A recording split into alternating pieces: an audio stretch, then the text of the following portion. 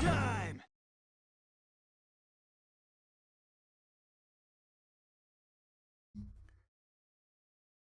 This is gonna be a long day, isn't it? Hey everybody! We find ourselves at the start of another stream. Not a whole lot of energy today, so I'm just going with the old tried and true for when I just feel like unconsciously playing something. Gonna be doing some Crosskeys after the usual Animal Crossing shenanigans. Yes.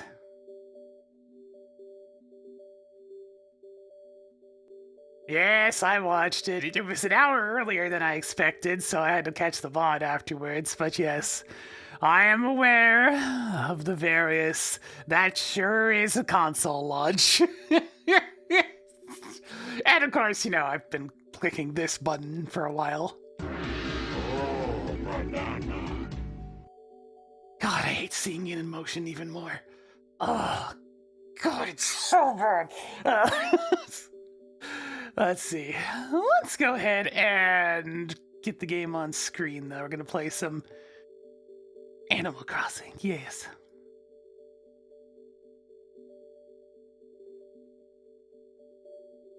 But it's not, though. There's one game. There's one game. There's one singular game. One. One! The rest are all ports or enhanced editions. There's one game. Oh, sorry.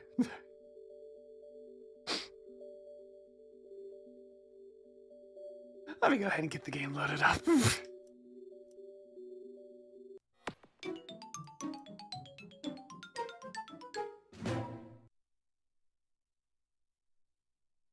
That's not even a launch game.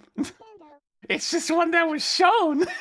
There's only one launch. One! Where is Meatball? Meatball? I mean, I'll go ahead and pop him on screen, but that's a little weird. I heard the sound.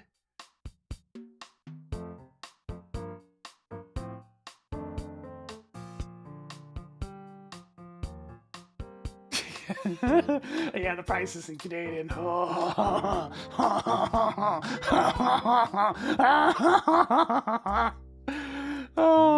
as if I needed more reason to not partake in modern gaming.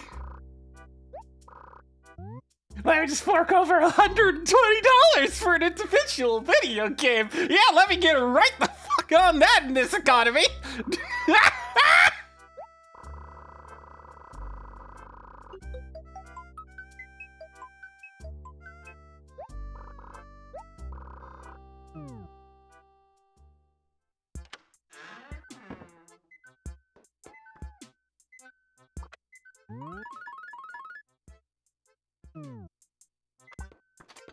Yeah, but see, here's the big problem with when you're comparing proposing those three particular games. You get a kart racer, yeah, that looks, you know, pretty neat, and a kart racer.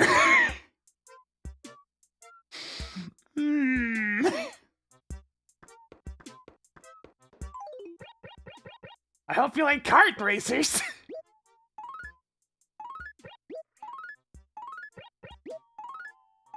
Oh yeah, and if anybody who's been around long enough knows what my exact beef with the gameplay of the newer Mario Karts was, right?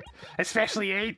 Like my one main thing that I brought up about the main problem that makes the game so excruciating?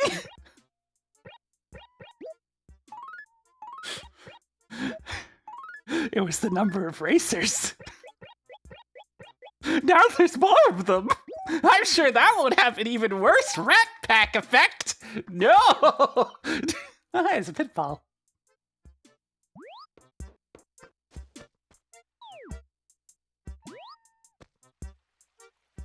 Hey, Red, I'm still not buying that Choo-Choo Land. I mean, Choo-Choo Rocket Click Land. There we go. I already have that. You sold it the last time you were here.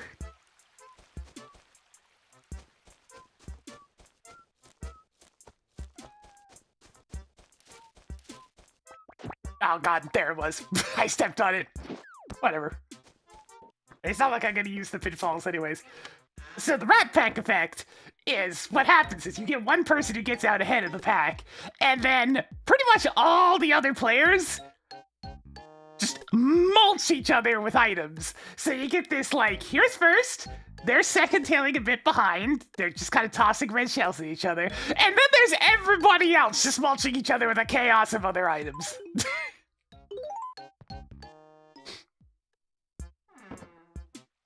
So with even more racers, that effect will be even more pronounced. Because there will be even more shit flying. And where does the shit flying affect the most? Everywhere except the front of the pack.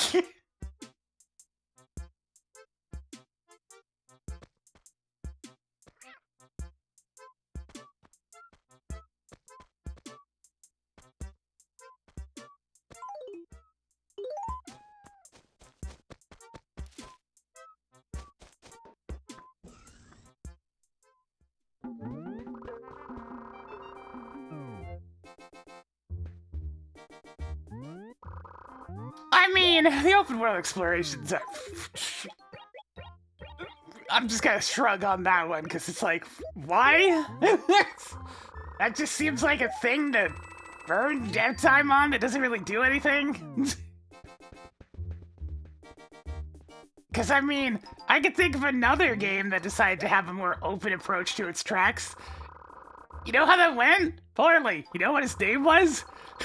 Lego Racers 2!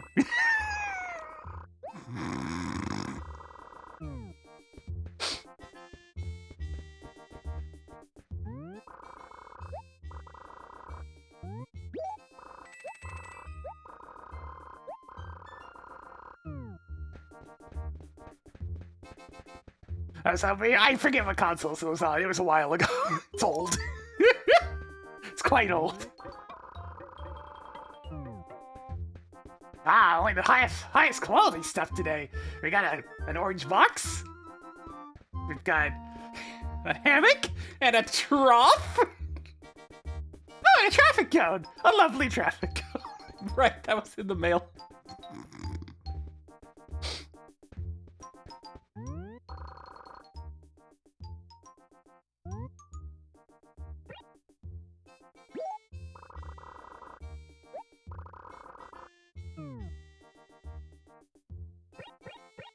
Oh, I don't have a simple blue chair. Alright, cool. New piece of furniture. Let me check that traffic code.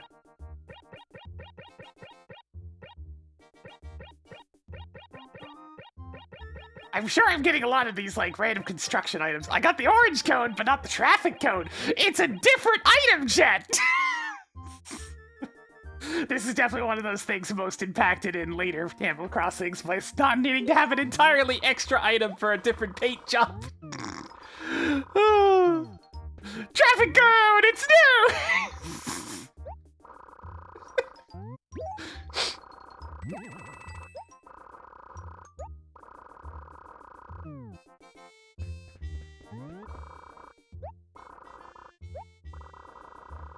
Oh, you mean them adding a dolphin emulator functionality to the Nintendo Scam Online? Whoopee! I can't wait to see people attempting to play GX in the horrendous Nintendo Switch Online lag. I'm sure that'll go swimmingly!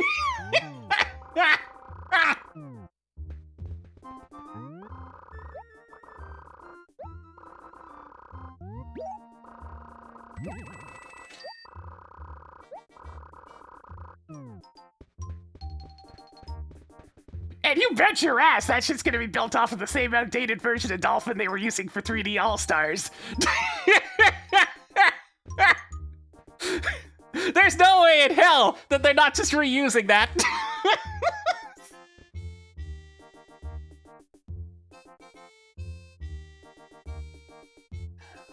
Alright, I forgot to check and see if I already have the trough.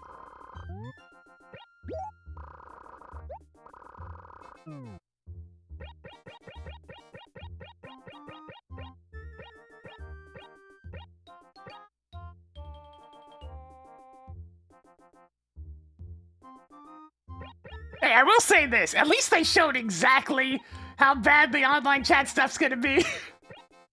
You know, if this was something like, oh, I don't know, Ubisoft, they would have dressed up the trailer a bit.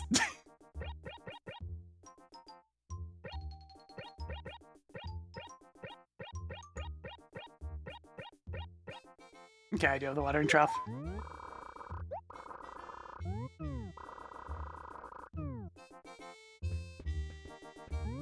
I kind of doubt the online's going to be improved much. This is still Nintendo at the end of the day. If it is, then okay, good. They will have caught up with 2010. I would like to be wrong. I would like to be wrong. But that's just it. History shows I'm probably not wrong. I would love to be proven wrong. But I'm not expecting to be.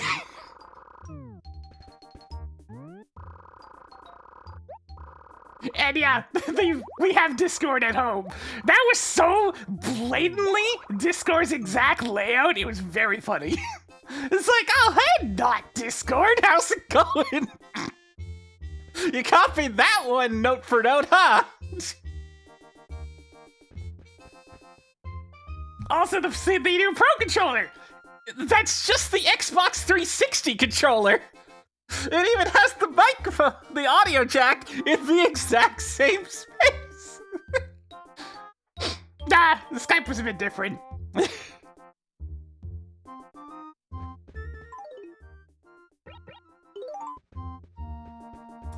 Oh, what do we have here?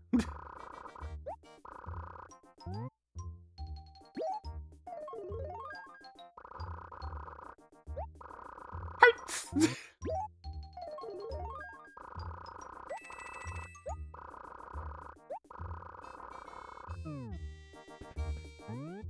So yeah, in terms of the presentation, I gave it like a 4 out of 10. The hardware stuff looks fine. It's the type of upgrade I was expecting. I'm a little concerned about the magnets, but I mean... hopefully they won't cause any problems. Hopefully. Hopefully.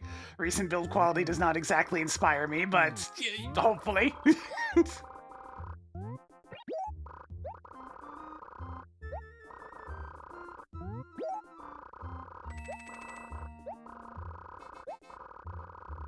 Yeah, upgrading the built-in SSD was necessary.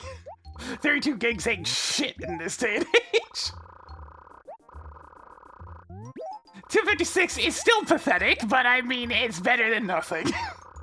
It's definitely an upgrade, and I mean, if any console is going to be able to manage with 256 for a while, it's a Switch.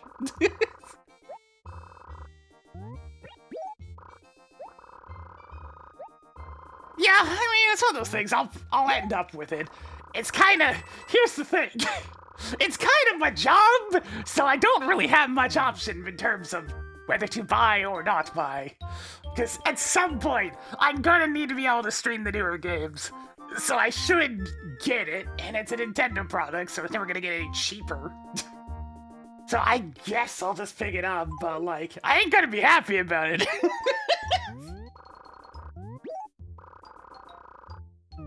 Does it have backwards compatibility? Yes. Almost full. There's like a list going around of various third-party games that have issues. But that's about it.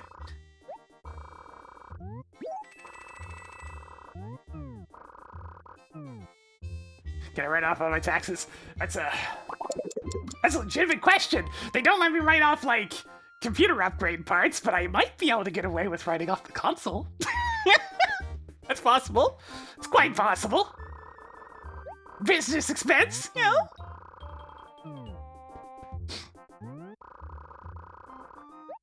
Well, it doesn't really matter when I pick it up. It's gonna be the same price. So, it's kind of a get it when it can fit into the budget. Because it's expensive. Very expensive.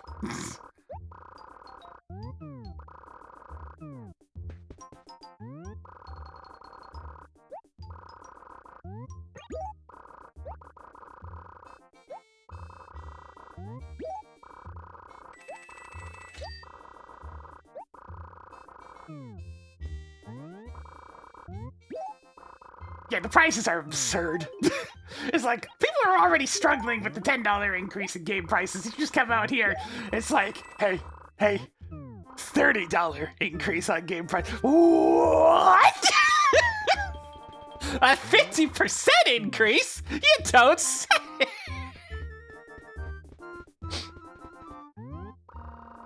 Yeah, but that's the difference, though. It's a difference between Canadian and US taxation.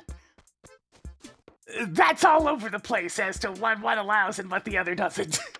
So I had to, like, bug my accountant. It's like, hey, can I get away with this? Because I would like to. I already had to pay enough in taxes. Looking forward to that bill in a couple of months.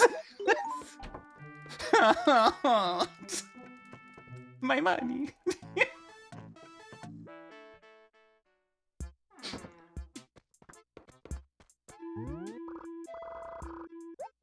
Self-employment hurts when it comes to taxes. It really hurts.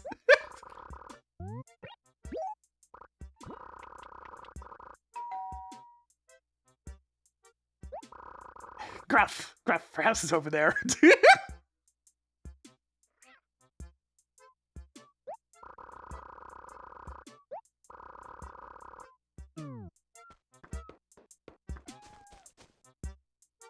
Well, I mean, our healthcare is, acceptable.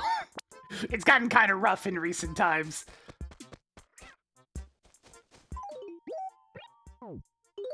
Is it still free? Yes. Is the quality of it good? But I'll still certainly take free.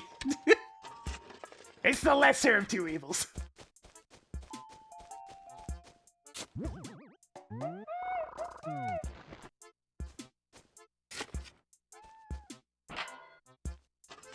Yeah, it could definitely be worse. It's one of those things where it's like, yeah, you know what? The price is still ultimately the most important part.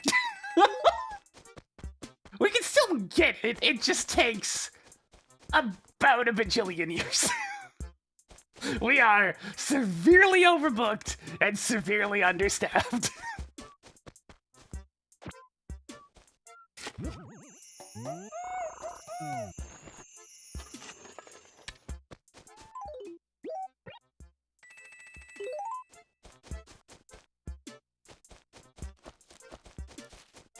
Yeah, it's real slow. That's its main problem. It is glacial. But you'll still get done. It's the important part. It's just you might be waiting months for something as simple as, like, I don't know, a knee surgery? Possibly over a year. They get to hobble around on what's left of that stump for a very long time.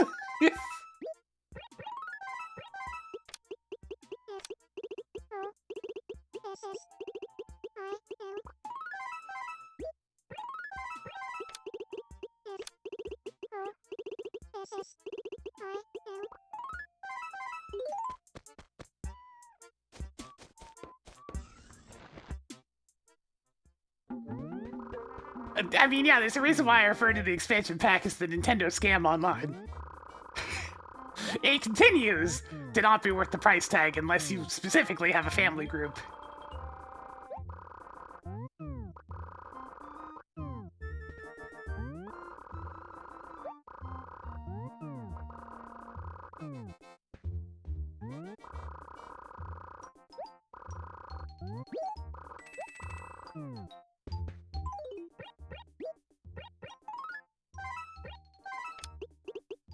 Yeah, oh yeah.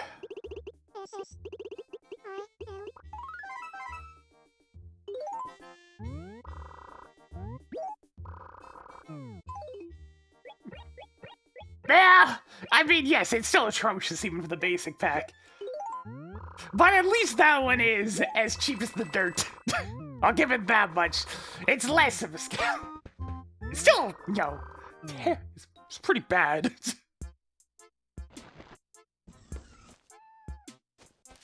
Oh god, don't remind me of the lag in frickin' Super Rush when playing turn-based golf. Ah! Ah! Why just go flank? How do you fuck up golf? Camelot, answer me that. How do you fuck up golf? It's golf! What did you do?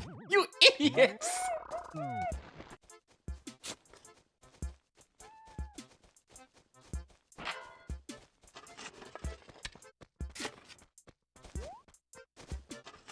Simplest thing in the universe. Just make the power bar client-sided. Wow, what a concept! Apparently that was too difficult.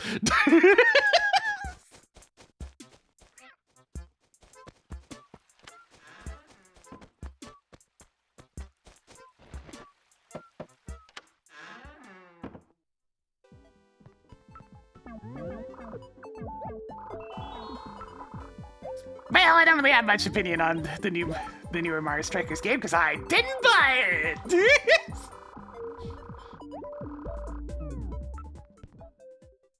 Super Rush is damn lucky. I really like golf games because I did enjoy it. It's just, you know, I'm not really feeling too enthused to go back to it anytime soon.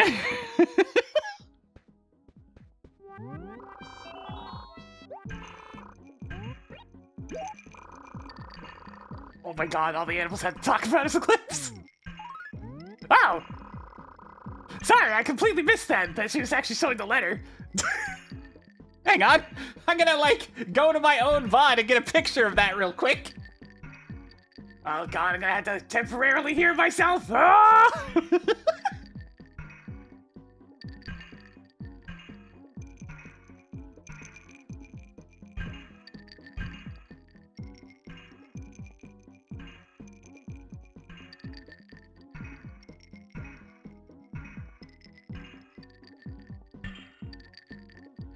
Let's see. Let me just go to the most recent bit of that. Tangy, tangy, tangy, tangy.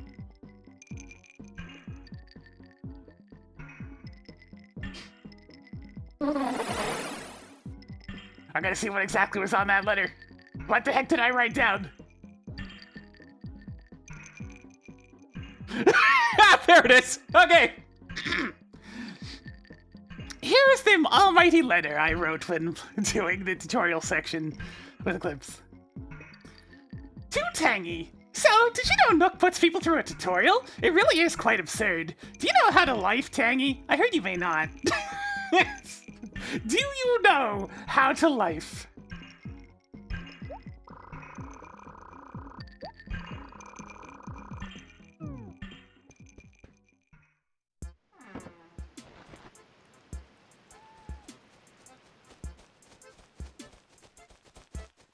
What the? Snake? You were actually Snake for a second there. Where'd you come from? An online shooter game had cheaters? No.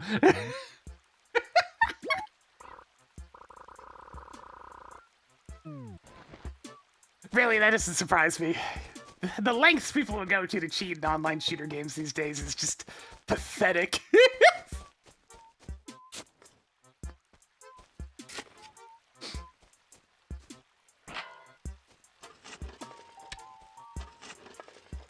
So you really care about winning that much? That much? That you're willing to fork over cash and just not even be playing the game anymore just to get that win screen? That's depressing. That's really depressing.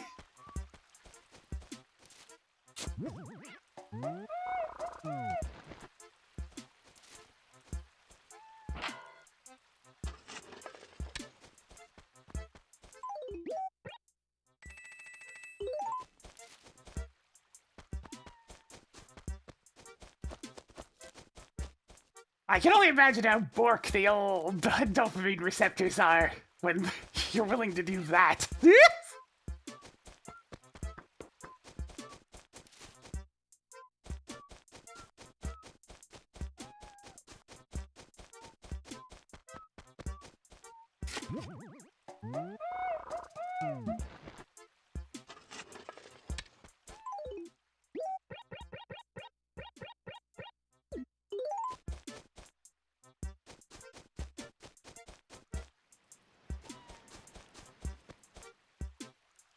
It's still again, just hear thunder. Oh, snow squalls!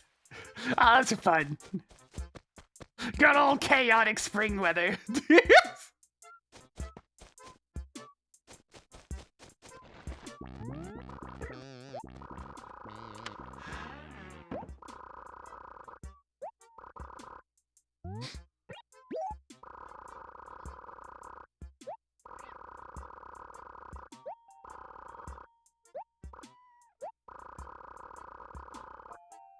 Okay, Rasher, what you got?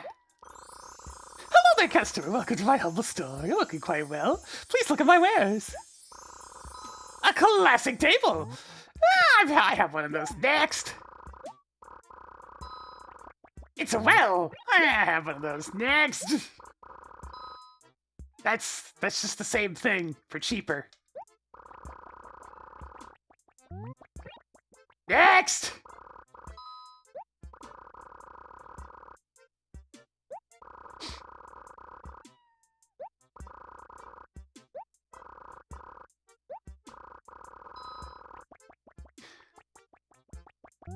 Yeah, sure.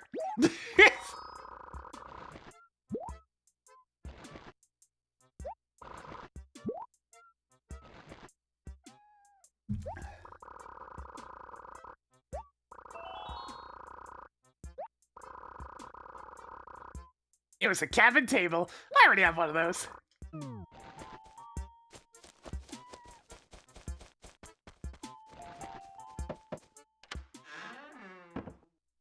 But yes.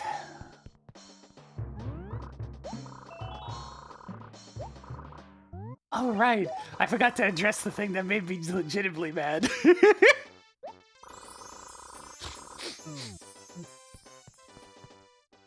Hey, you know what? Instead of like, I don't know, making more frickin' content for the game, you know, like maybe a new board or like some new mini games, so it's not the same frickin' mini games every single goddamn time when playing with standard controls.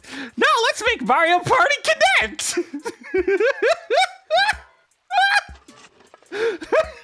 Let's waste all our damn time on that instead of features that, you know, the majority of the player base will actually use.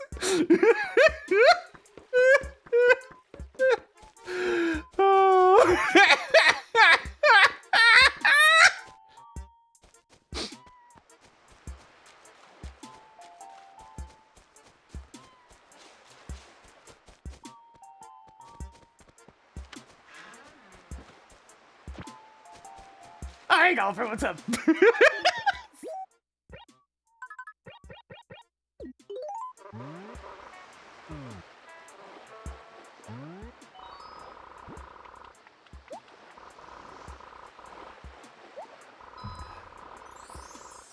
You benevolent beachcomber.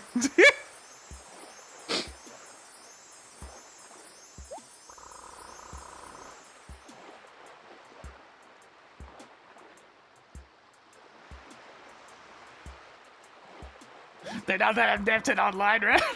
I mean, we can tell ourselves that. We gotta believe something, right? You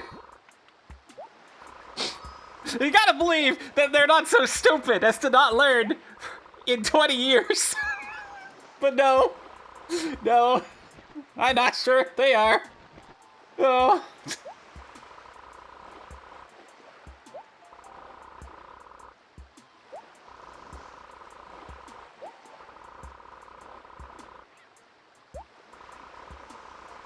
I mean, we heard the switch to mic quality in the actual presentation. It sounds like shit.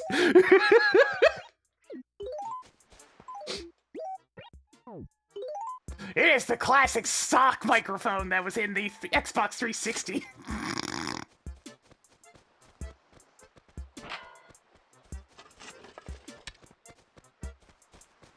I mean, it is using the same sort of like noise cancellation technology as like newer sets of headphones and Discord and all that other stuff, so that should work decently well. It's probably gonna screw around people's voice a bit, but other than that.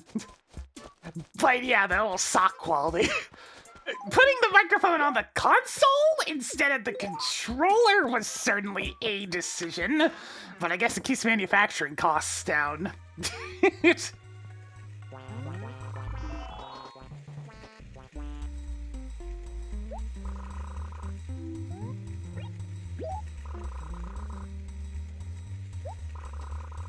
give me money, I'll give you a carpet.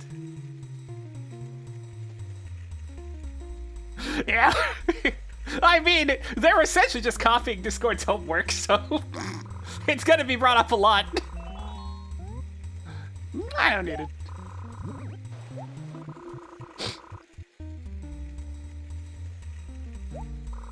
Yeah, like I said, it's the Xbox 360 controller. It's pretty much the exact same design, other than the extra buttons on the back.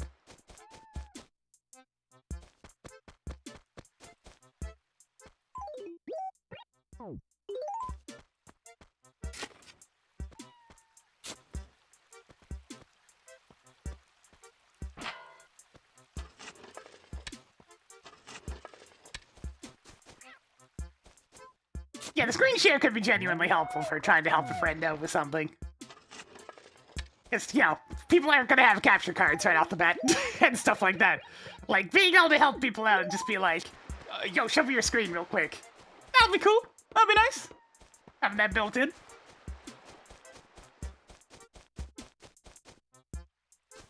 You can help out your friends.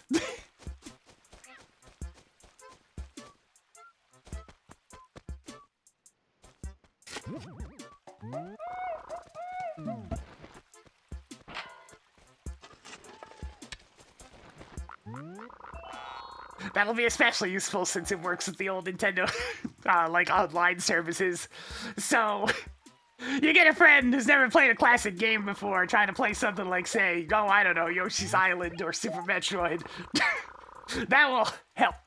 I mean, they could all this, they could just, you know, load up RetroArch and Discord, but...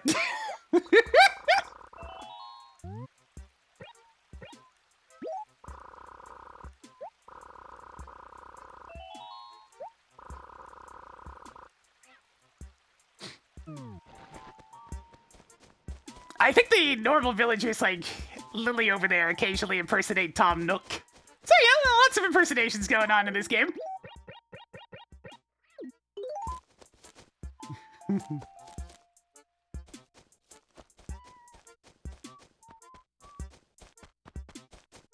Yeah, I mean, I'm not surprised they didn't do outright integration, because, you know, Nintendo's been bit by that sort of thing enough times in the past that they're just gonna keep doing their own in-house stuff.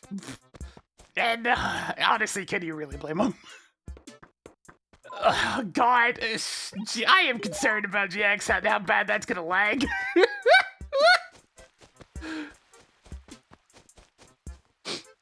And now a whole new generation can play a little bit of the game and give up almost immediately because it's brutally hard.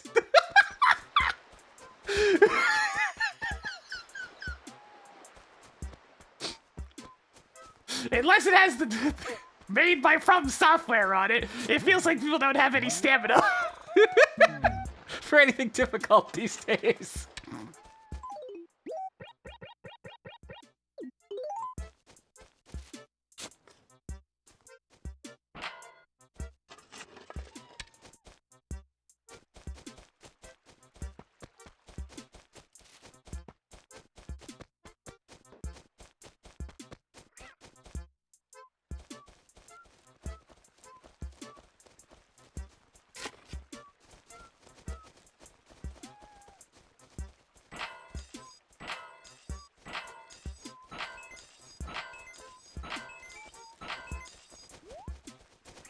Really?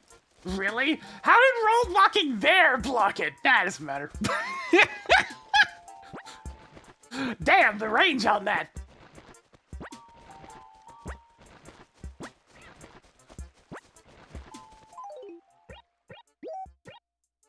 I'm not too surprised by GX being one of the launch GameCube things over Luigi's Mansion.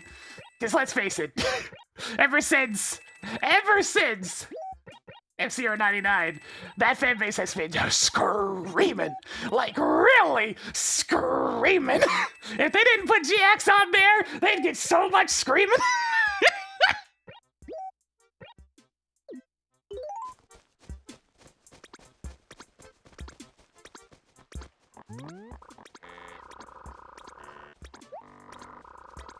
Louis, did you make fun of Roland for blocking my shovel hit? Because in that case, good job.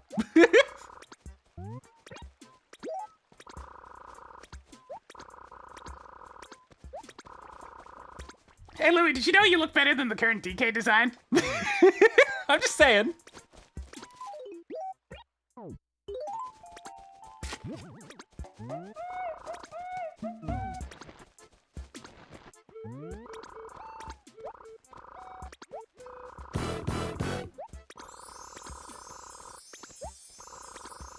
God, I don't have too much problem with it, except for one very specific part of it that, unfortunately, all I can think of is Wreck-It Ralph.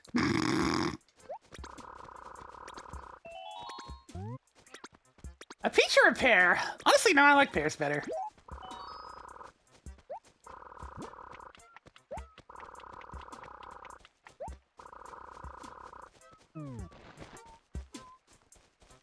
It's the eyes. I can't get over the eyes. Like, that's the thing that bothered me when they first revealed, like, the new Mario Kart. And it's gonna be the thing that continues to bother me. It just doesn't look right. The way it animates is very much... Like, I looked at a picture, a frickin' Wreck-It Ralph, right next to it, and I'm just like... Yep, that sure is the same. It's the same picture. Yeah, it's a good expressiveness. But the eyes just look so wrong. Why are they merged together? Is that...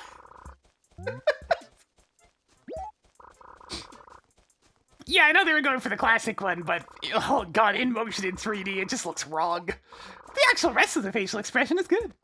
Well, I buy this garbage can for 390 bells. No.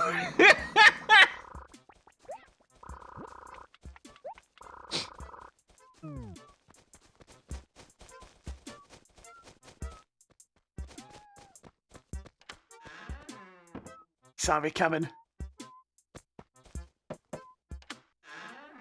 Even the facial expressions are pretty much the same as Wreck-It Ralph.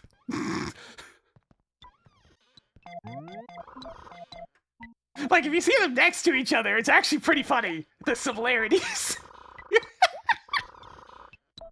Which is funny, because Ralph was obviously based off of the original DK design. I mean, that much is glaringly obvious. The entire mock arcade game in that movie is just Donkey Kong. But it is funny to see it come full circle.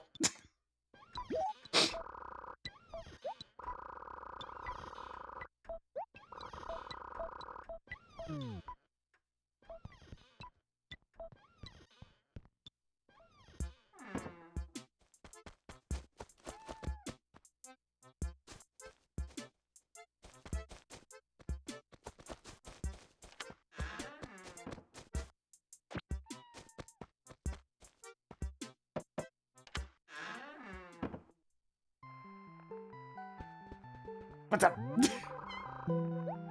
Got it busy. There's lots to talk about today, Olivia. I'm sorry.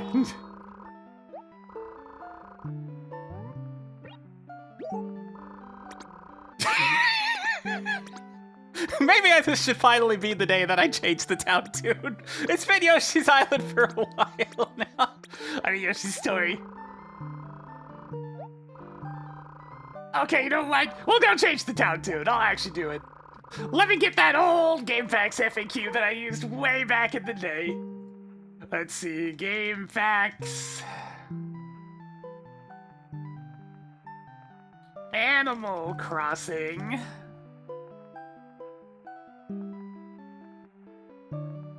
We've been on this town tune for ages.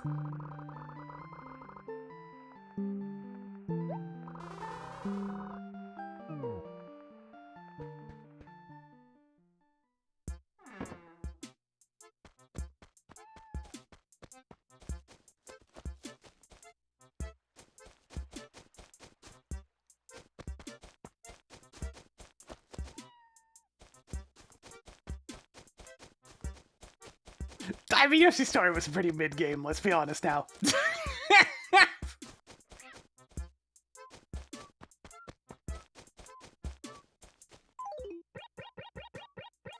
Why are people saying that that game was Bloodborne? Because it is.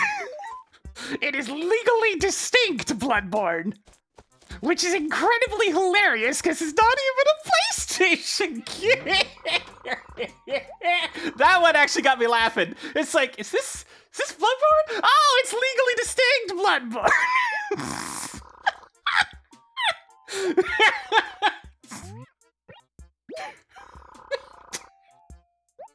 I haven't been cutting down any trees, Fang. Come on.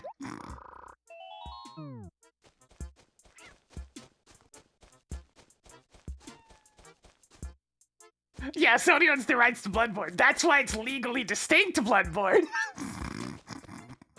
That's the thing.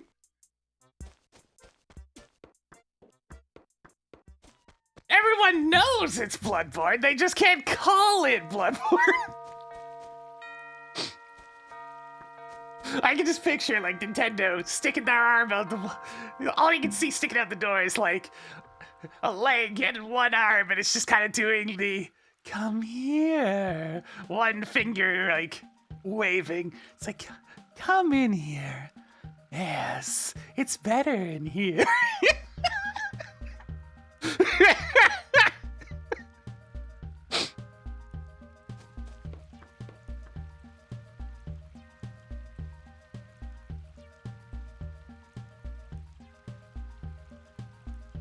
The monkey paw girls. Oh. All right, I gotta look through this here. This one here, if I can find something. Oh, I don't know. That sounds pretty good.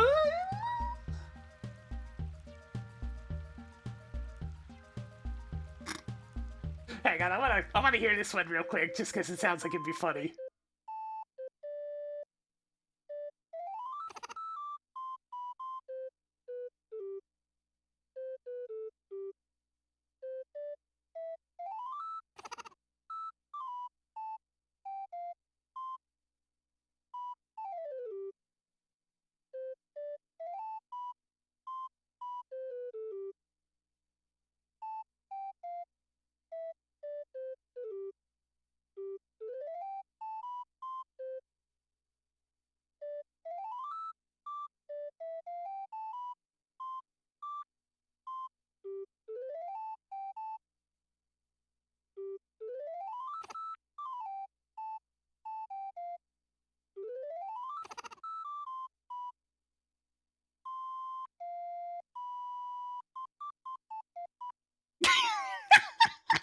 I mean, a little bit, yeah. Sounds a little like it.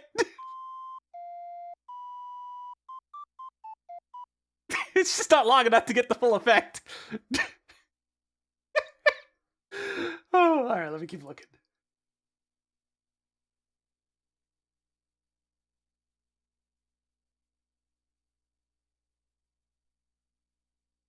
I can't tell what this is. It's freaking Back to the Future. Oh.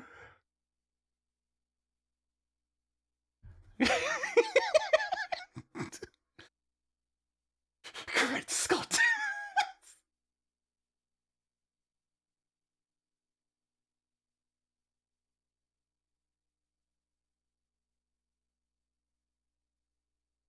I mean, this could be pretty good. Let me go back over here. Speaking of time travel stuff, I think this might actually be a really good option.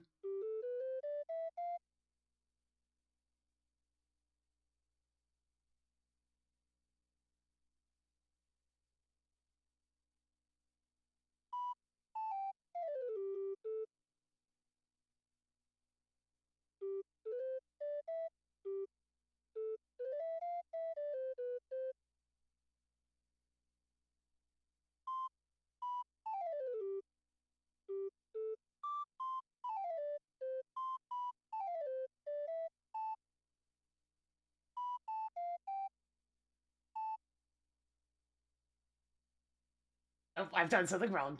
Let me double check that.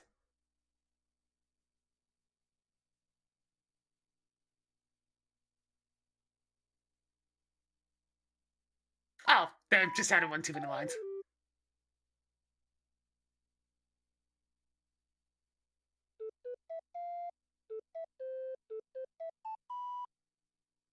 No, no. Why is that one labeled a 5? That doesn't sound anything like the source material. The tempo is way off.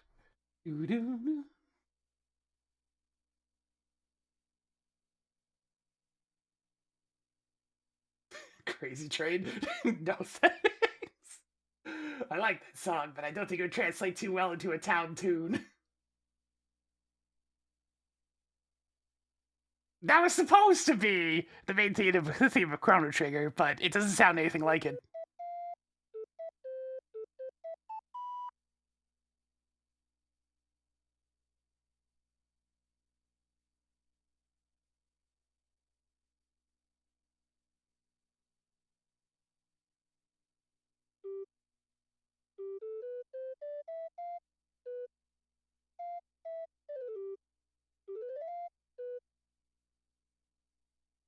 Let's try this one.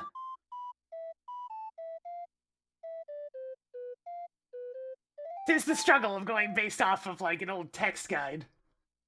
I know there's, like, a website for these types of things these days. But I haven't used it in a while. So I'm just gonna... I want to keep things super classic and use the exact same thing I did when I was, you know... Well, not really little by the time this game came out, but younger.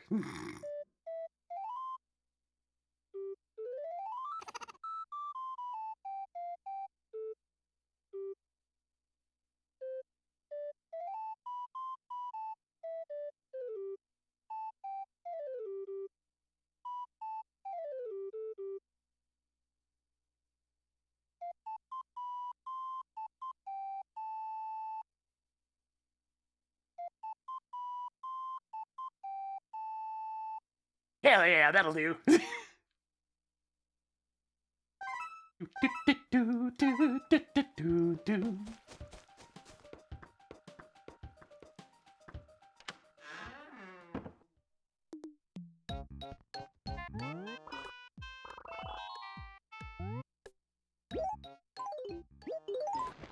Yeah, that's bad.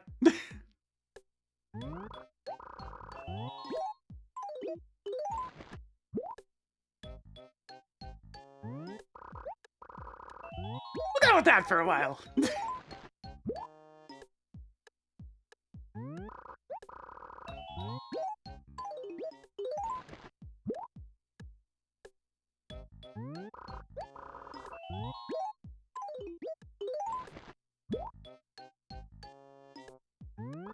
Rain, sleet, snow, or hail, will deliver what you mail, thank you.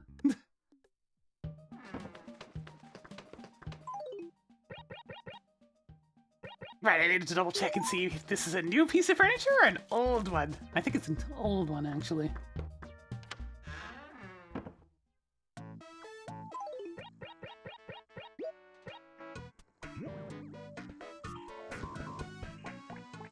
Nope, that's a new one, alright. That's a new one, alright. It's one of these!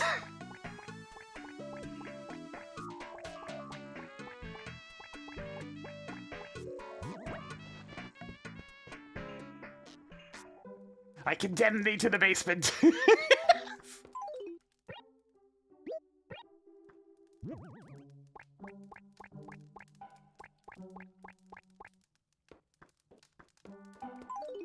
You can go with the other kind of creepy doll.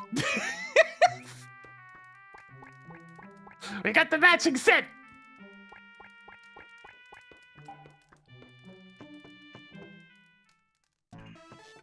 Yeah, it's a Russian toy. I mean, I gotta get a quick sink a hole of golf in.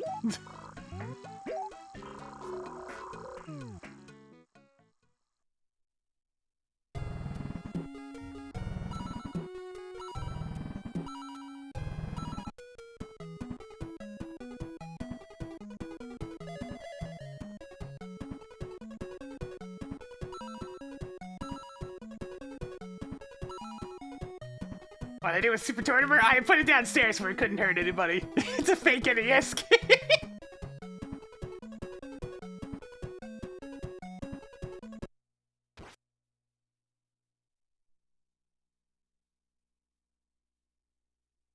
Don't go that rough. Don't go that... Ah, damn it.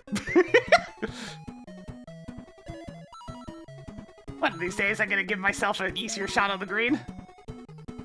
Ooh, that's a big hill. That is a big-ass hill.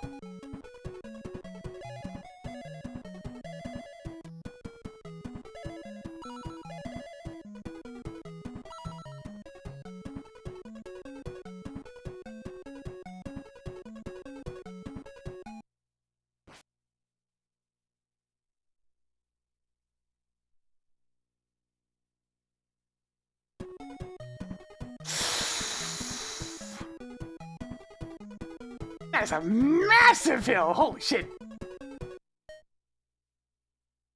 Hell yeah!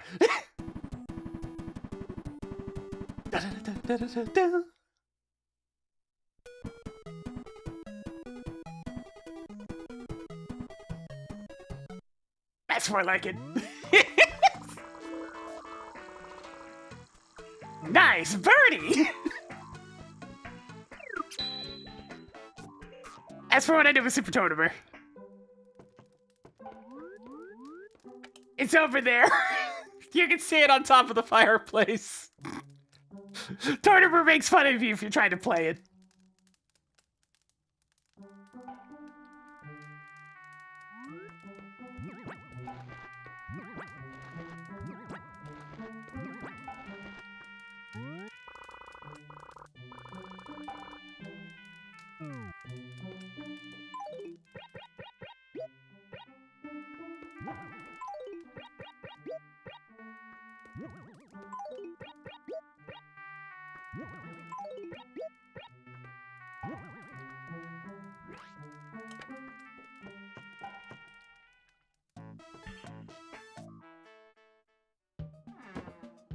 There we go.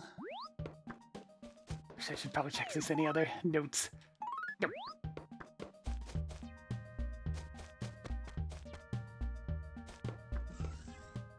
Alright, that's already all that's going on in town today.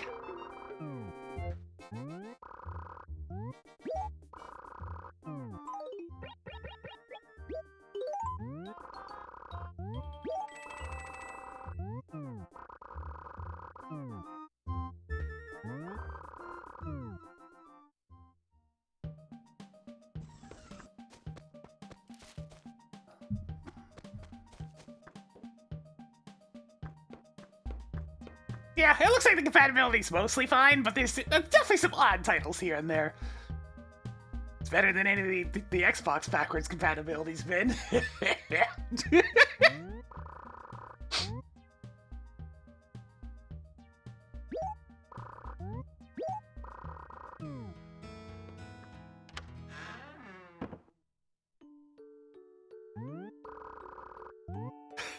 There's something rather odd about front-facing Paolo, I must say.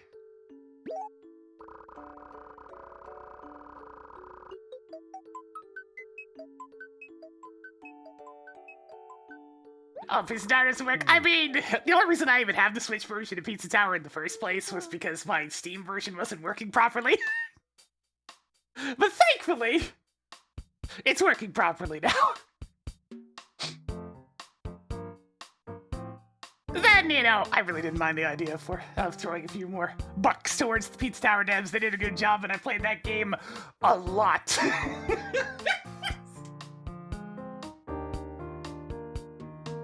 A lot.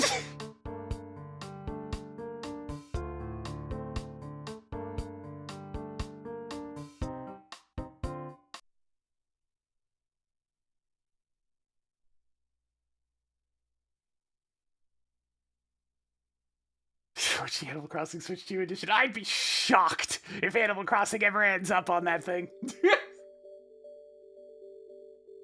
Actually, you know what? I'm gonna do one thing before we switch over to Crosskeys.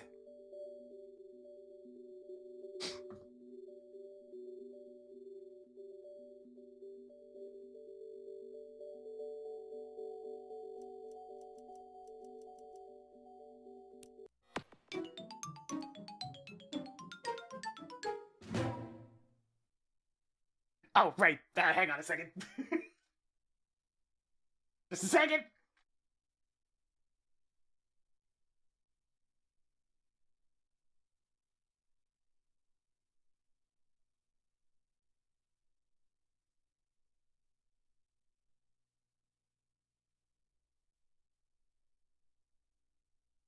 I forget the exact button combo to get back to the main menu. I need to quickly change up which memory card this thing's using.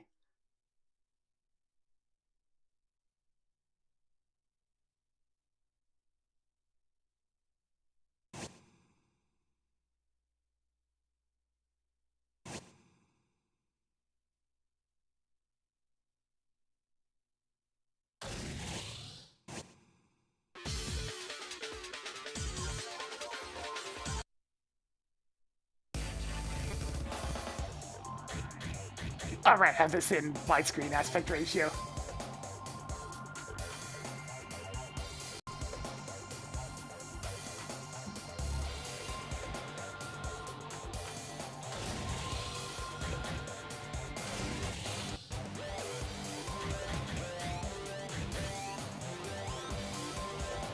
Just for a bit of fun.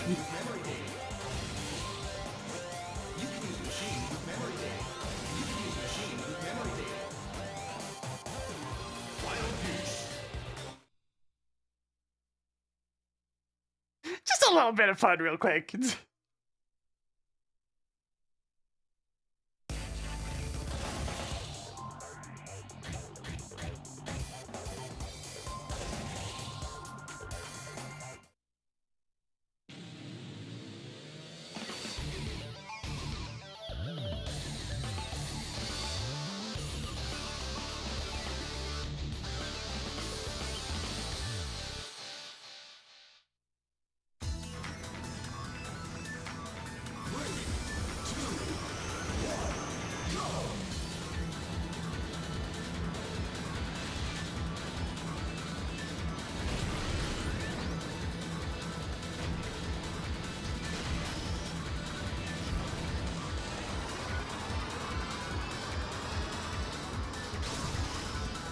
First blood!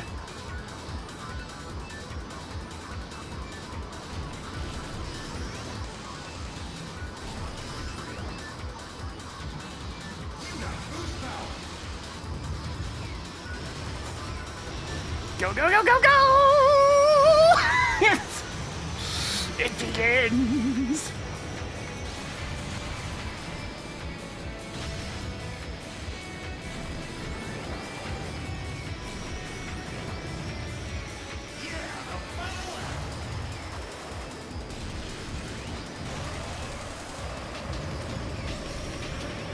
Go fast! Don't mind if I do.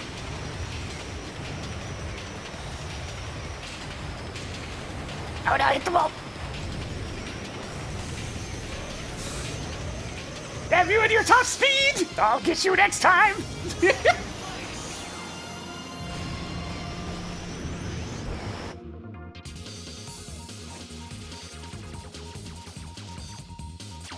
Target acquired!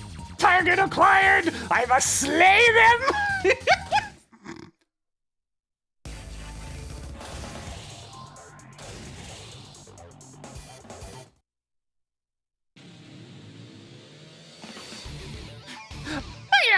Just a little bit of F-Zero before Crosskeys soon.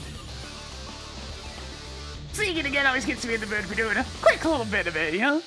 Jax is fun.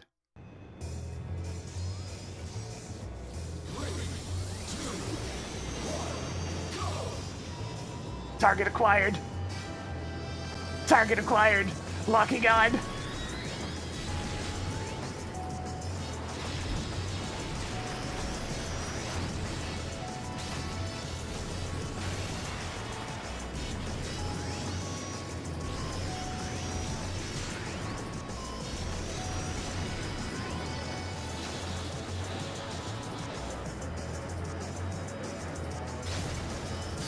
Easy kill when I have the opportunity.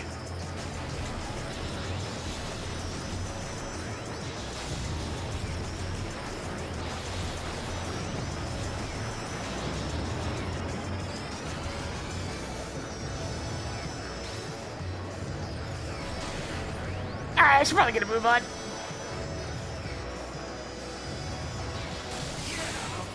Quick double kill, why not?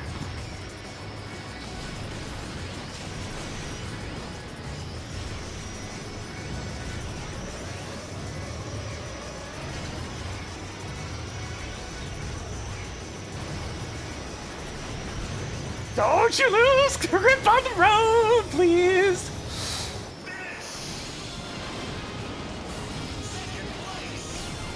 I found that Silk song getting released this year. I'll believe it when I see it.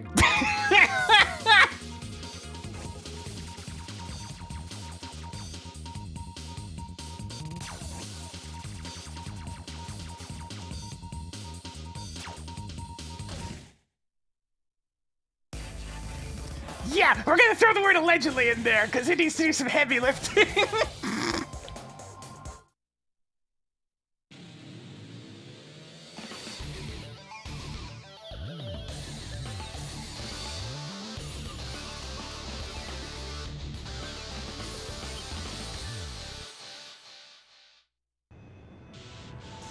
Target acquired.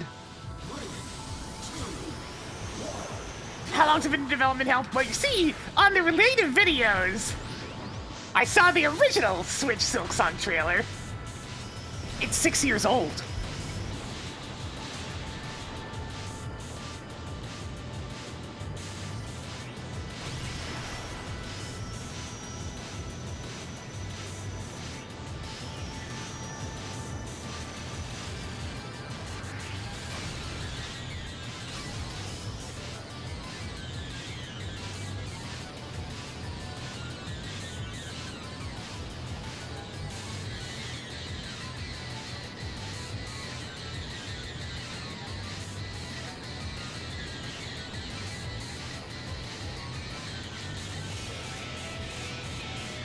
Go, go, go!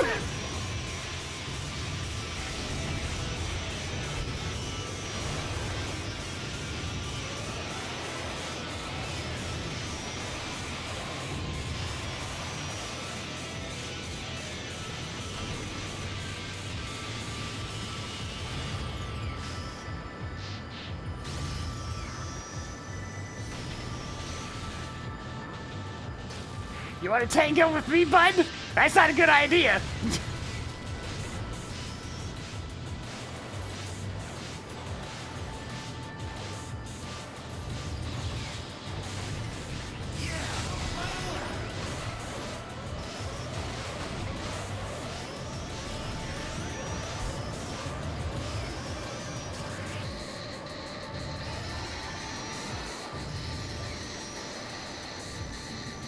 Gonna save a lot of my juice for the end.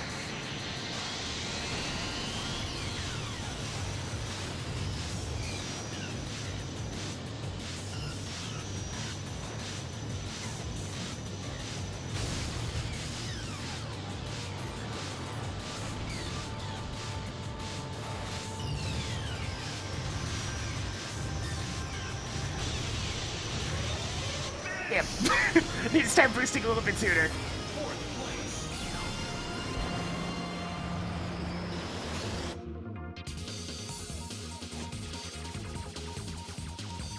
But hey, at least we're wiping out plenty of racers.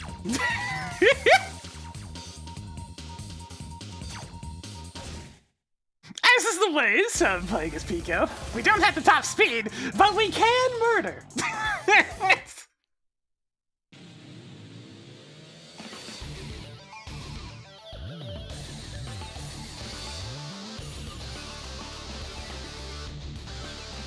Two things are certain when playing as Pico. Racers will die, and you have to have a really feathered touch on the analog stick.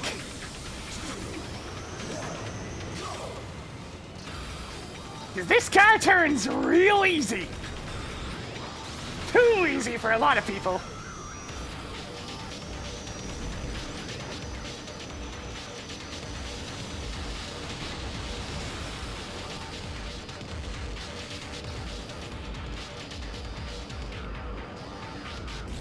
This course is admittedly a little bit trickier to get away with wiping out all the racers. Because there's bumps. And if you kill somebody on a bump, it might send you off course. But at the same time, please consider that I'm gonna have a hard time because I'm too slow.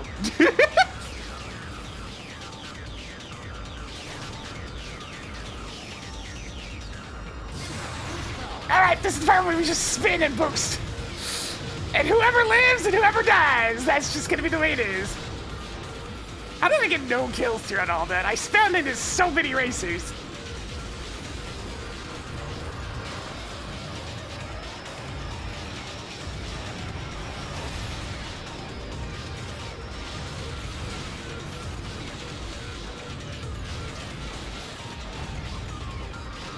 I think I just launched one of them off the course. And I'm pretty sure it was my rival. We might not get the kill credit for it directly, but I'm pretty sure they just went off course.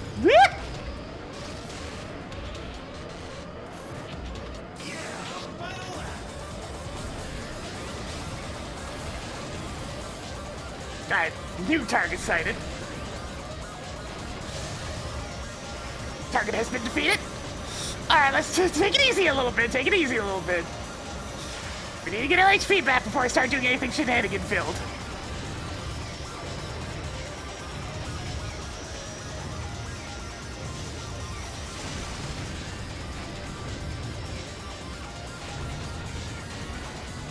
Oh, I'm hitting too many walls.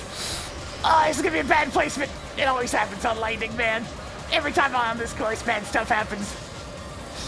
The important part is surviving. We did not survive. Oh well. Chance to get a better placement. Got a little too ambitious with the boost in there.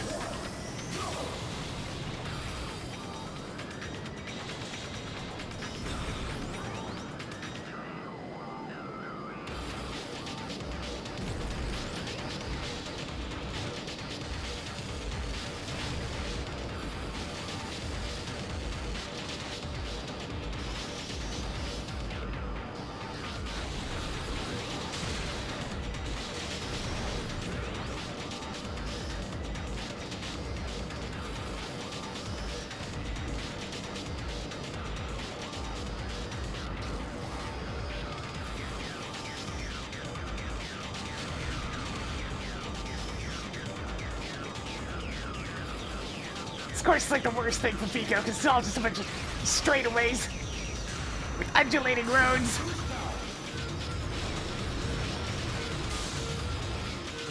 There, I actually got a kill during all that this time. And another one.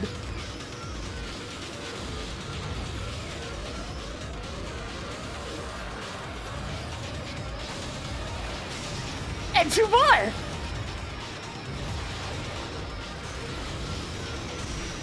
And that almost sounded like I got another one.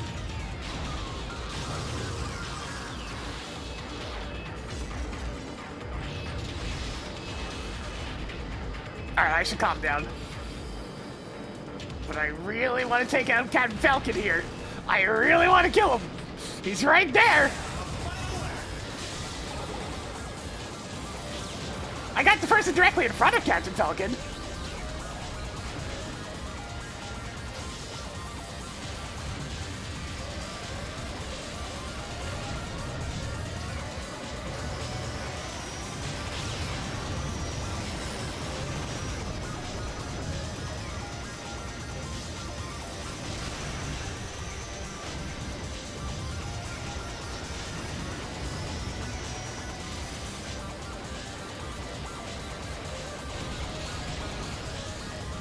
I shouldn't bother going for the spin, it always slows you down.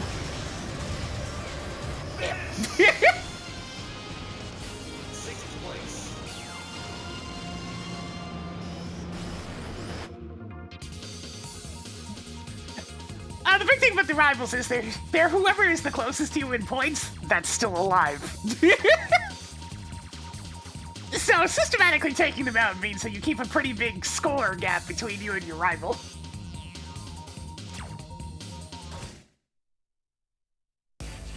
So there's definitely some incentive for beating the shit out of them.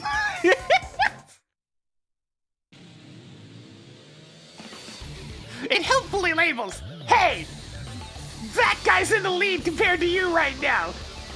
Get him. I suppose for taking every other racer out, lots of one-ups. I think you get one for every 5 kills or so. Speaking of, first blood. And possibly my favorite track in the whole game right here.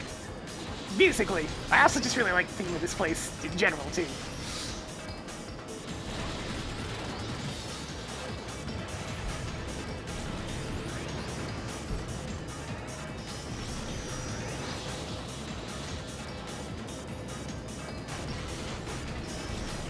I mean, I guess there is that one story mission where the goal is to take out literally everyone. But that's a story thing.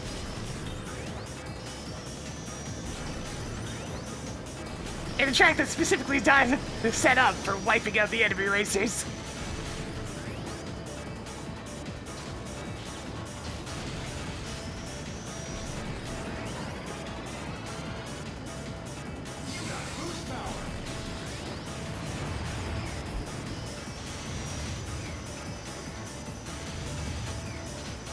This course is much more off Pico's speed in terms of navigation.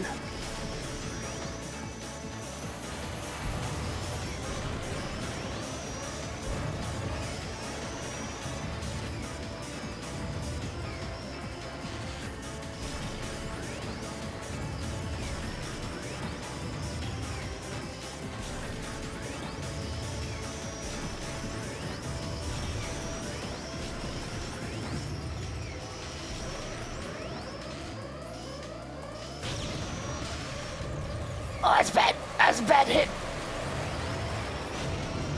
That's how you lose a bunch of ground right at the end.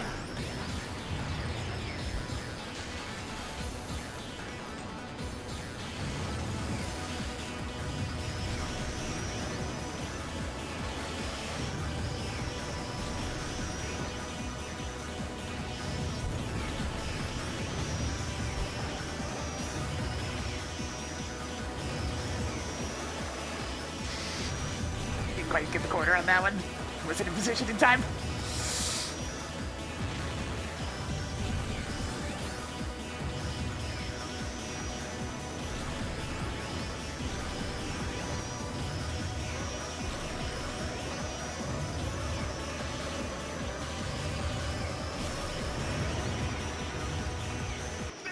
There we go.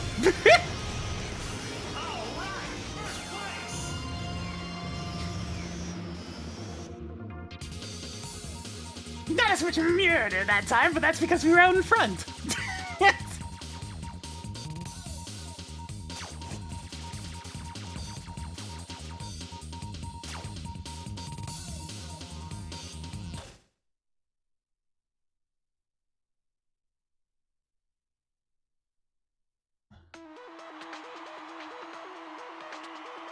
Chasing after Captain Falcon with a super shotgun in hand. That's a beautiful image.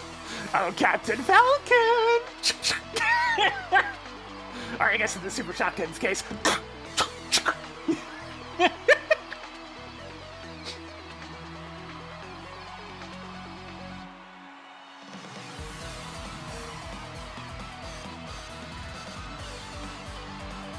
Speaking of the Xbox controllers, thankful for the Xbox One's replaceable micro USB cable. Because I had to replace it, because the one that came with it is starting to have issues where it disconnects frequently. I'm glad that a lot of game companies are going with that approach of just using a standardized cable, because it's the most likely thing to get damaged, so it being replaceable is nice.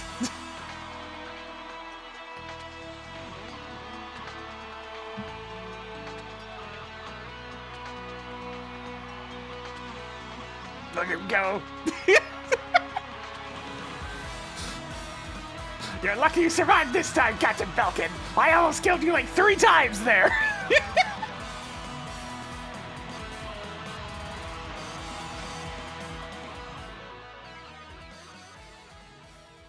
But of course, we have to take a look at today's sponsor.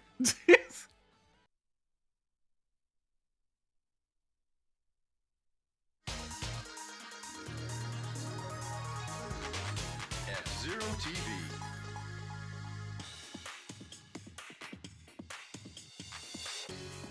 Next on F-Zero TV, we'll risk our lives to interview the champion. Champion, could we have a few words with you?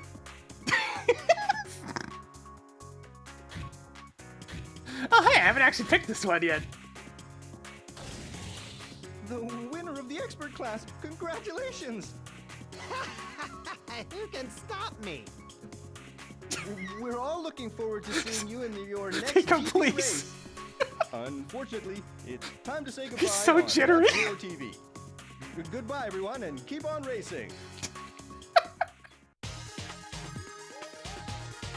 Pico jamming on an invisible piano. Hell yeah! Just vibing over there. Mr. Zero's having a bad time. What's he so nervous about? Pico's a professional hitman. Seda makes him a little bit nervous to be standing next to him.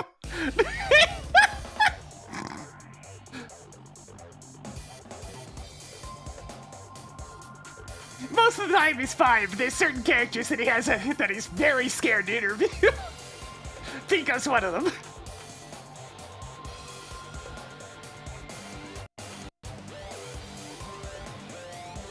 Yeah, I think because I've actually finished a masterclass of Pico, I have his particular video even. Pico! 124? I mean, I guess he is a turtle. Pico was a member of a special unit of Porto Army and carried out a number of dangerous missions. He's very aggressive, yet cool-headed enough to do what needs to be done to the bitter end. Individuals who mess with him often don't live to do anything else. After retirement, Pico opened a small shop near the military base, but he still operates as a notorious assassin. The accident 4 years ago is said to have been caused by his dangerous driving, and for this reason he is disliked by many of the F-Zero fans. This doesn't stop him from ruining the circuit as recklessly as always. And here's his little movie.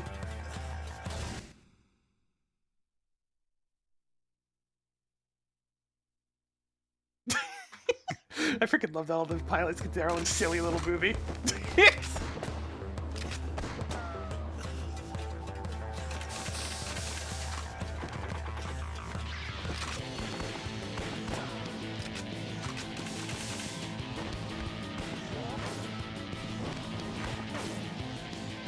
So much unnecessary swagger.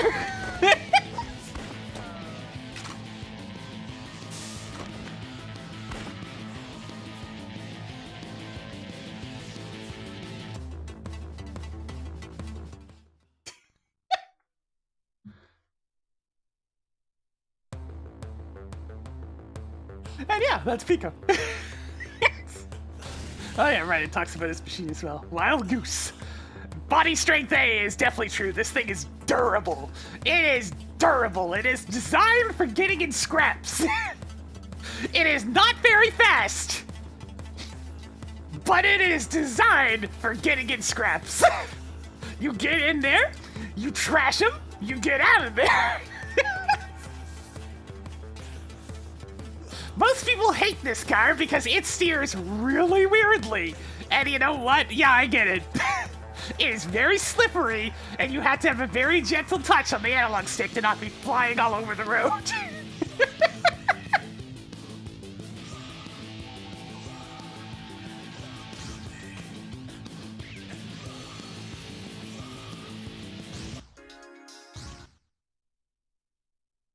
Oh, right! Another thing! One more thing about this having online in the Nintendo Switch 2 stuff.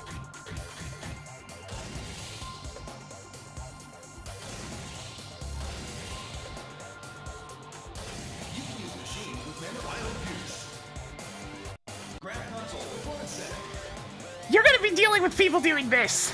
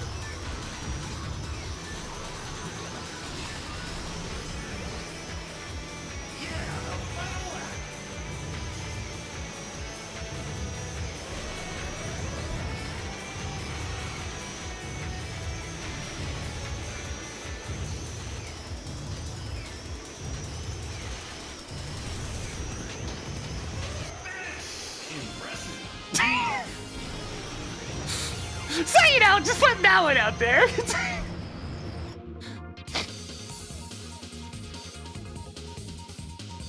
How staking work exactly? You put a car on maximum acceleration, you hold left and L and right and R, and you just keep alternating over and over again. Ideally, you have enough room to actually let each input hold for a little bit. But yes, this creates a strange effect called snaking. Not every car is particularly good at that. Pico, shockingly, is one of the better ones. But it is by far faster than trying to play the game legitimately.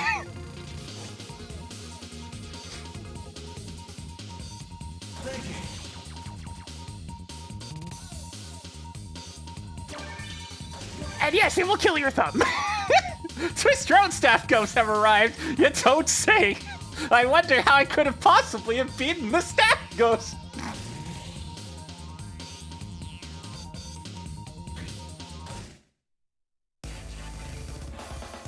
Even just doing that for one course and my thumb hurts. I don't like doing that.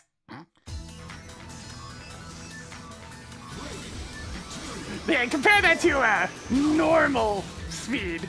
Yeah, there we go. There goes the staking. Just for a visual demonstration of how quickly you end up behind.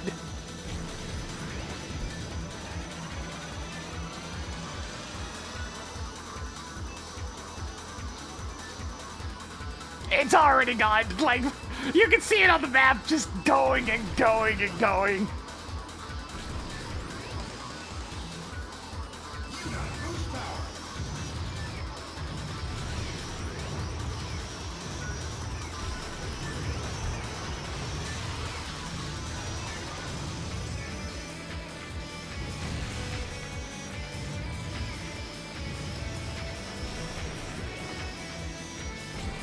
I can see it looping around the other way.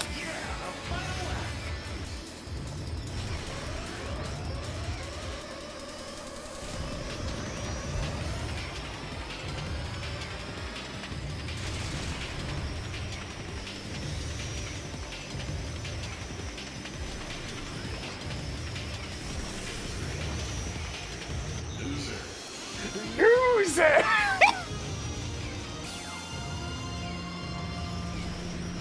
Yeah, I'd imagine a speedrun involves a lot of like staking and other such trickery to launch themselves over the side of the wall and whatnot. I like how it has the car's settings in the record, so you can immediately tell a snake to run just by seeing that meter all the way to the left. Oh, it can take me to master it? That's not even mastering it. That's just knowing it exists and trying it for 5 minutes.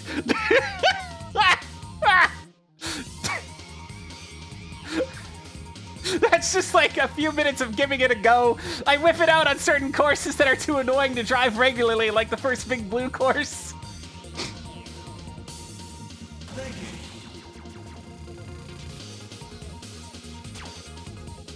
So yeah, I shaved off like 23 seconds. Well, not that much. I shaved off like 13 seconds.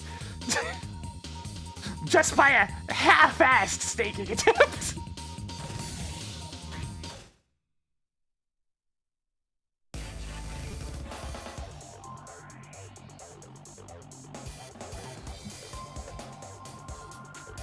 Alright, let me go ahead and get this swapped around though. It's time for randomizer.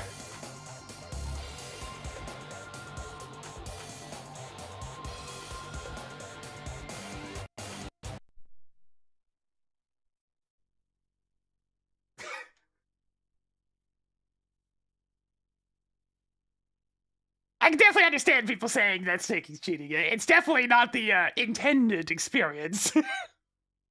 And it's also really hard on the thumb. So, you know, it's essentially like Mario Kart DS. Like, it's the easiest example. And they're even both called snaking. But yes, same issue with both of them, where it kills your hands. It's just objectively way better. But is dubious morality. Yeah, that kills your hand definitely a lot worse than blood sauce ever did.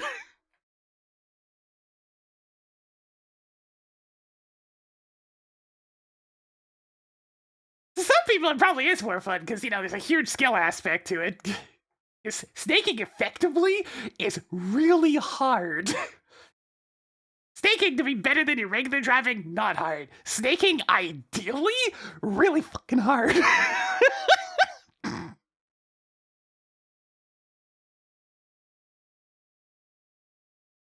Oh, it doesn't even require using the worst car. You can just make a custom car that's also fast, but also works well with snaking.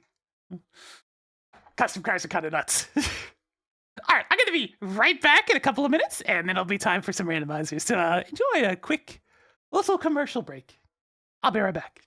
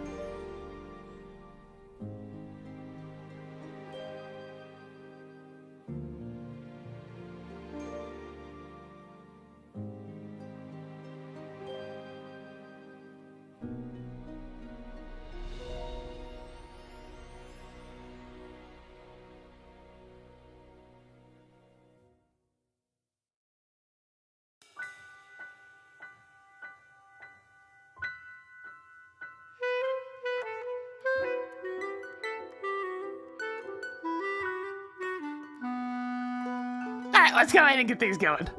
Also, it is still just a one-game console. Not for a little bit, like... It gets more games later, but it's still just launching with one. There we go. Alright, I think everything's ready to go.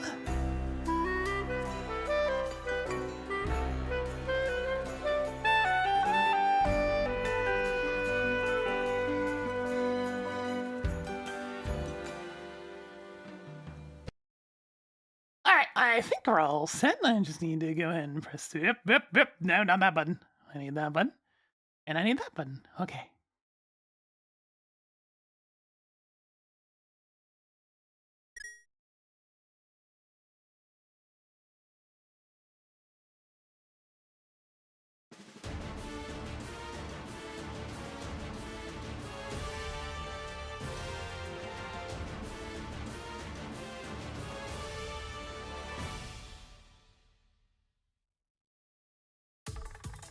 I've been that horse enough. People keep bringing it up. Don't look at me.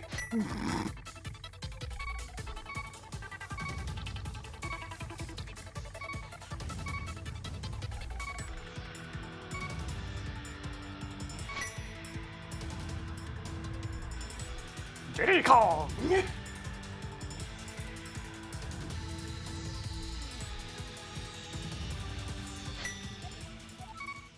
Ah, yes! GameCube Mario Party for Switch 2, so you can experience the horrendous lag of the other Mario Party games.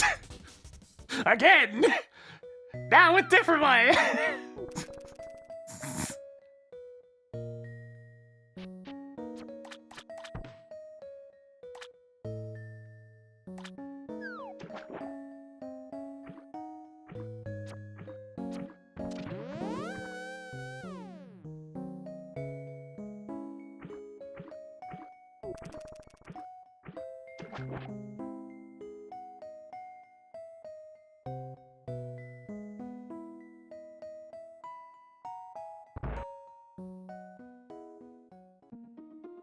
Huh! Alright, that's interesting.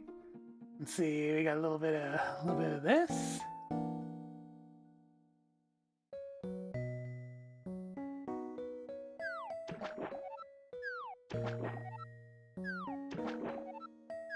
I'm getting subpixeled. I am definitely getting subpixeled.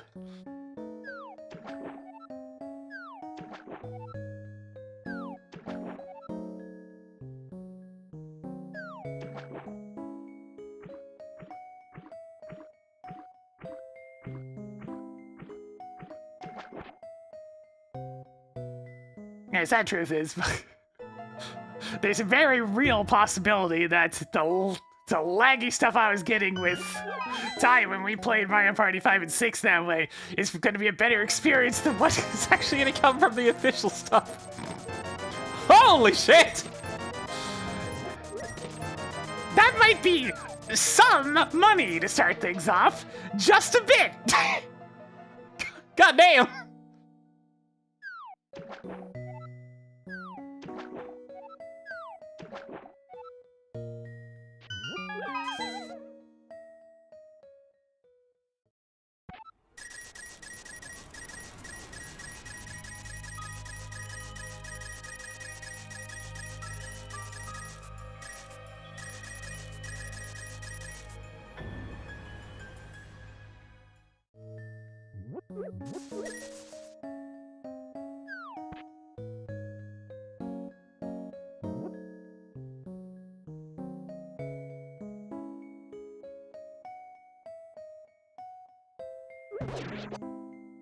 I don't know, I guess the fact that people are fine with, like, one first-party party game supports a couple of enhanced editions and a $500 price tag at launch is considered good. Our standards really have slipped a lot over the course of several bad launches, huh? At this point, people are just used to it.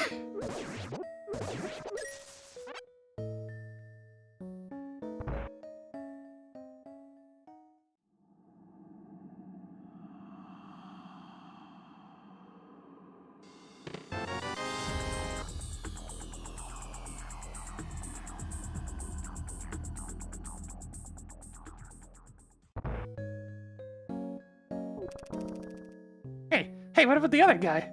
Hey! Hey! Hey! Why are you so... Sir! Sir? There we go.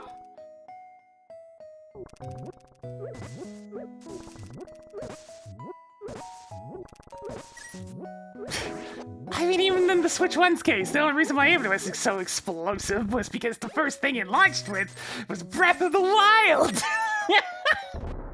Something tells me Mario Kart 9 is not going to be able to live up to that one. Excuse me, Mario Kart World. Not to be associated with Mario Kart Tour, which was also about exploring the world.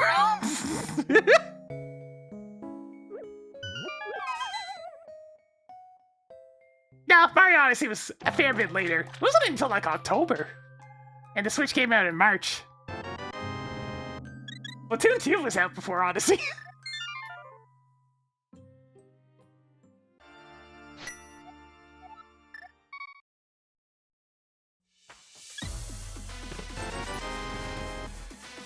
Yeah, Breath of the Wild was on the Wii U, but it kinda... Well... Let's just say the Wii U was not having a fun time.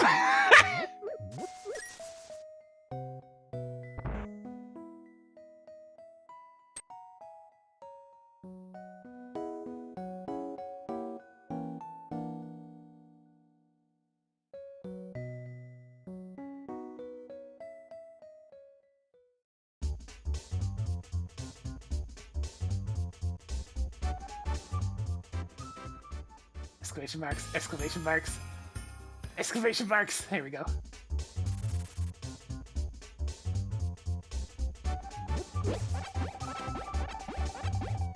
Full magic crab, why not?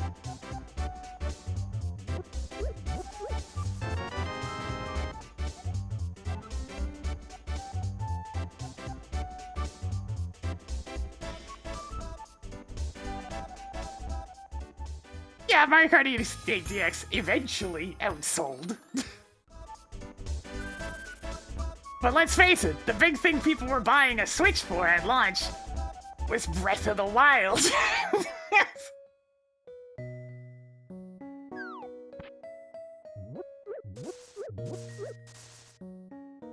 That was very much the killer app.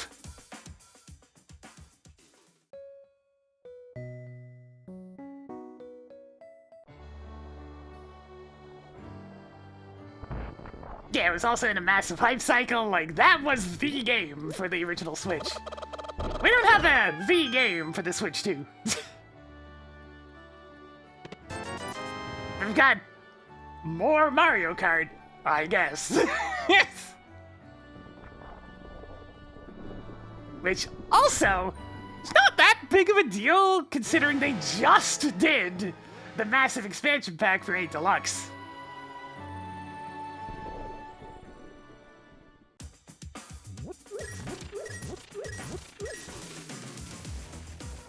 That game's not out at launch, though. It's later. But yes, it is neat that it's present.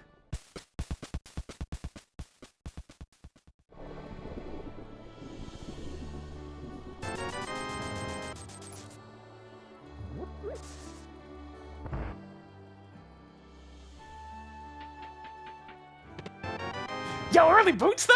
Nice. Now we can move!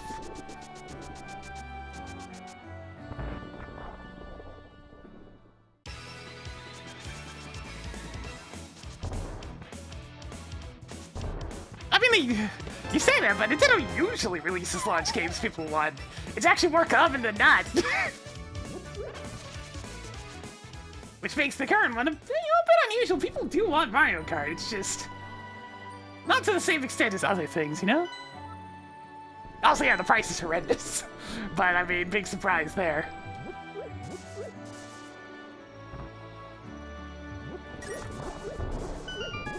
I mean, I don't think it's a hot take that Donkey Kong 64 is not that good of a game. I may play it a bunch, I may enjoy it, but I understand its faults. Of which there are many.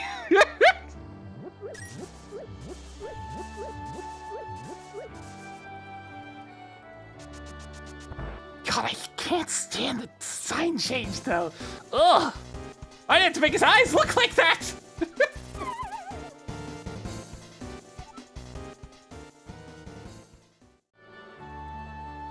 say, that's gonna bother me the entire time.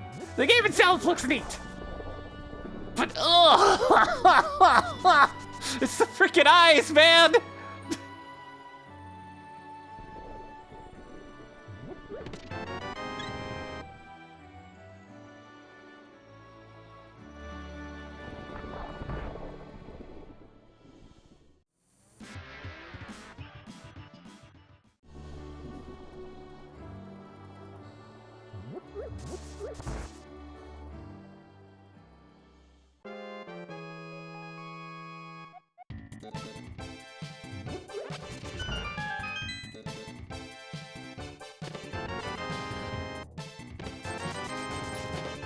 It's one of those things that looks kind of okay still.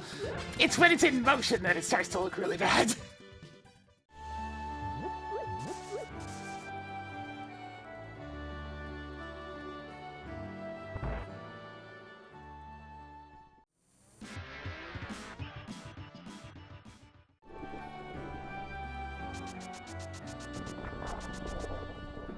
Yeah, we kind of got like a massive number of rupees to start things off. Kind of ridiculous. Hey, how vanilla.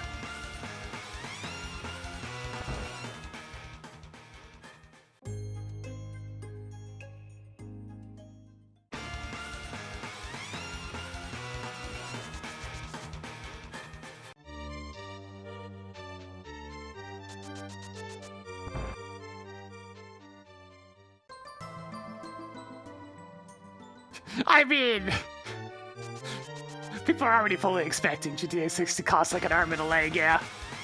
And then, you know, after they're done taking the arm and the leg, they'll chop off with the other two for good measure. You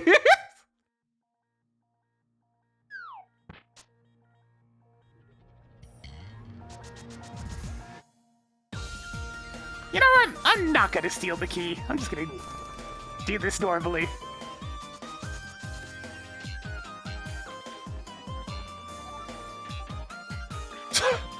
God, I really don't understand the point of NK.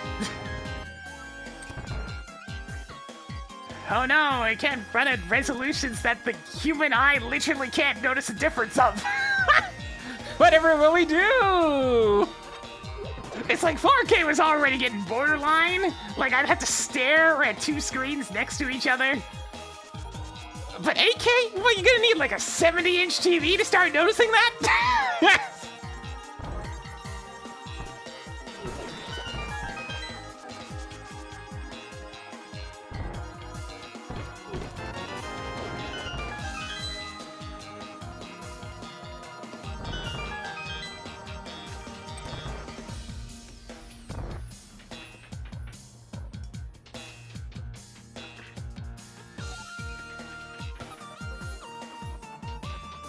The only thing I'm kind of surprised about is the screen not being OLED. It's HDR, which is nice, but I'm kind of surprised they didn't go for an OLED screen, especially having just made the OLED Switch recently.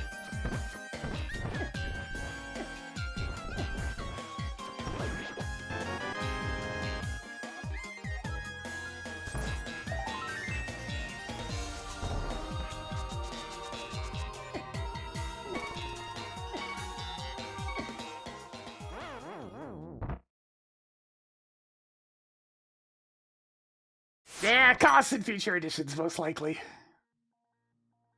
But it does seem a little bit weird, since they, you know, they just went out of their way to make an OLED Switch not too long ago.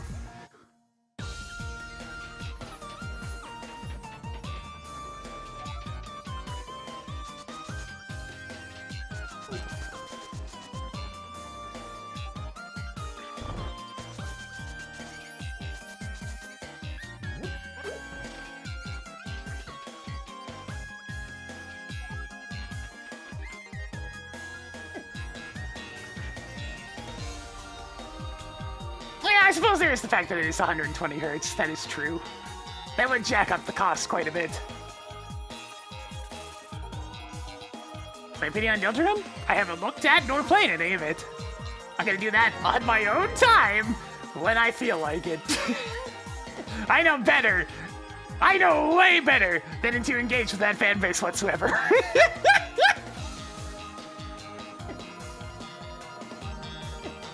It's like, I ain't dealing with that. I'll play it if I want to on my own time.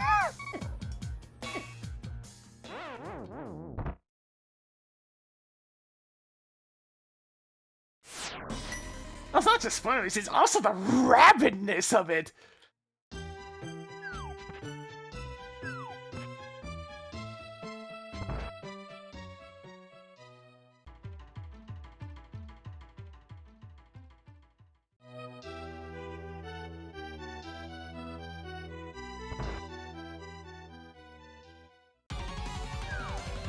Oh, sure, we'll go to Death Mountain, why not?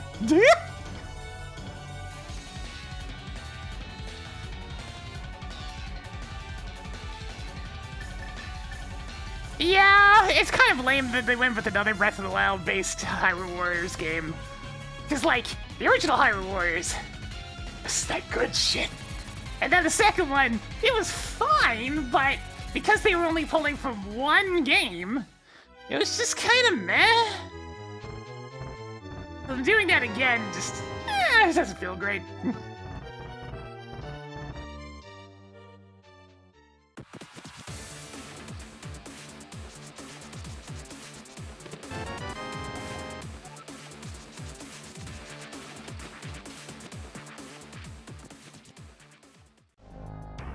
It's like the first one is this massive celebration of the whole series that just kept on getting, well, a little too big, but...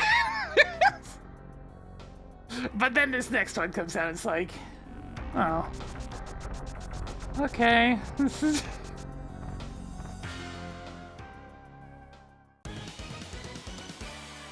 Okay, finally! Oh, it makes it Ice Wars, yeah!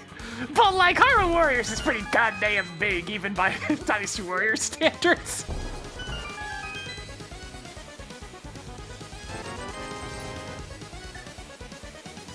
It's extremely easy. I mean, Warriors games aren't meant to be that hard. They're meant to be kind of a shut your brain off experience. You're just mowing through dudes.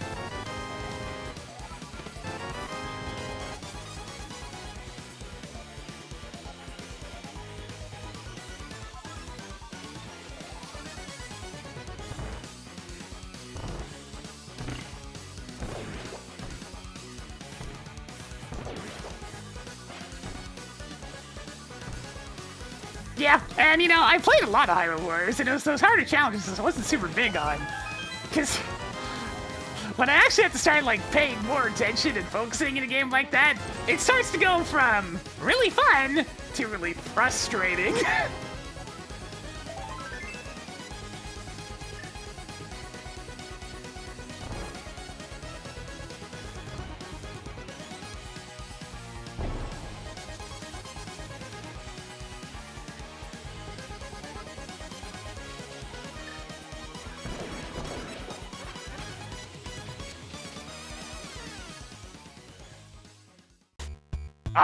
Oh, Jesus, okay. This is a lot more than I thought it was gonna be.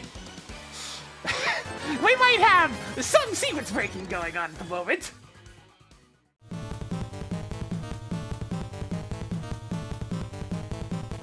Tectite, I really need you to go in a different direction. Tectite, get out of the way! Damn it!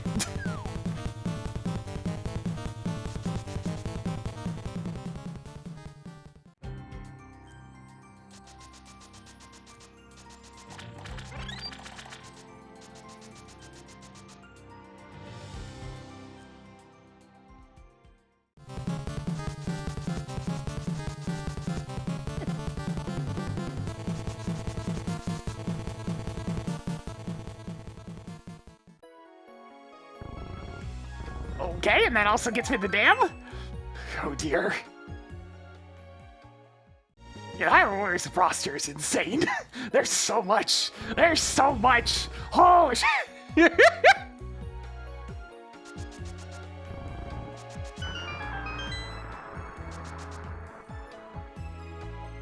I mean, from Warriors game to Warriors game, the main difference is our movesets.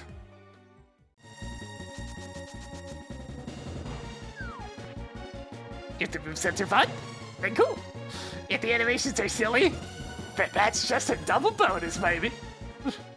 Also, ow!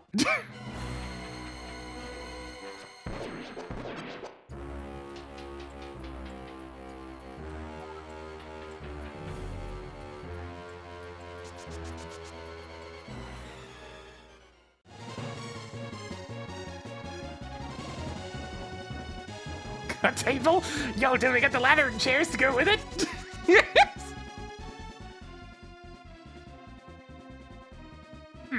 A connector, eh? I'll take a look at that one later.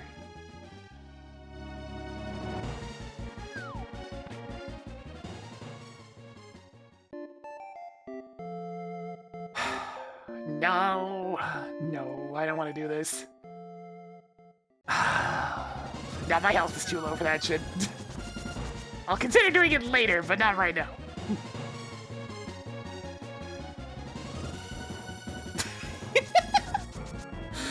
I'm just having a chuckle because there's one particular character in the old Melty Blood games that really did use tables, ladders, and chairs across 3 different movesets. The most powerful of which was the table. So that jumping heavy attack was stupid. It's like, what do you mean you can do a quick charge on it to get a ground bounce? It's so rude! It's already a goddamn table! She just chucks at you. Oh! I'm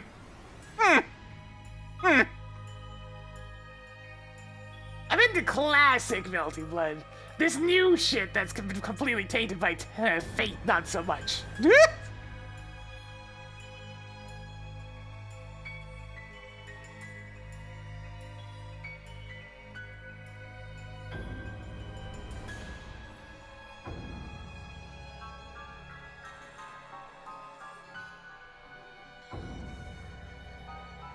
I mean, of course it's a banana.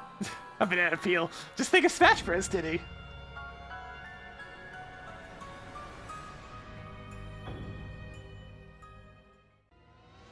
Ooh, that's an important one to know.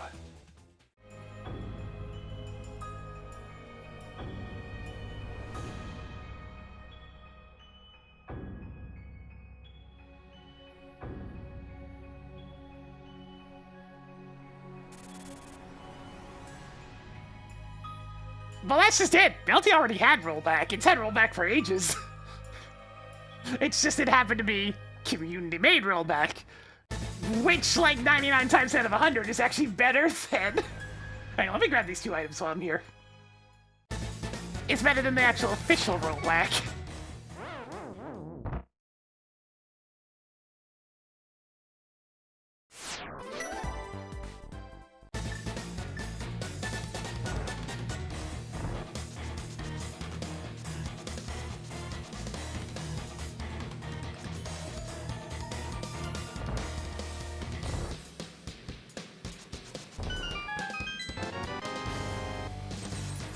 I mean, my favorite version of Melty was at Cadenza.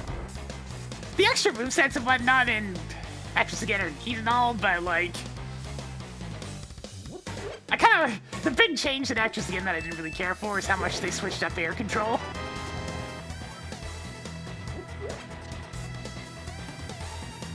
It's still a fine game, it's just, you know... I prefer at Cadenza.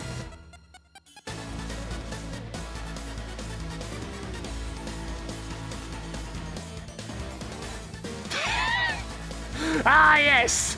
Roa! I mean, there's a lot of scumbaggery characters in Kern Code, but you know, He's definitely one of them. let's not forget that this is also the game that has a junk character as one of the top tier characters. Somehow. Which is profoundly funny. That something that was meant to be a joke moveset ended up being really good.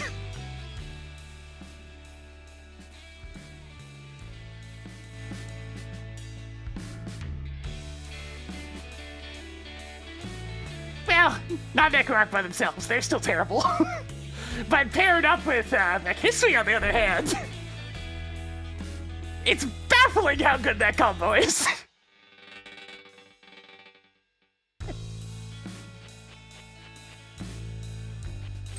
And it's all because freaking Necroark keeps messing up your combos. stupid cat just bouncing around, getting in the way.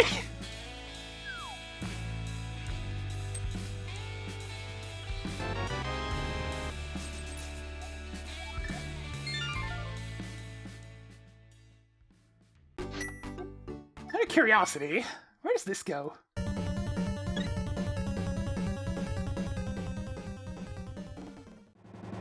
Oh, that's terrible.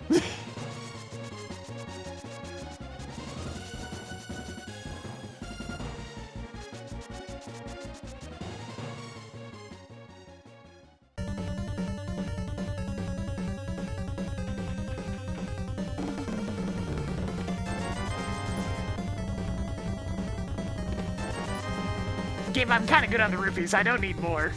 I'm good. I don't need more. Showtime! Well, I'm thinking about it in 19 months. Maybe I'll spin a little bit more for us today.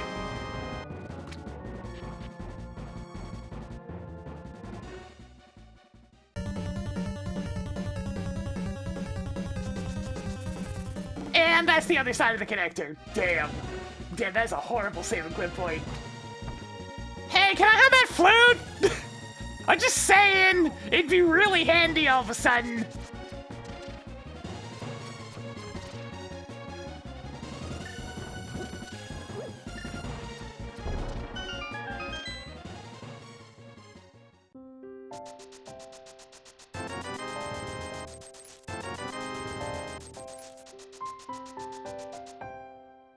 Hell yeah, we got that. We got that Wilds update coming in.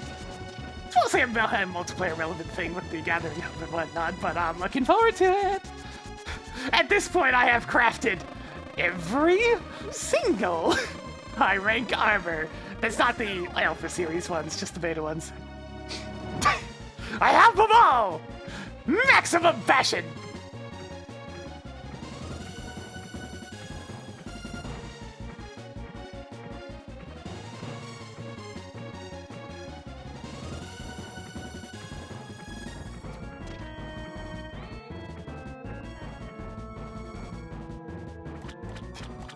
Alright, I have actual flippers. Right.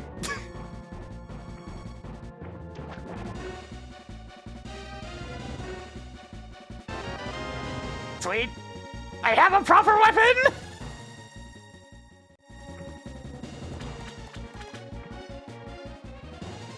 Thankfully, I had the benefit of having a bunch of friends that were working for the gold crowns as well. So I just kind of got those by proxy. It was nice. I wasn't actually intending to fill out the gold crowns, but you know what? Not bad. I almost have all the fishing gold crowns.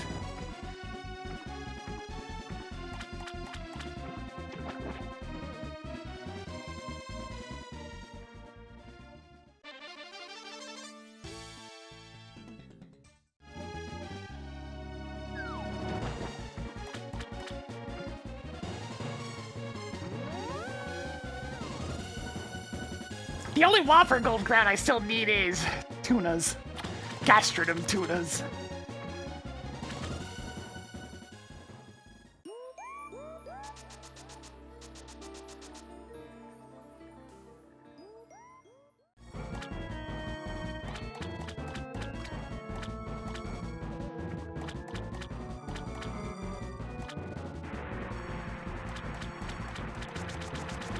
Why, you mean you don't like having to go? Excuse me, I need to grab my Xbox controller for emphasis on this one.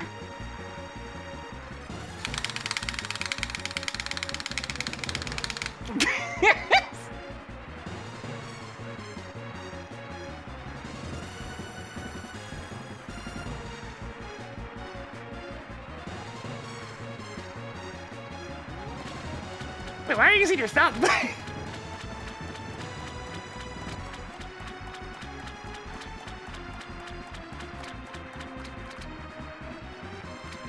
What I do is, once the fish is tired out, I take my right hand that was pressing the buttons, shift it over to the analog stick, and just kind of move the analog stick up and down that way.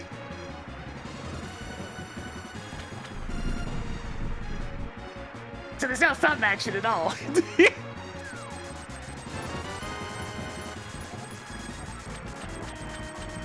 It's similar to how I handled shaking out of ice in PSO. Where it's just like I get into a situation, I get frozen, I need to break out really quickly. So I quickly shift my right hand over and go.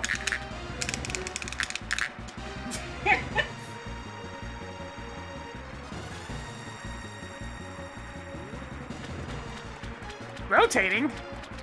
Why are we rotating? There's no rotating in the fishing game.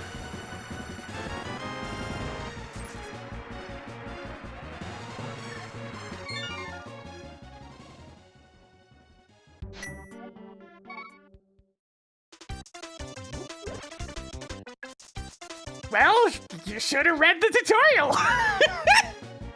You should have just looked at the on-screen buttons. It says up and down. Hey, don't look at me. You didn't do the comprehension thing.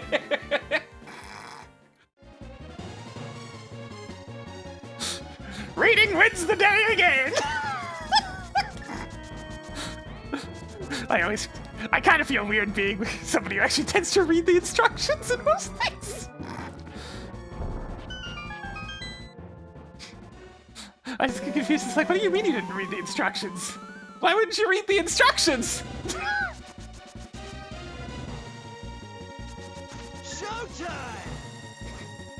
I know, I was thinking we're getting yourself over to Rocket Blade. Can Jonathan spin it a little bit more for us today? It's like how whenever I constructed my first couple of PCs, you better believe I was reading those motherboard manuals from front to back.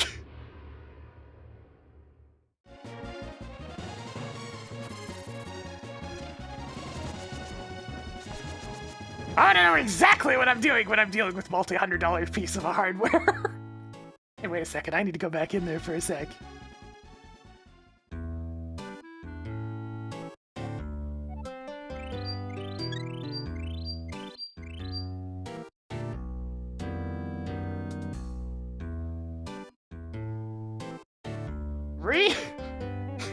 Okay, if the build guides didn't tell you to RTFM, then they're not a very good build guide.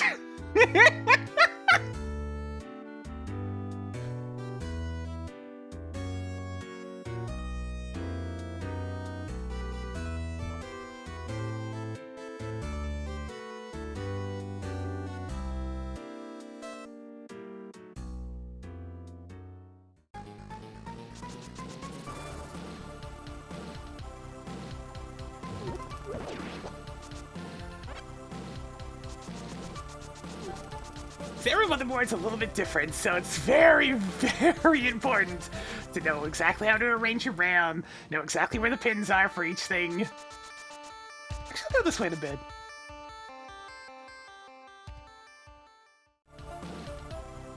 Yeah, man, it only takes one preventable mistake that costs hundreds of dollars.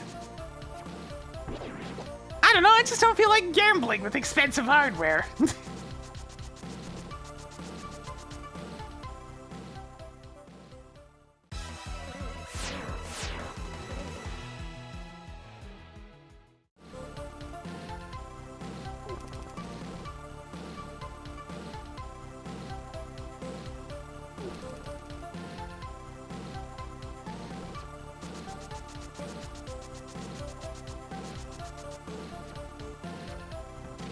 Perhaps that's my frugalness shining through, but I stay the hell away from actual gambling.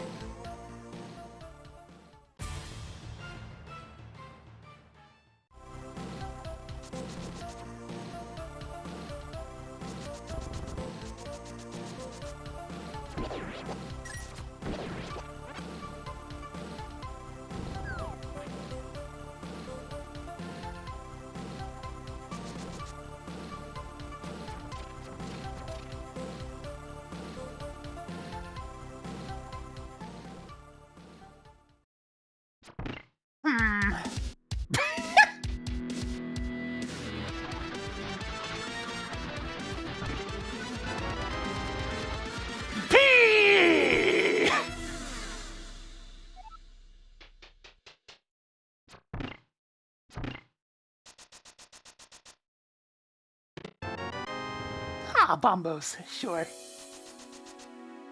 Where the heck am I? This is Eastern Palace, right? We'll be back here later. For now, I'm gonna go take that connector.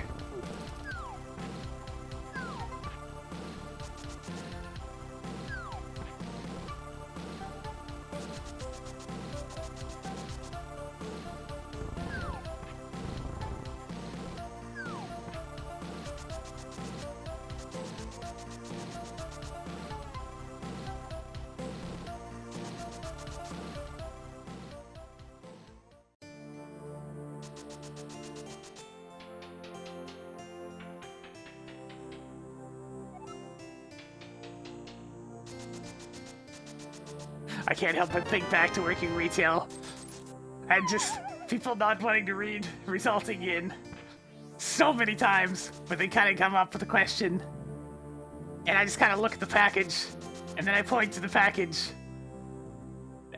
That's the answer to your question. It's right there. Not in that way, obviously, a little bit less condescending, but you know I was feeling it.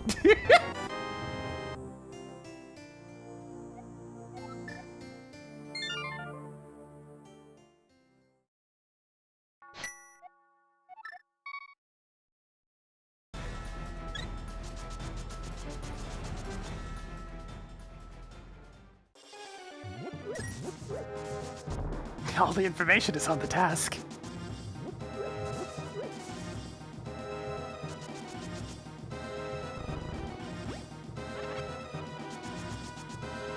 It was definitely an inside the head internal screaming moment.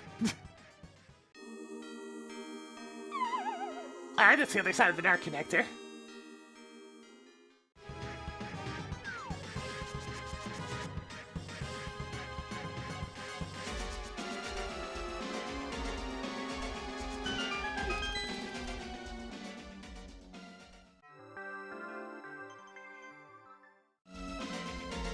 I'm not sure if I ever actually checked Sanctuary. Well, now I'm gonna check Sanctuary and see if I feel silly if it's the old man cave. I mean, this one, if it's this one.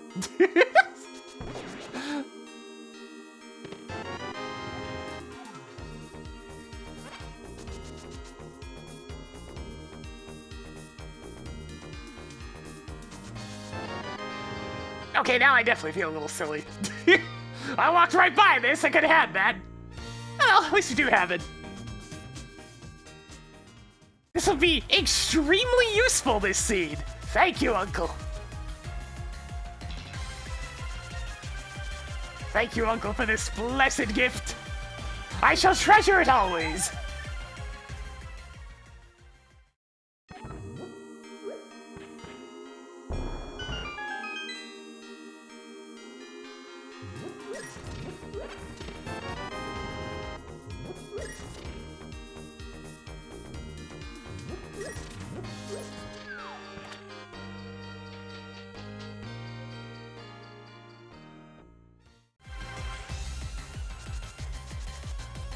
Alright, let's go get this thing activated.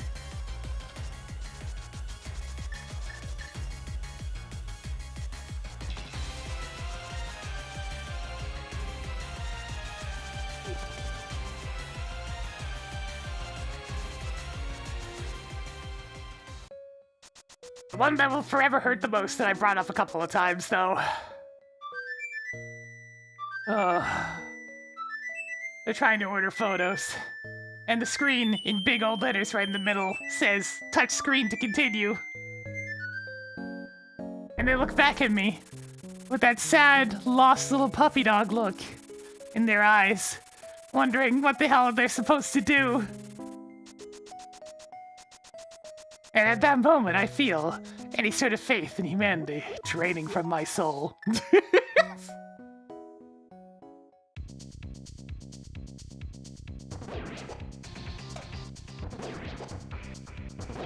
And before you wonder, yes, English was their first language.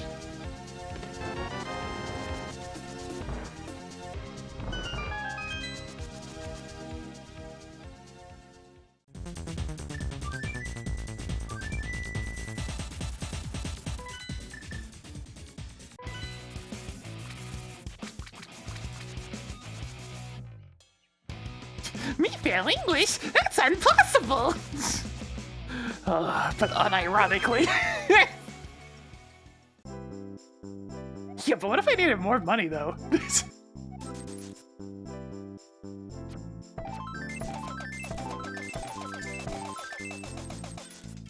Bam!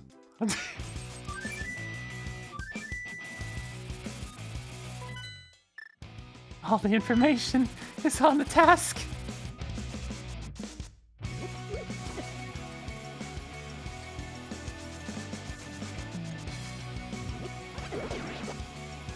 Crab! Crab! Crab!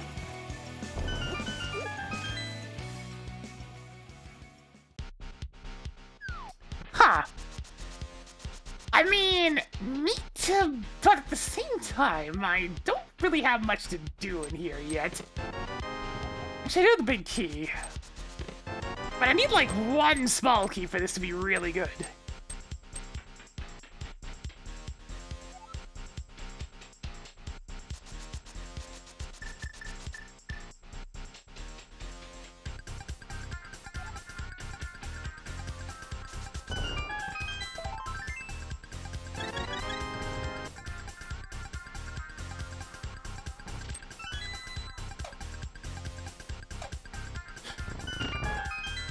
Yeah, we all definitely make fumbles when it comes to written language and whatnot.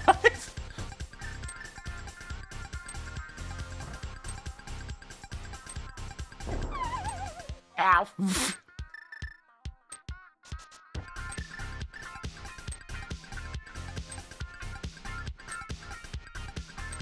It's right there, then? Trying to remember the exact positioning for this. I don't do this bomb jump very often. Wait, why am I doing it like this? I can just... I can just do it the easy way.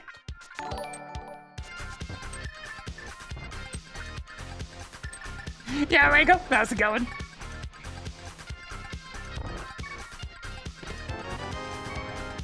Oh, hey, that's exactly what I was looking for. Now that said, I need my HP back, so I'm just gonna quickly, real quick, just do a little of this. There we go.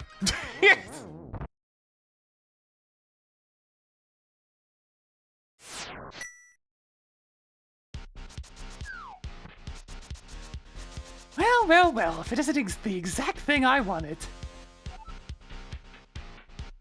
I got a bunch of arrows, so base will do a quick loop.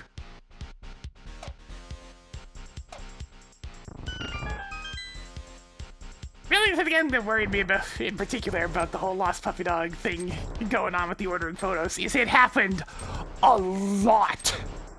Like, a lot. Also, screw that one, Stalfos. What the hell?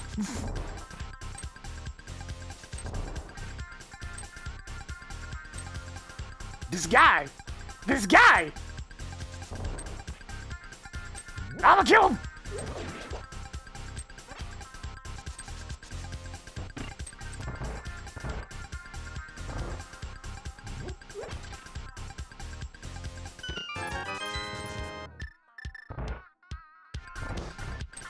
This walking guy right here!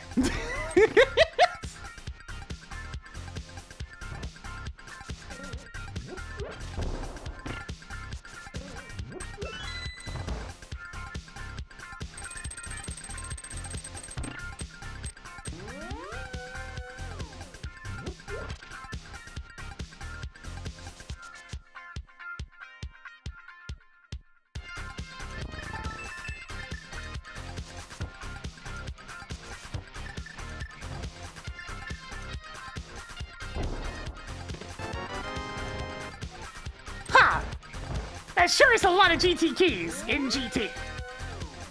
Very well then. This game is setting me up to do the climb really early, and I don't like that. I really don't like that. I don't want to do it.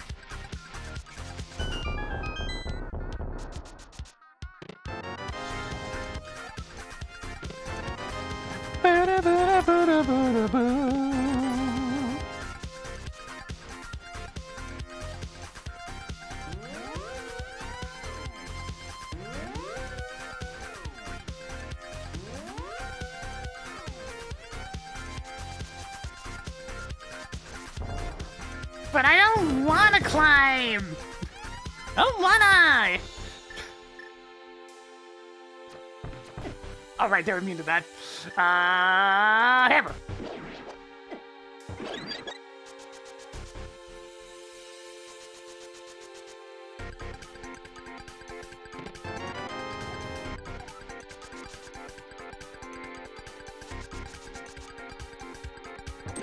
I mean, technically speaking, what you're talking about is a ROM hack. It's a very elaborate one, but it's still a ROM hack.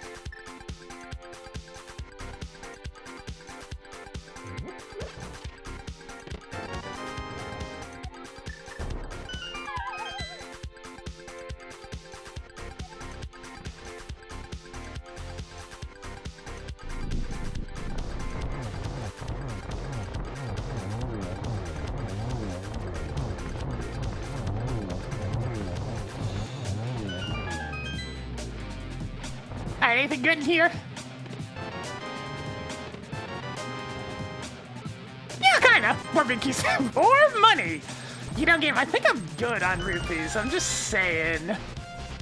I have 1,000 of them now after having paid Zora and bought, like, ammo expansions and I don't even need to open the Palace of Darkness entrance.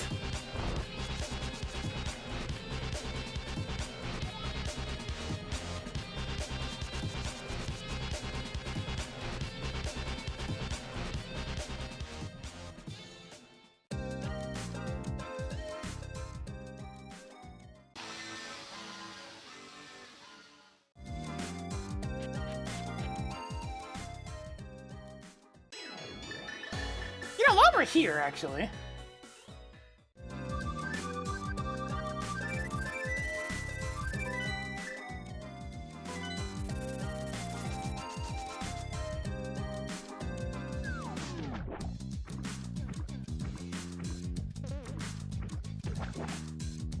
I know it's a pendant, but why not?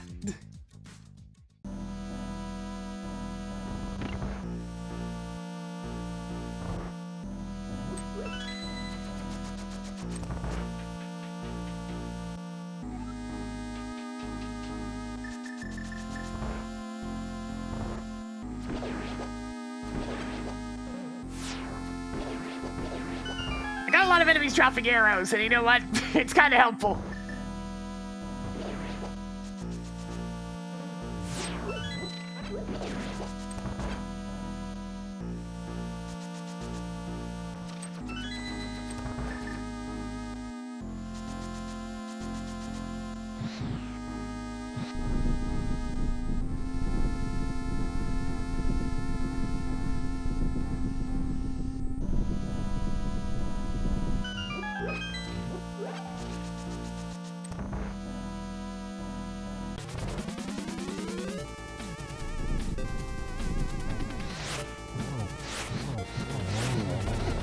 Ah, nuts.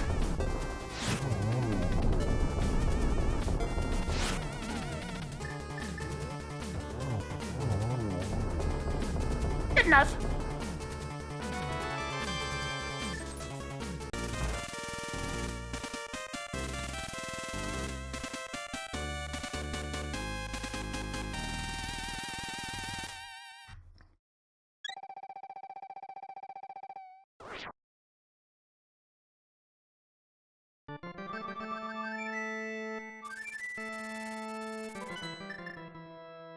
Hey, so Hasseline did the thing!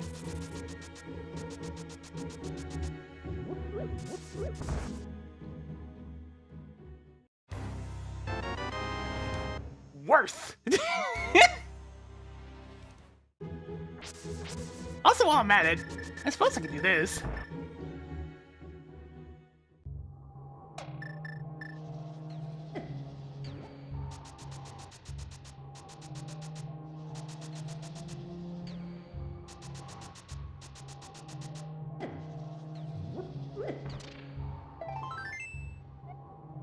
There we go, and now I just start from Sanctuary to get all my magic back.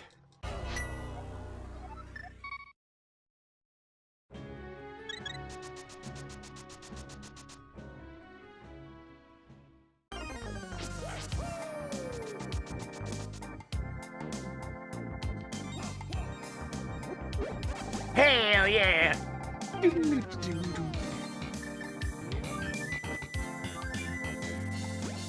to play Pizza Tower again. Pizza.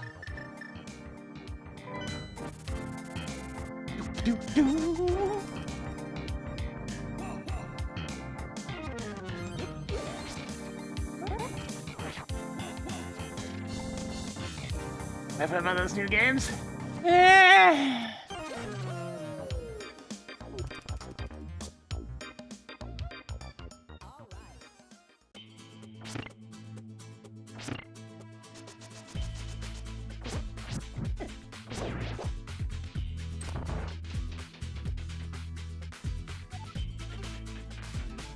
think it looks neat. Need to see more gameplay to actually see whether or not I'd like it.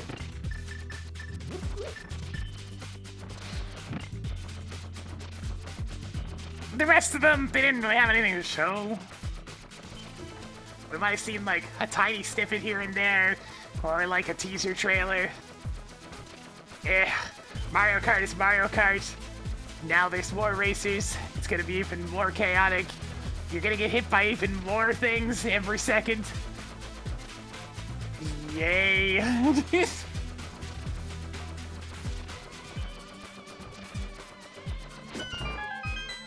And the rest was all just enhanced editions and ports. I was more interested in the hardware stuff, which actually seems pretty good. Though I'm somewhat concerned about magnets. That might just be my old tech brain going, oh god, I remember what these things used to do to hard drives and screens, but like...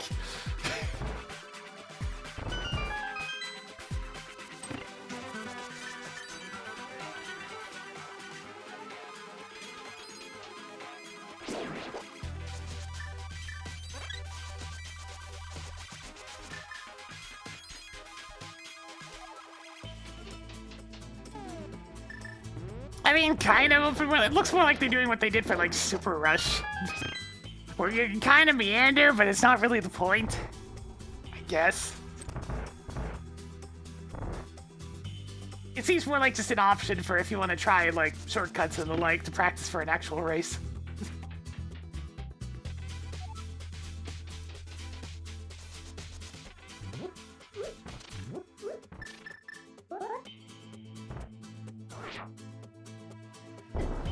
Yeah, look at I massacred my boys. Definitely right on that one. Oh. Man, it's almost like the rare design took what was the old design and made it work in a way where it actually looks good in 3D. And then they changed it. That old design looks fine in 2D, but it really doesn't look good in 3D.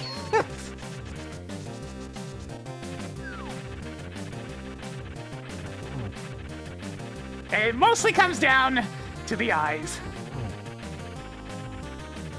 Yeah, they look dumb in the movie, too.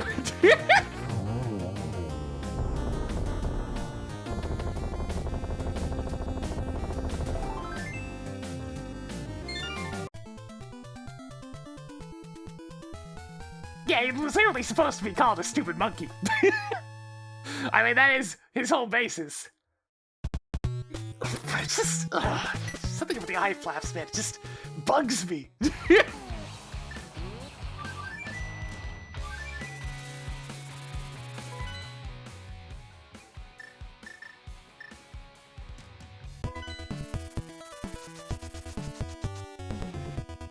should probably go to Meyer at this point, since I do have a lot of items that can be used for it.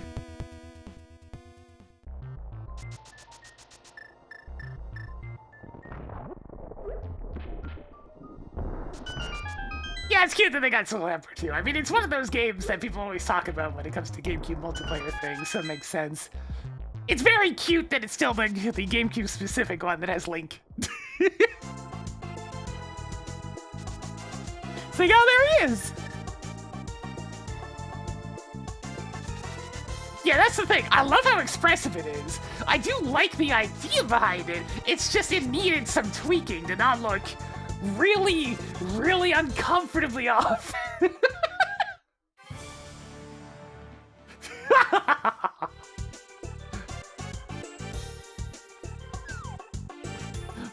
foolish Belmont!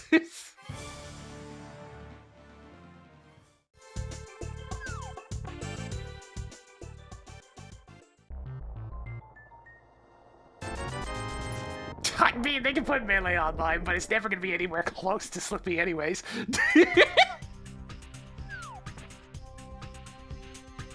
Nintendo Online versus Slippy. Seems like one might be a bit better than the other.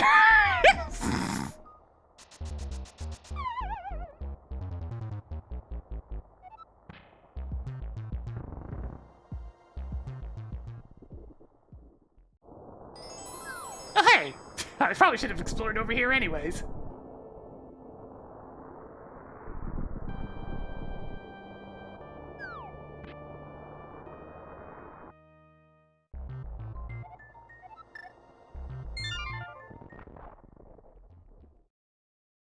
Ugh. God, we've gone from DK with retractable teeth to now this weird DK. DK has a rough time, man.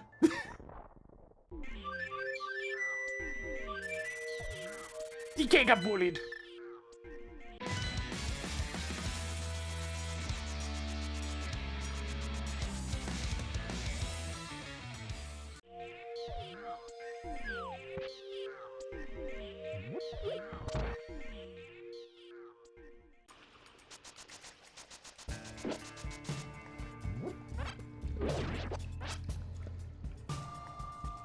Also, Melee's really popular because of its overall frantic pacing.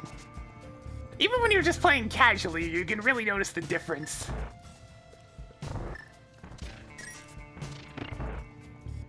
You have to spend like 3/4 of the match playing rock, paper, scissors at the ledge.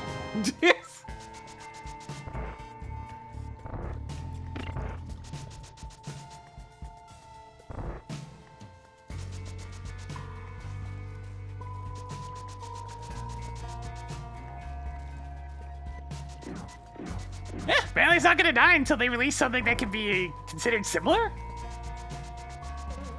But all the newer ones tend to be very floaty, tend to have recoveries that are way too good.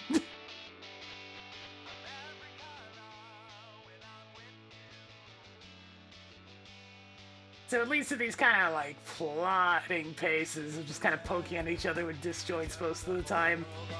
Oh god, what am I doing over here? We're on an adventure!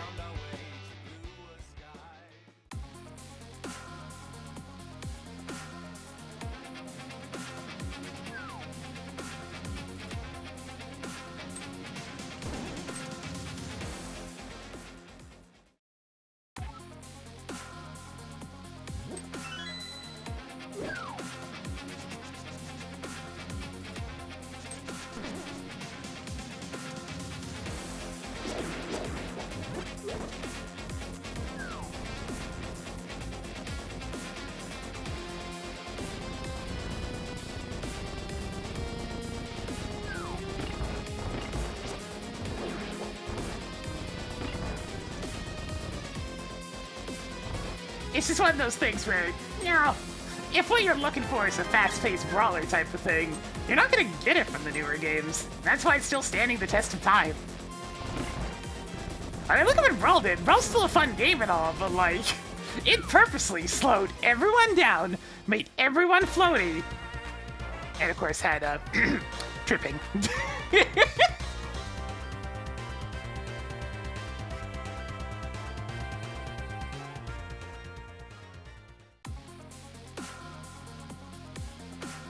I mean, the way you smash is, well, actually, I don't know if I'd say if it's necessarily 64. It's between 64 and Wii U, I guess.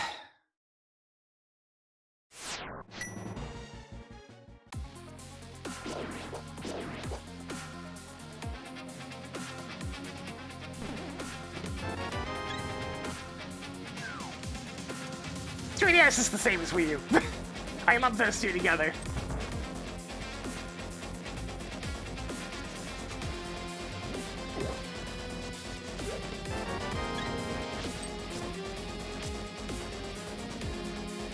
You're holding them up, and I'm just saying, it's the same picture.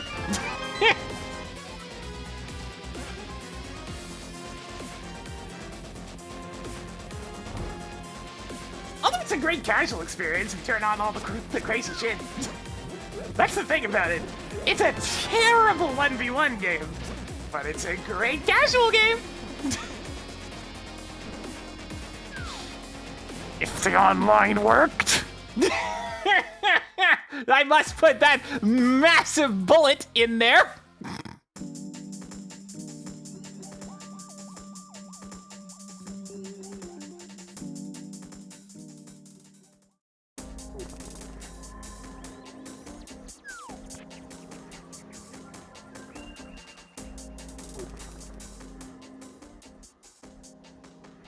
Oh, hey, I can skip that. Nice.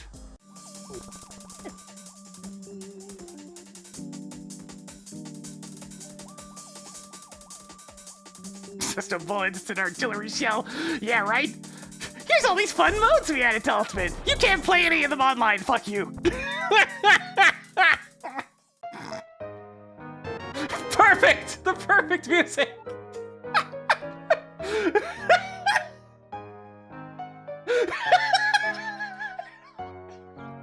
You can't just do that to me.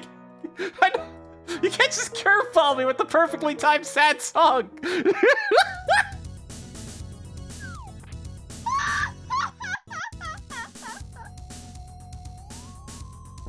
God.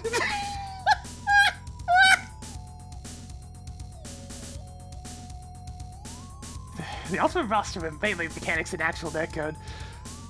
I don't know how that would work out, really. That's the thing, a lot of the later Smash games roster are designed to be played with those floatier and slower mechanics. You'd have to make a lot of adjustments to port them over to old melee, since it's such a different experience.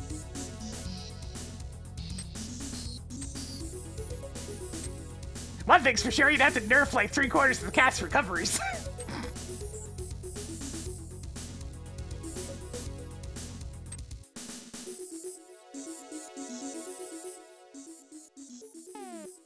Oh, hey! And Turtle Rock. Got it.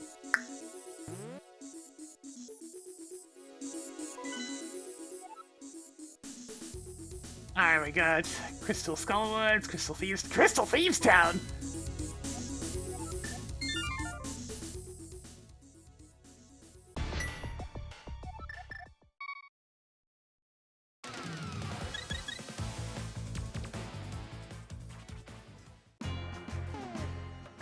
Yes! He's here! Speaking of here, where am I going? I guess it's to Misery Mire.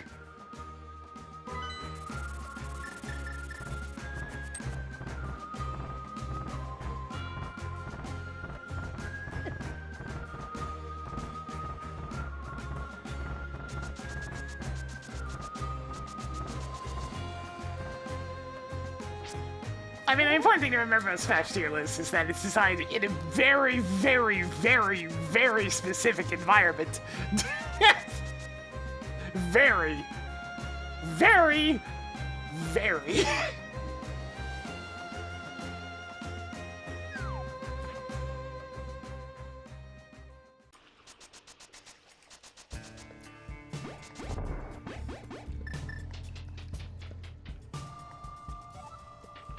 It means jack diddly squat if you're playing in literally any other format.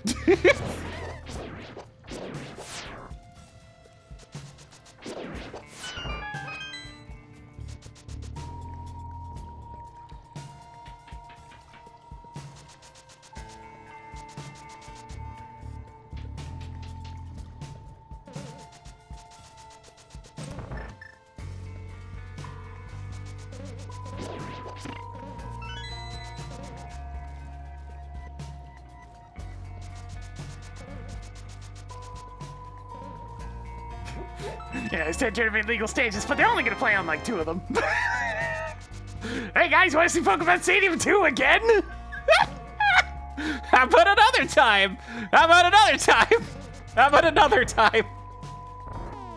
Let's go to that stage again.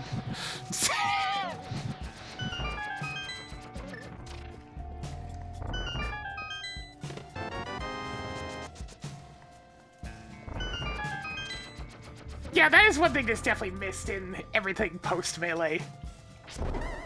Honestly, post-Brawl as well, that online was horrendous.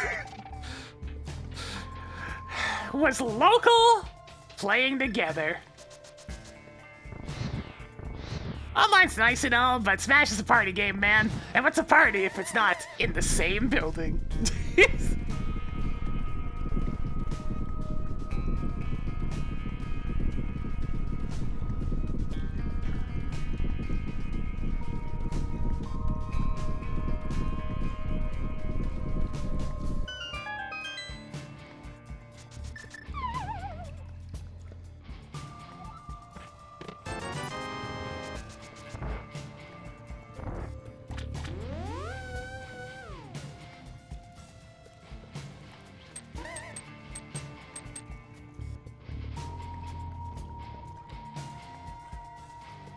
What happened to the brawler matchups? The reintroduction of ice climbers.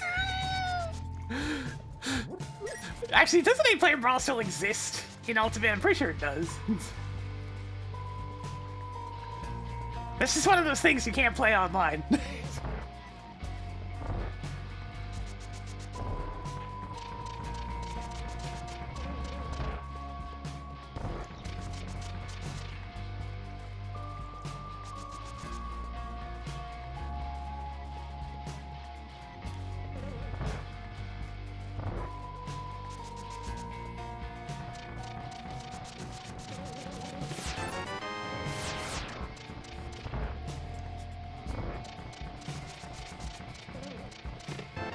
One thing's for sure, I hope if there's another Smash game after Ultimate, it goes in a radically different direction. Because these Euro games are fine. Okay, that's pretty important. But that's just it, I only feel they're fine. There's certainly impressive collaborations, but I don't really like playing them that much.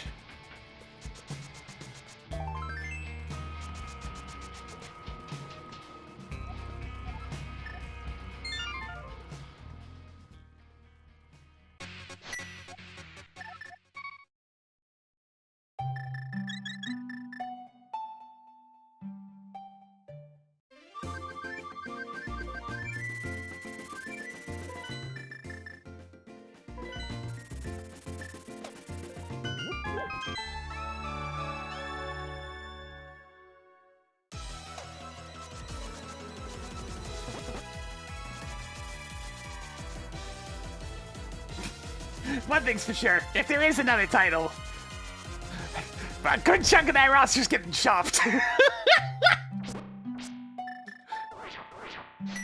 To call the Ultimate roster unsustainable would be putting it mildly.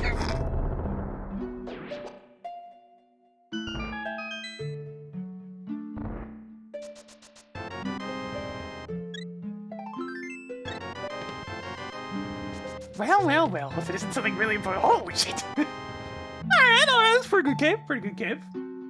Not bad. I dare say, even quite good. I know where I'm using that immediately. Actually, 2 places.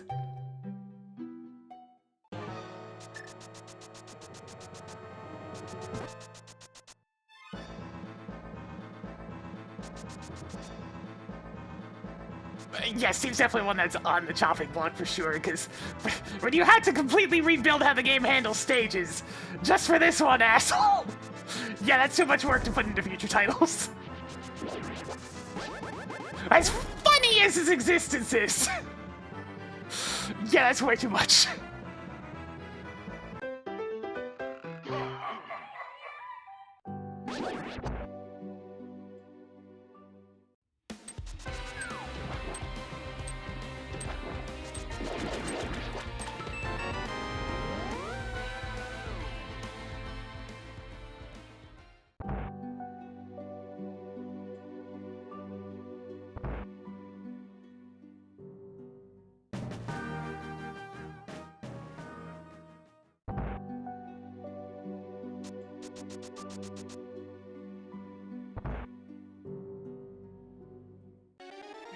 Yeah, no, that's just competitive Smash in general. Why there's only like 10 legal stages, and they only tend to play on one. That's just sticking to, you know, that one format that they seem to like.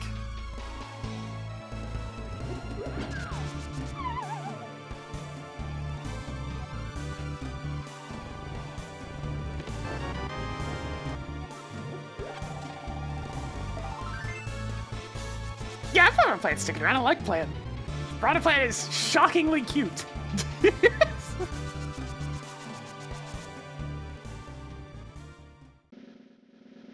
Ah, well, we sure went far.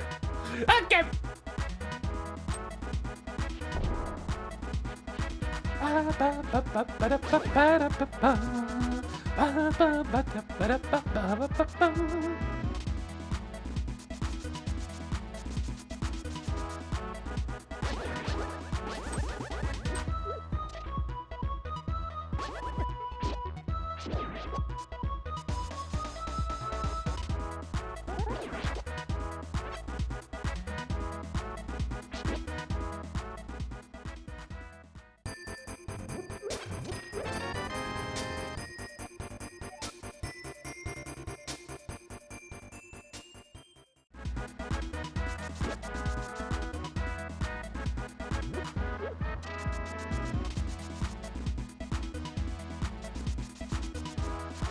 But yes, needless to say, I'm not exactly hopeful on the new release on that one, but big surprise. It's like I like my games two ways these days. Retro or modded. Sometimes both.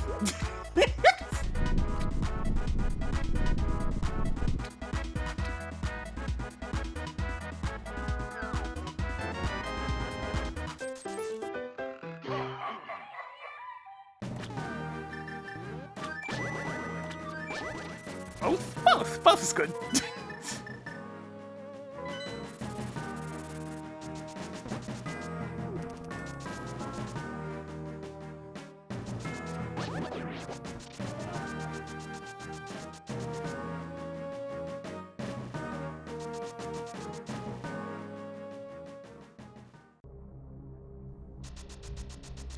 I've only seen that movie like once a long time ago, and I remembered it was entertaining.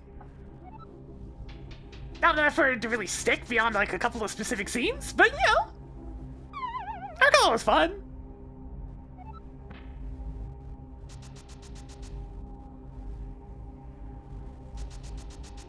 What movie is that? Roll down the Rando.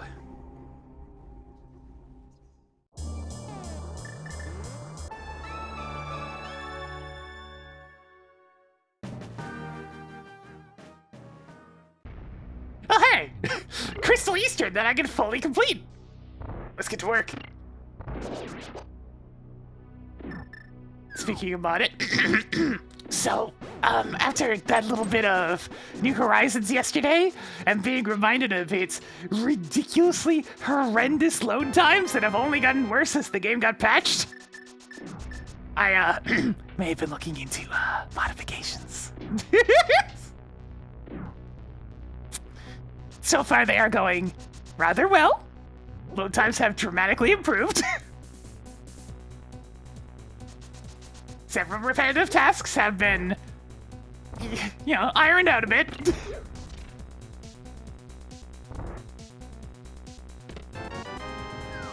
I'm even gonna swap in the New Leaf hourly music because you know what? I never played New Leaf, so why not? It'll make the experience feel fresh. I think there's a save editor out there if I really wanted to mod in specific villages. But I did the next best thing. I removed Nook Miles tickets from the game. They don't exist anymore. You can just go.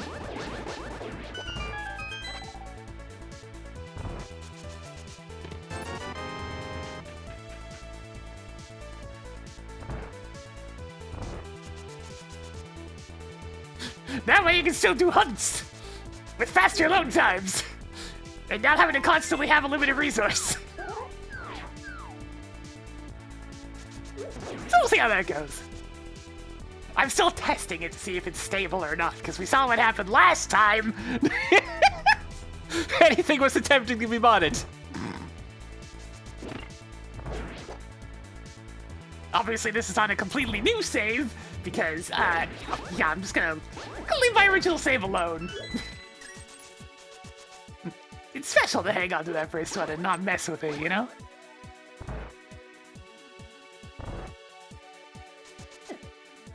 Yeah, it sucked the brothership good. It did not appreciate the mods. We're playing that one vanilla. As nice as it would be to have a fast forward button and to have the game running at 60. The Switch hates this. It's like, okay. I'm sorry, Switch. I'm sorry.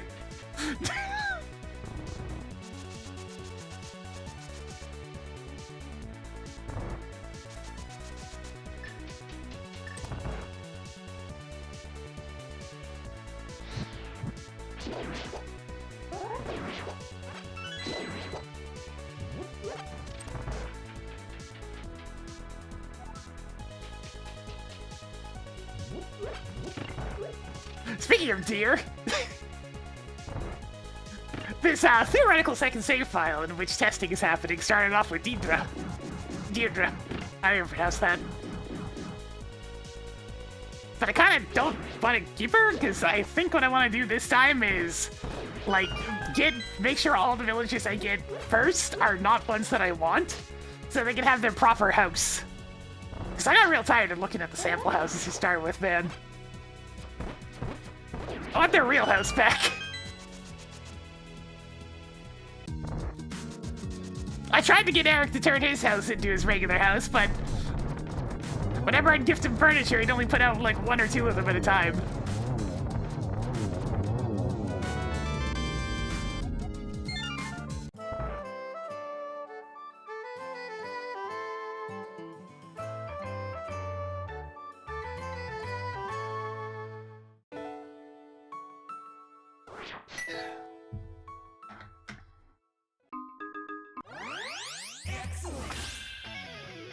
I mean, considering the price of the individual games, charging for the upgrades from Switch 1 to Switch 2 versions of games is not surprising.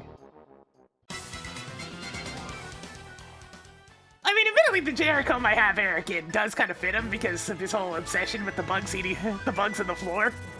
But, you know, other than that... Where was I gonna go? There was a connector I wanted to check. Oh, right, there's a palace.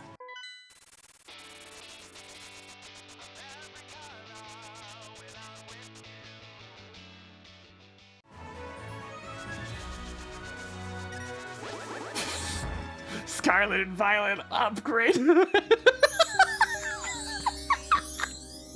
Ah, yes, we can go from the version that barely functions to the version that, well, attempts to function slightly better.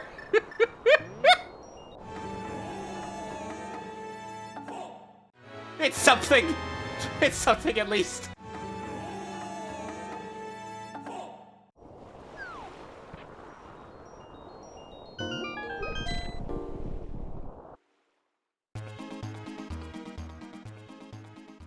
That was a game that had interesting ideas, but botched the execution as hard as I've ever seen.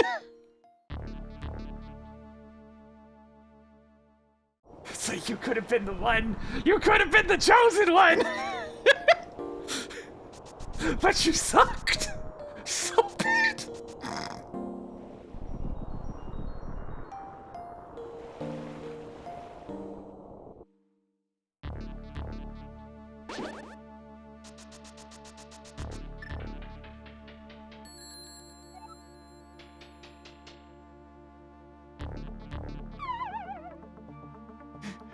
It's like, I don't think there's a single aspect of that open world that actually got implemented properly. It's all terrible.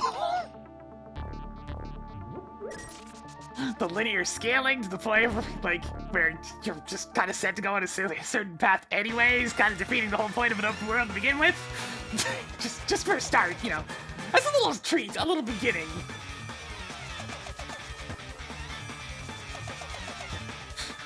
Then have all the areas look the goddamn same because they only got like 15 textures?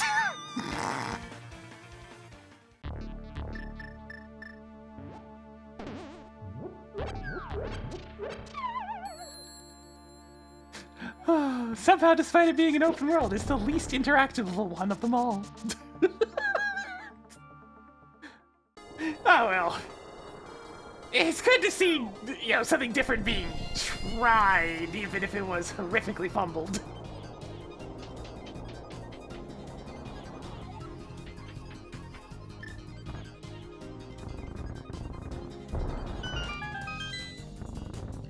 I mean, yeah, original Kanto is pretty boring. Like, I grew up with blue, and even I know Kanto's boring.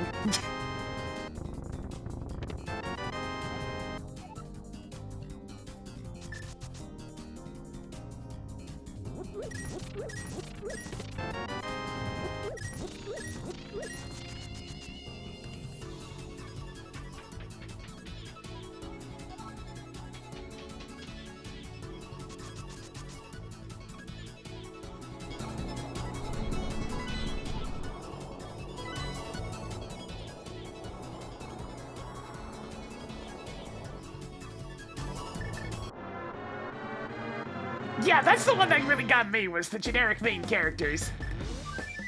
As someone who adored the customization, and I must, like, really emphasize the word, adored the customization in X and Y. For Scarlet and Violet's customization to be so pathetic was really depressing.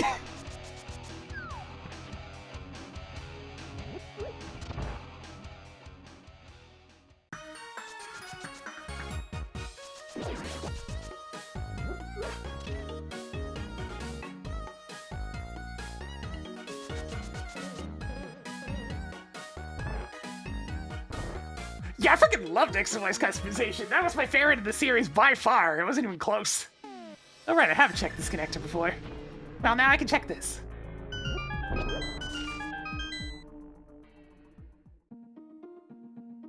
And it's nothing. Where does one go again? Alright, it goes up to... You know what, sure.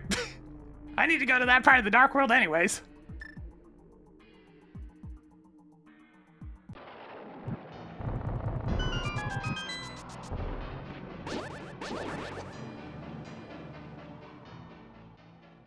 Not entirely all 1 step forward, 20 steps back.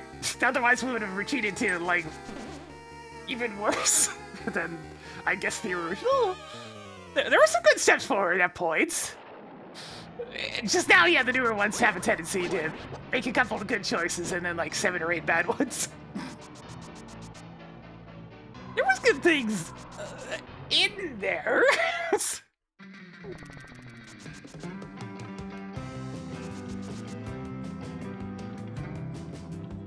God, if they stick to the school uniform aesthetic in a game that's based on goddamn Lumios, I am going to have a very depressing moment.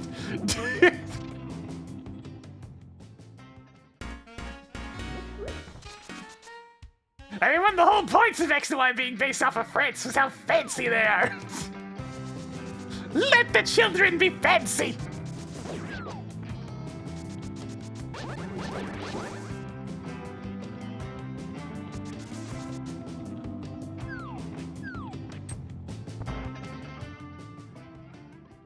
I just want cool fashion. Is that so much to ask?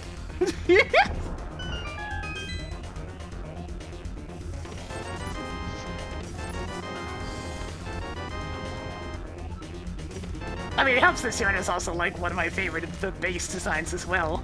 It's just a good outfit. I didn't even really need to do any customization. The default looks honestly pretty good.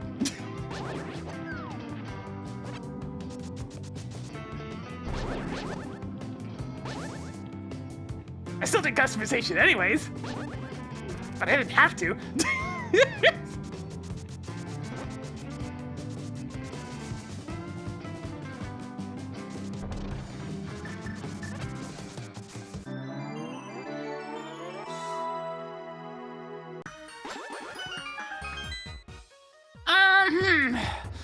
There's actually some significant competition for the worst roadblock in the series, and most of the other ones come from Sun and Moon.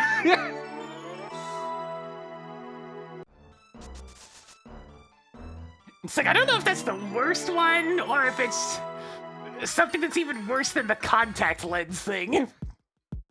That came from Sun and Moon, where the dog was in the way looking for something.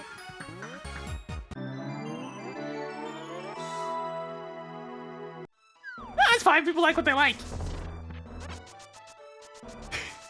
Look, when I fly off on the deep end in terms of what I'm talking about, if I got after people for having their own opinions and tastes, I'd be one hell of a hypocrite.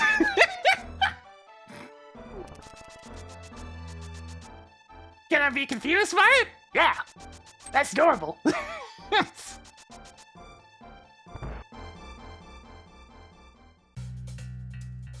The one that gets me on the side of upsetty spaghetti is how low standards keep dropping.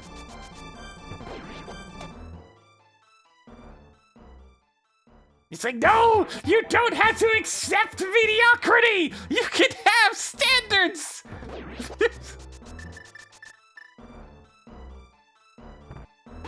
You don't have to white knight for the multi-billion-dollar company.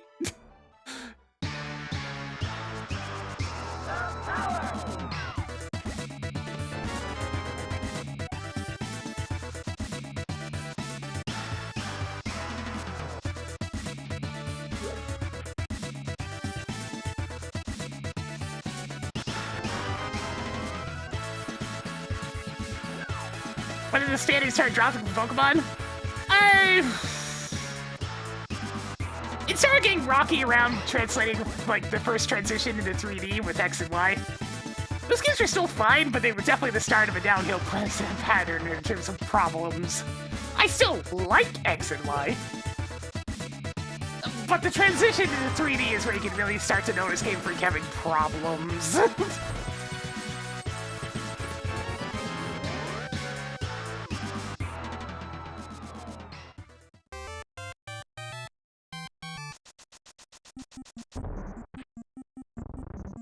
Wait, do I have these down labeled somewhere? There we go.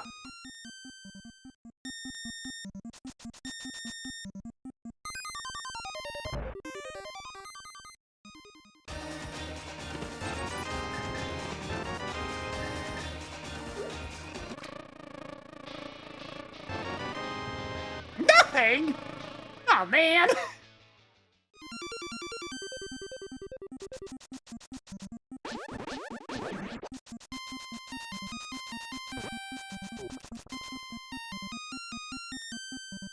Yeah, if you ever want to feel really depressed, just look at the animation quality difference between, like, Pokemon Stadium games and, like, XY Sun and Moon. It's like, why does the N64 game have more dynamic animations? It's an N64 game!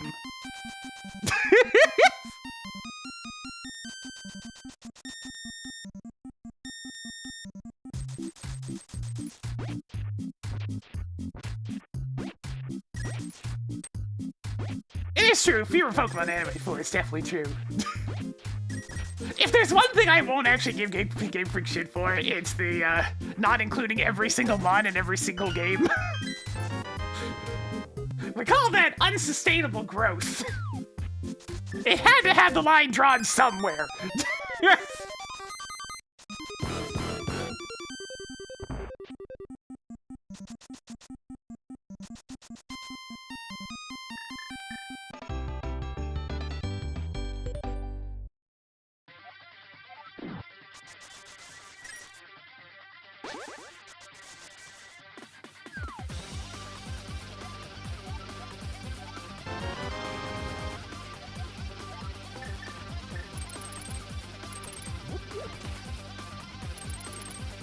Yeah, that's the thing. It's over 1,000 now. It is really unrealistic to expect anybody to put that much crap into a game every single time. We've long since gone beyond the point where there's just too freaking many of these things.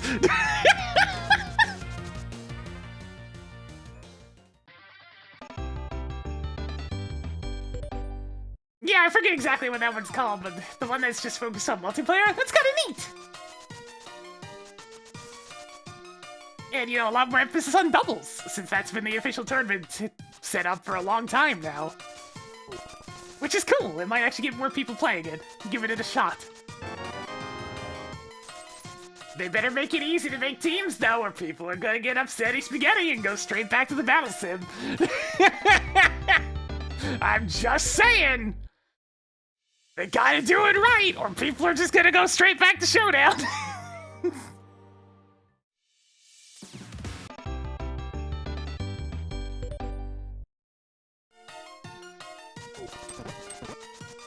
I mean, I understand people having beef with some of 5th Gen's designs. There's a lot of kind of meh ones in there. I don't get why people get so upset over the ice cream cone, though. That one's the one that confuses me. But, like, there's other options that you can point at and go, I mean, do I even have to say more than the word unpheasant? People say Garbodor, and then I just say muck. Because, I mean, that's who he was aping.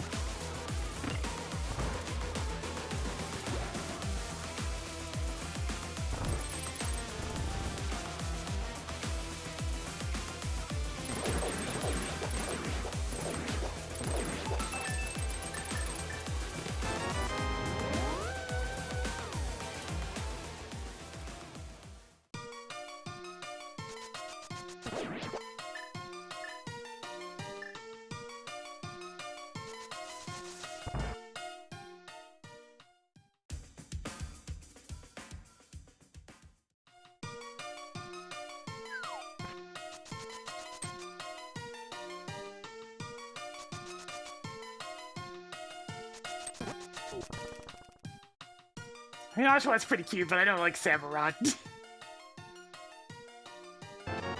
Honestly, that's my problem with most of the Gen 5 starters, is I really like their base form, and then I don't like what they become. That kinda neat with them more, but, you know, you're so bloody cute! Why do they always have to turn into a bipedal, like, super edgy thing anyways? Except for one. Oh, my beautiful little boy! Oh, Snivy, you smug little bastard. You didn't change at all. You just got more snake-like. Such a perfect little shithead.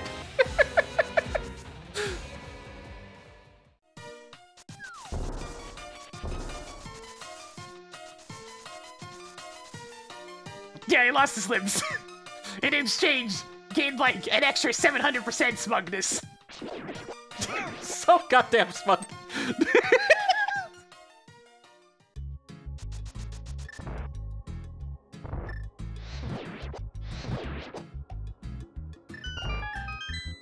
Yeah, these days I look at the whole going from a biped to a quadruped on an Oshawott and go, that's practically novel at this point.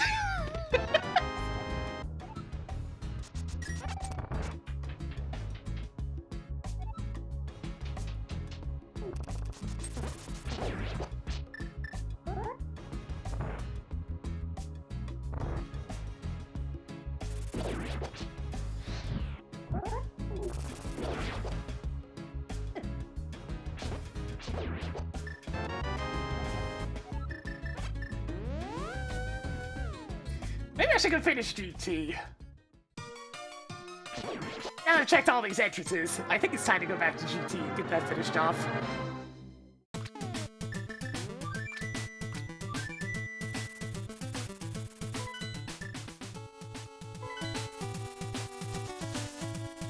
Now I've already definitely got into my spiel about how they switched to as a whole one game at launch. At least you can get it packed in for a reasonable price as opposed to, you know, the base price of what in the goddamn hell? There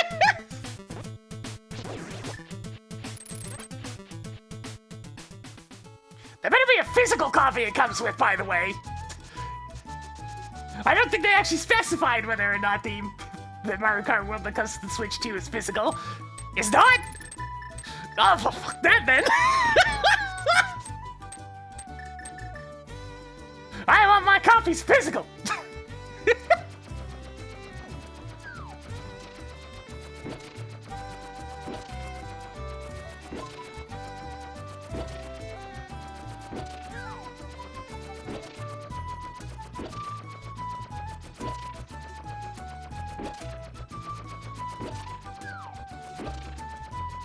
Oh boy, so now if I want to play Mario Kart, I can pay 120 Canadian dollars for Mario Kart 8 Deluxe and the DLC, or I can pay 120 Canadian dollars For the new one.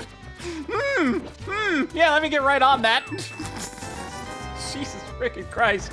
I'm glad you guys give me the support that you do. It's the only way I can keep up with modern games. It's like that's the only reason I can still have newer things on the channel from time to time, because holy shit.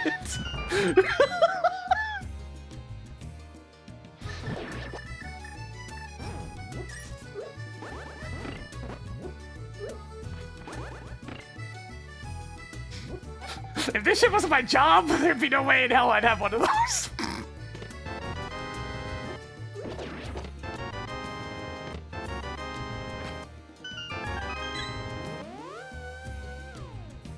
it is supposed to be ice cream. This is an ice cream cone.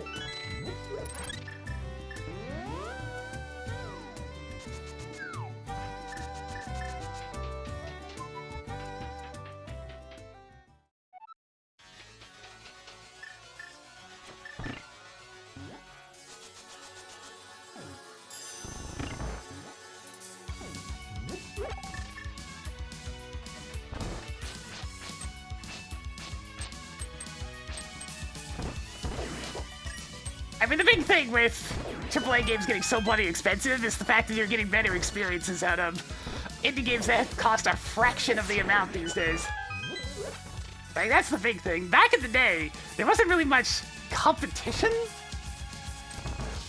in terms of smaller budget games and whatnot, other than having, like, handheld devices. But nowadays, you can get games that aren't made by major studios that cost, like, $20 to $30 and tend to be the better experience. So it gets harder to justify forking over that much money.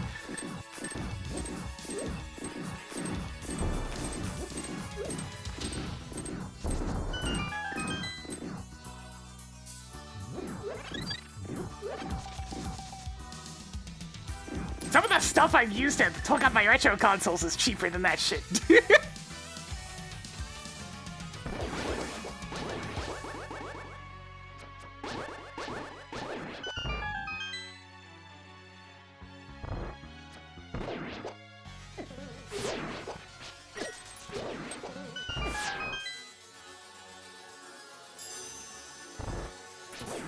I've heard good things about Nine Souls. It's very much for people who like that style of game, though. That's the thing with indie games. They tend to be focused. Now I'm Coach said. They tend to be more focused on a specific experience, and that's more what I'm after. That's why I like Monster Hunter so much. It's unabashedly itself.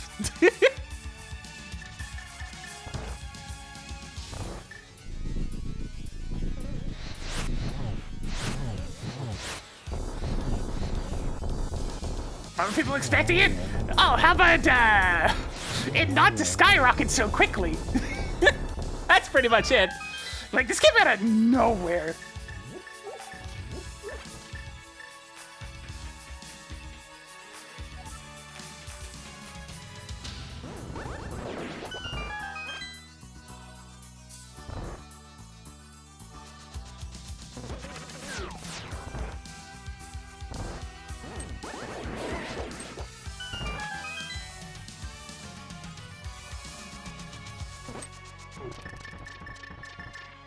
Also the fact that, you know, Nintendo games tend to be lower budget as is, so for them to be the one to suddenly jump their prices by 50% is a bit, well,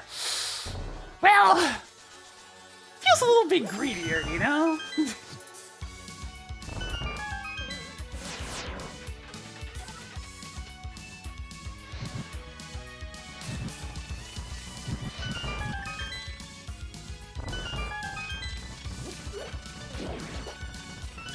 Okay, it's not quite 50%, but still a lot.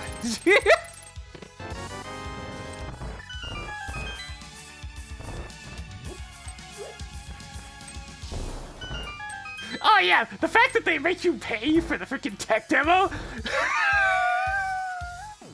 Man, I don't give Sony props for very many things, but at least they didn't have to pay for Astro's Playroom.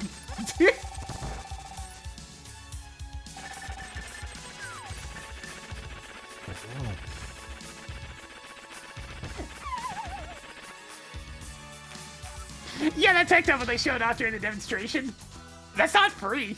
That costs money.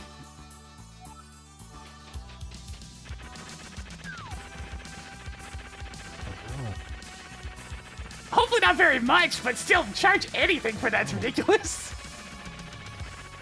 Yeah, Astro's Playroom. Astro Bot very much deserves its full price tag. That thing's good.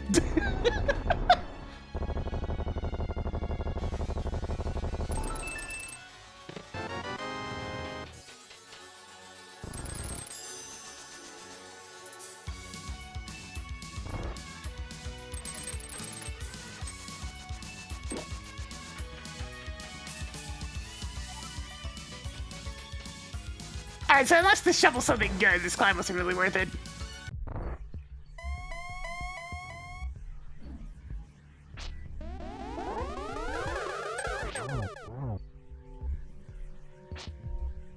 Yeah, the actual Extra Monkey is very good.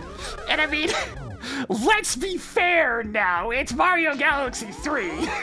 They weren't exactly subtle about that either. But it's still a good game.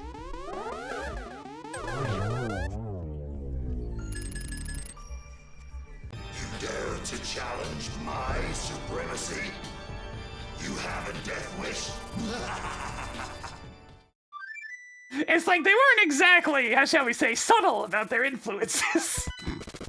That shit is definitely Galaxy 3.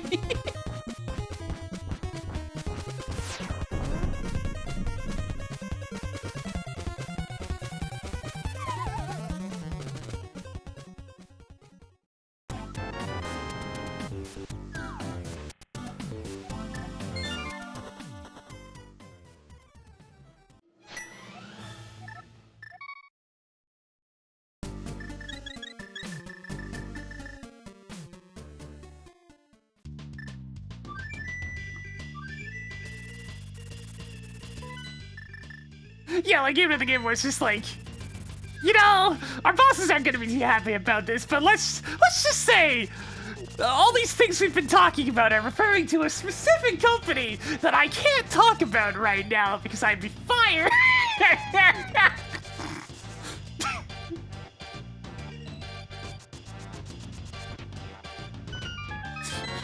It's like, yeah, I get it. It's okay, man. You do you.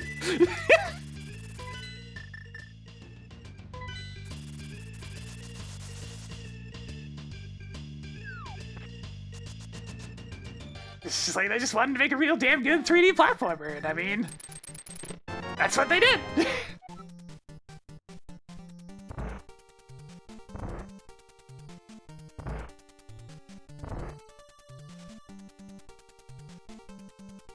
Mission complete and all that.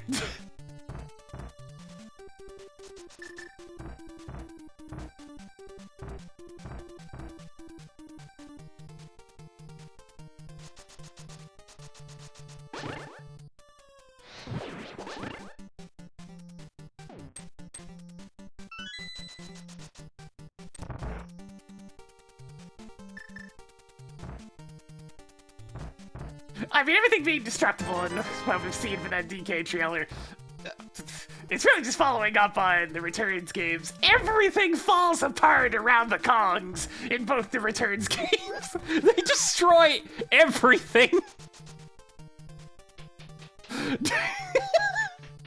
It's actually hilarious how much destruction goes on in the background of Donkey Kong Country Returns games.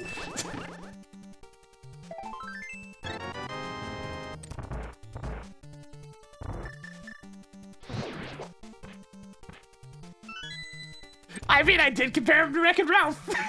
Because that's what the current design looks like. Pretty much almost 1-to-1. He's definitely gonna wreck it.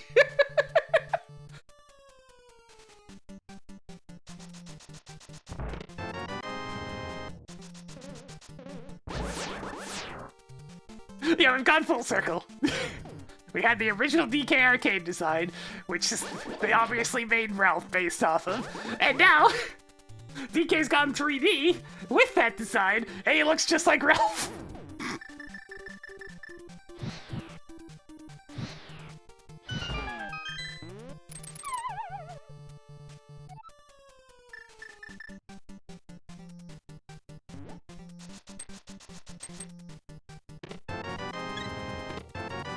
Ah, there it is. I've been looking for that.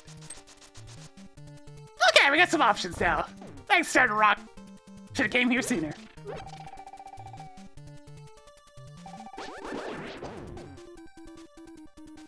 Yeah, I was saying, I literally said that during my explanation, that it was based off of the Donkey Kong arcade.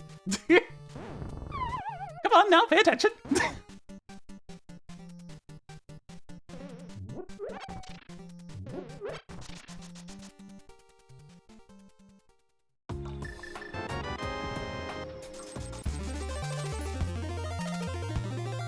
Insert picture of teacher like slapping the desk from somebody who was sleeping.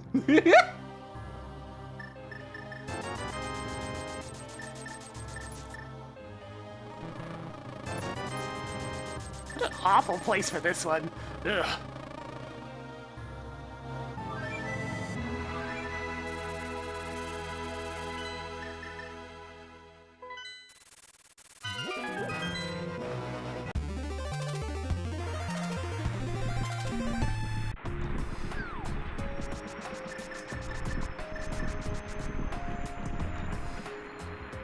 Gold bananas are actually made of gold? Maybe. Depends on who you ask, since Returns had a golden banana that was very much a banana inside. That had been fermenting. DK and Diddy went on a trip after that one, that's for sure.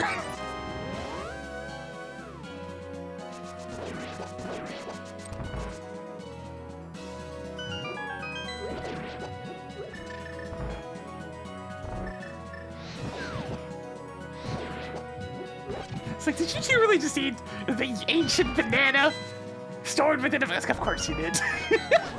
Oh, look, you're high as a kite. Who could have seen that one coming?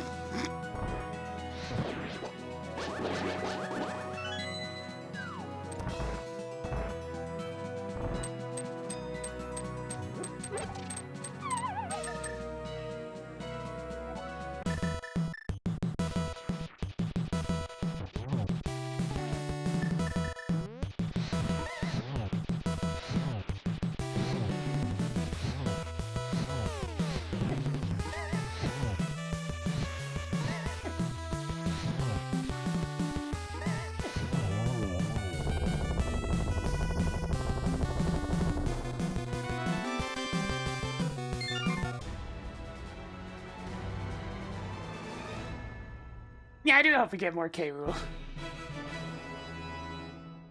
The various villains that they came up with for Returns and whatnot, those were fun, but like, K-Rool's got charisma. He's got presentation. All the stuff that makes a good villain, you know?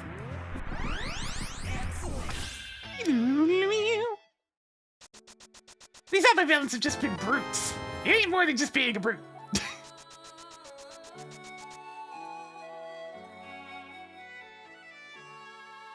Yeah, I also agree that Tropical Freeze had a better set than Returns. The Tikis were just kinda there.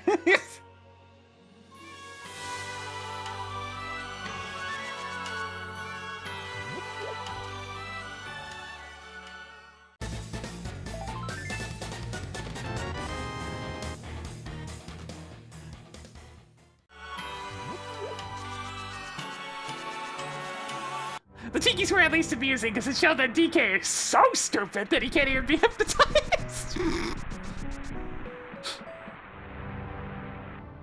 Just walks up to him, it's like, why isn't this working? Meanwhile, DK just gives him a smile.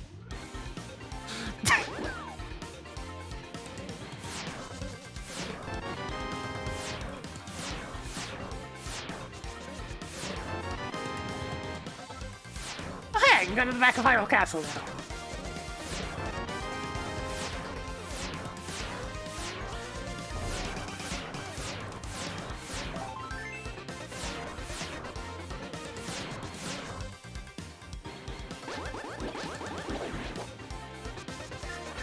Was Returns a good game? Yeah, pretty much. I'd say that the new, like, Switch version, unless you're, I must stress, unless you're playing co-op, is probably the definitive way to play it. If you're playing co-op, stick to the original.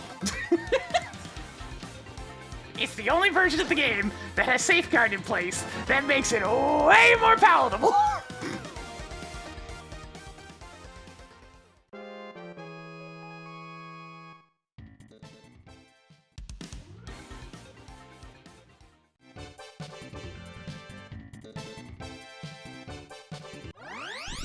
Excellent! Yeah, I also think the Joy-Con mouse thing is silly. They're just not a good shape. I'm picturing, like, holding that for an extended period of trying to use it as a mouse. Nah, man, there's a reason why mice are shaped the way they are. That's just gonna be uncomfortable.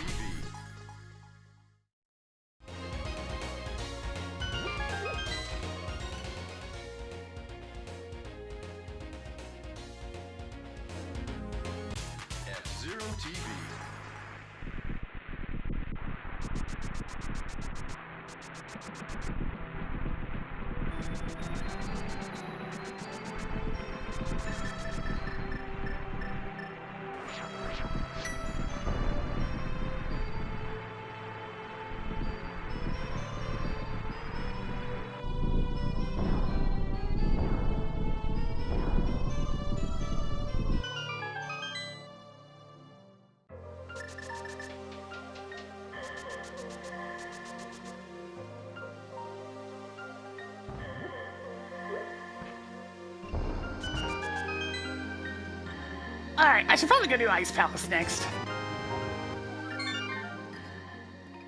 Where the heck was Ice Palace again? Right. In an easily accessible location.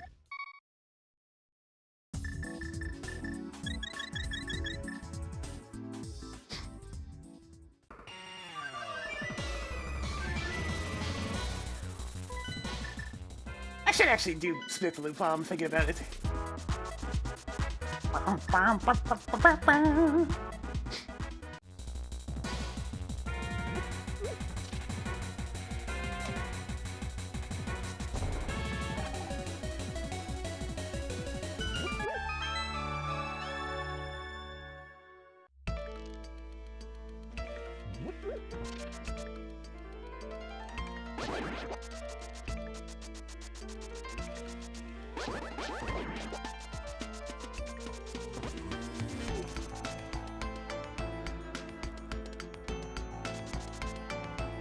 Yeah, but Hotel Mario's main crime is just being kind of boring.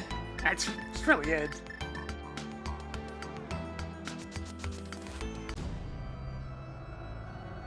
Alright, I'm gonna be right back again real quick. Shorter BRB this time. Enjoy this music, I suppose. Right back! I saw you spin across the room, a song began to play.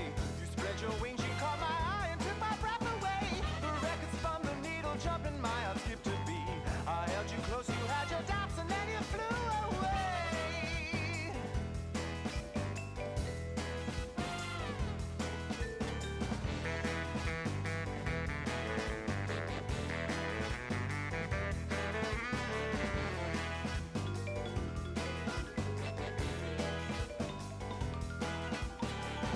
Your heart feels no pain.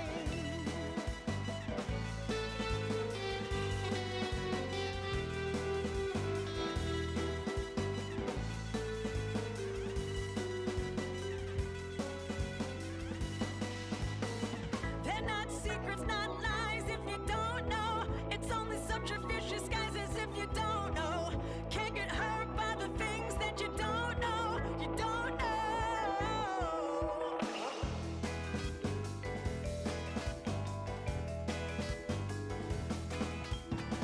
I spiked your punch, shook your knees, and stole your heart away. I spun my webs and dropped my lies. You watched me fly, fly, fly. Had you spinning tight your tongue and put you in your place. I know I hurt you, see your pain, but I can't feel a thing.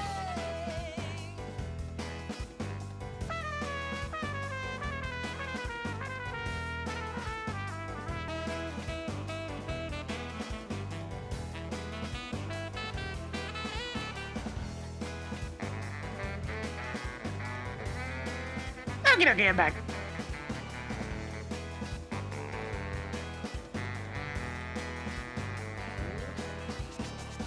My heart feels no pain. Alright, Smith, come on. We gotta take you for a big, long hike. Some practical jokester, otherwise known as the Smith here, decided they want to be as far away as possible.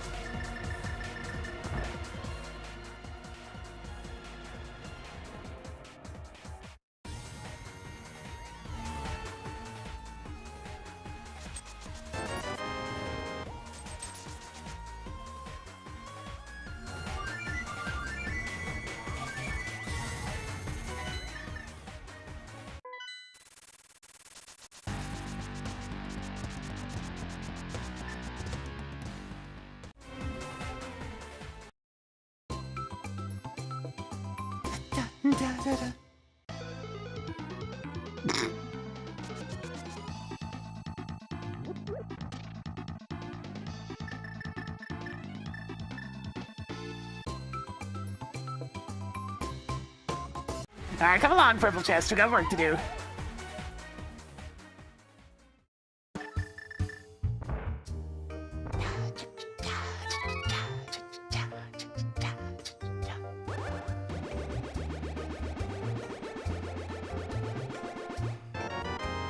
Bitty bugs! Real fancy.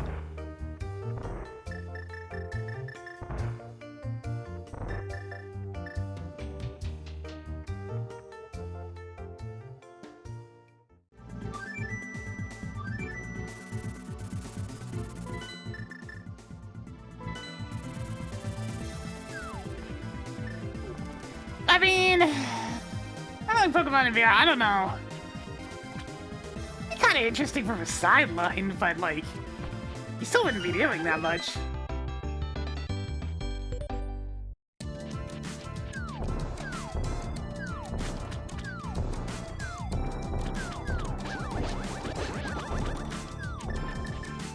It's certainly give you a new perspective on the whole thing.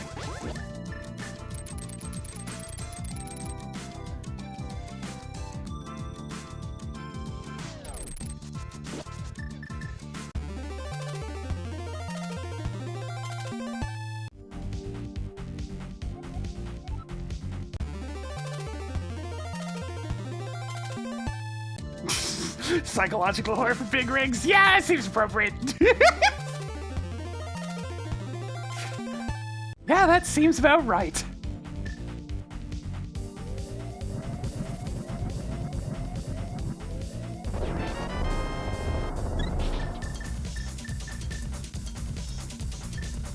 Yeah, but we already have that perspective. It's called Pokemon ME. That feature that existed for 2 games.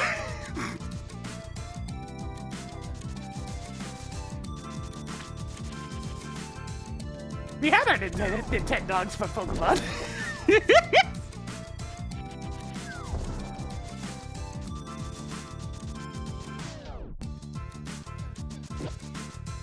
It'd be nice if there was more to it, though.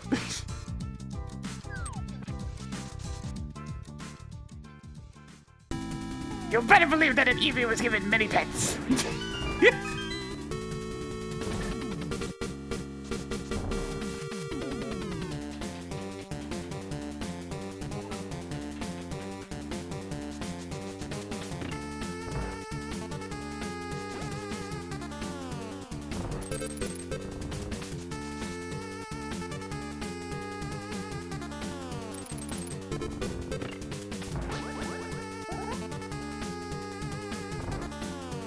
Yeah, I'm kind of surprised they didn't do like an actual Nintendog style game.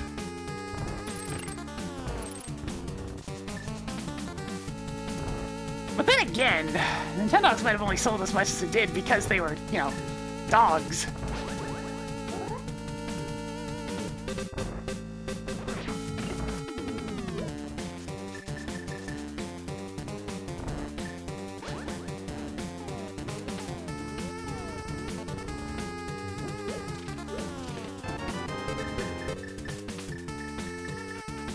Oh yeah, remember Labo? Remember when that was a thing for like a year? I can't tease them too much. I just need to see them trying different things. If there's one thing that they didn't forget over the course of the Switch era, it's remembering that they're the family-oriented console. Since a lot of these features and other things that get added or adjusted or things that seem kind of weird are all because they're thinking of a family unit rather than, you know, just one casual user.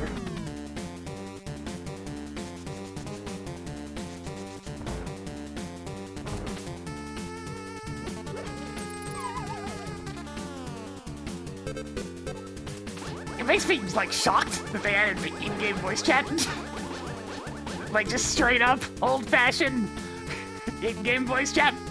Obviously, it's only with friends, but, like, still surprising.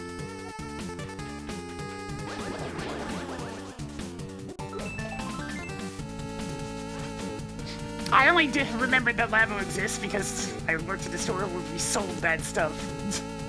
And I took one look at it, and it's just like, I mean, it's neat. We had the Labo piano set up as a demonstration. It's like, when I was a kid, I'd see being entertained by this for a few minutes.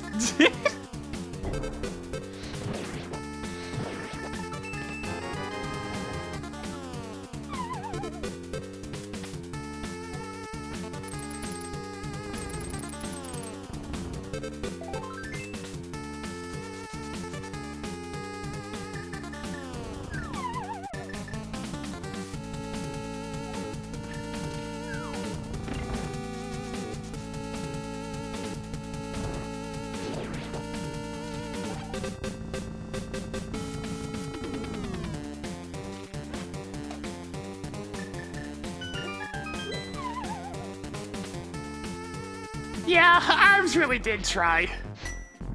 It tried so hard. It failed miserably, but it tried.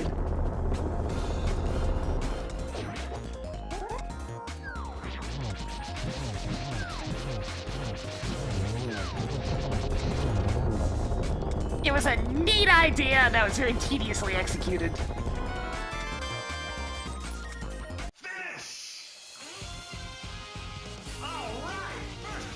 Alright! So I need that pod big key, no real surprise there.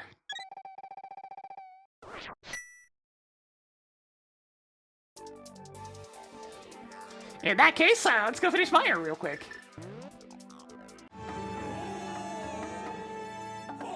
Yo! Huh.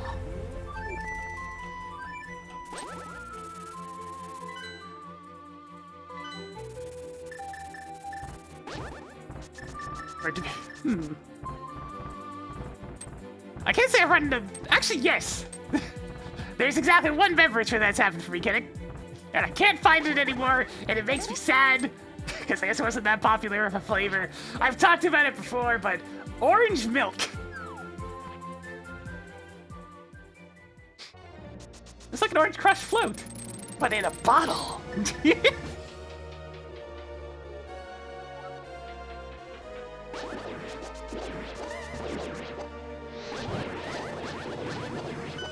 Yeah, alternative example, if people don't know what an orange crush float is. It was like drinking a creamsicle.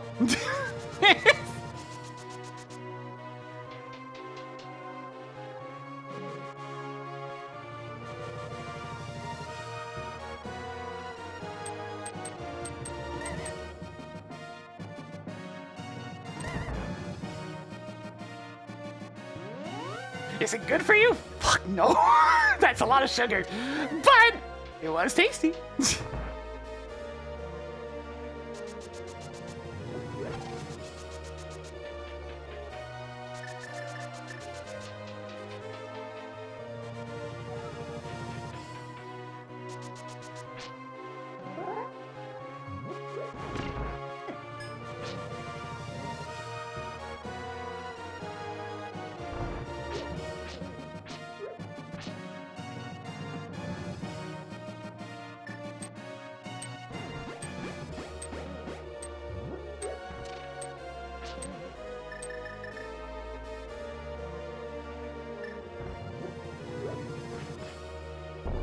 Yeah, that's why I'm pretty much comparing it to a creamsicle. The acidic aspects of orange are completely absent. Like, it's clearly the fake orange flavor that you see in a lot of, like, orange candies and whatnot. And, of course, creamsicles. It's that very fake orange flavor, but it works really well with milk.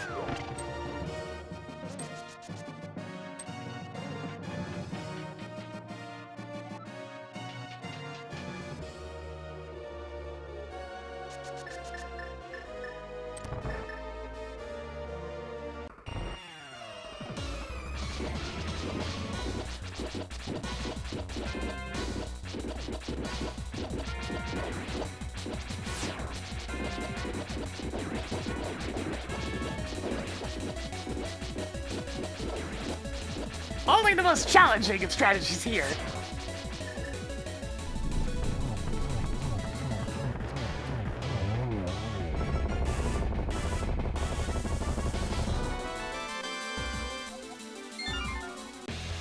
Oh yeah, I still need to go to the back of Hyrule Castle. I should get on that.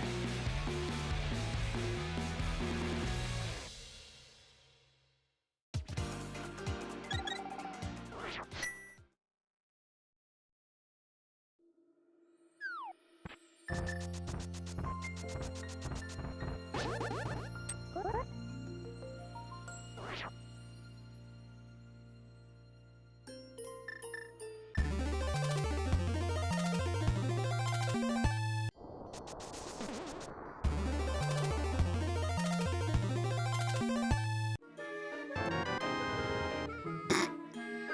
a song to come back to!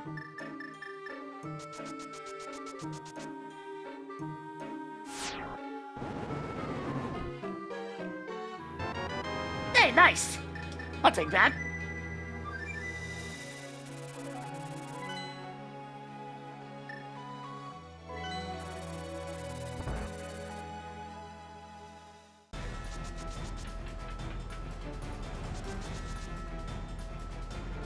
I haven't even found Pod yet. Is that gonna be at the Turtle Rock entrance? That would kinda suck.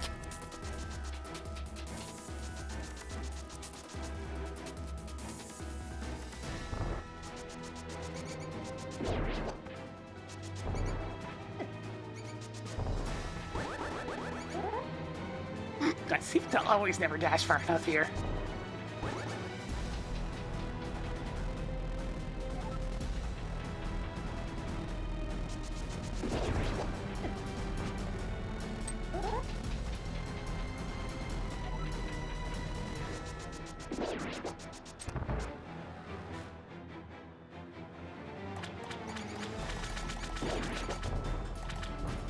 Hitting every wall along the way.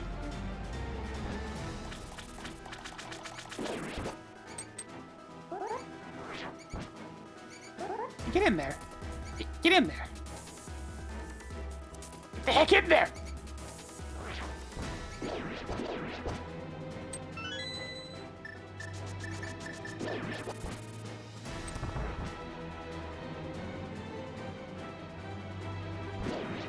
Alright then, what's been back here the whole time?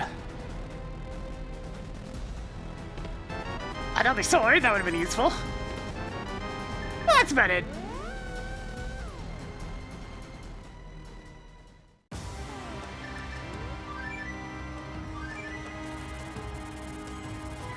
At least to see that Ice Rod and the Palace of Darkness big key at this point.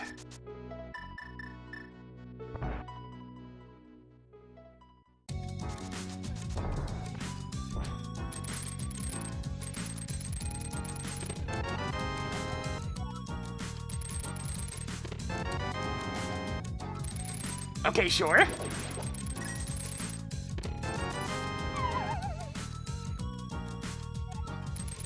I kind of really don't want to go to Thieves Town. I should. I really should. Okay, fine, I'll go to Thieves Town. I swear to heck, if there's anything in that big chest that I need, I'm gonna be very sad.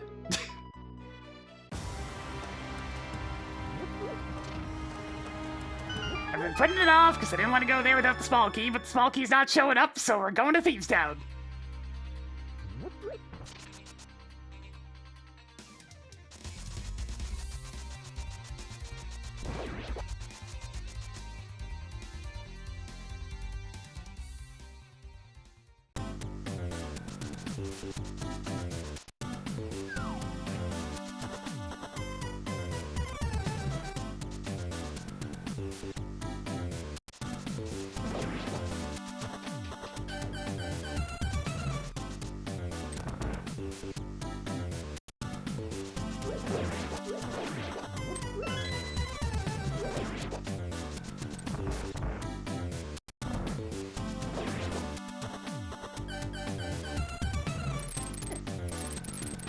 Not exactly sure what that clanged off of there.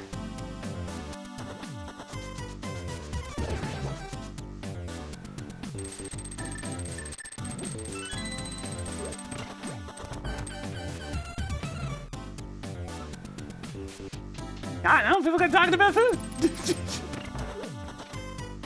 Food's an easy conversation to get into all sorts of trailed off topics too. There's a lot of food and a lot of things that people like to eat.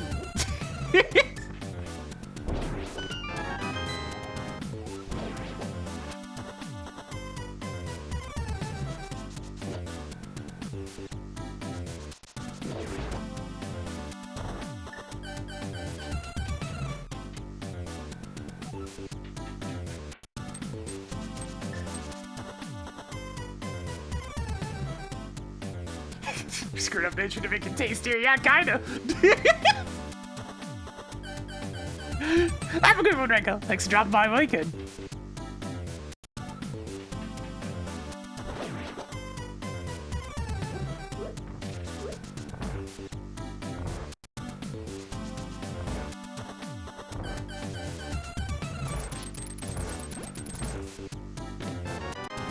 Okay, there's one of the items I needed at least.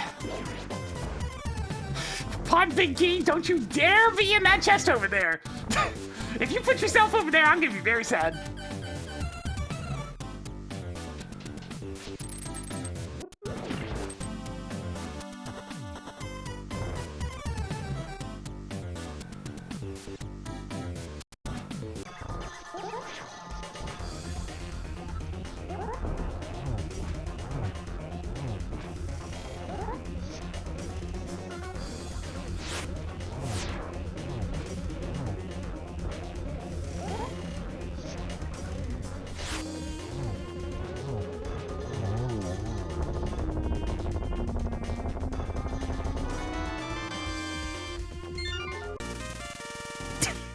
Frickin' shades, man. It's actually appropriate here.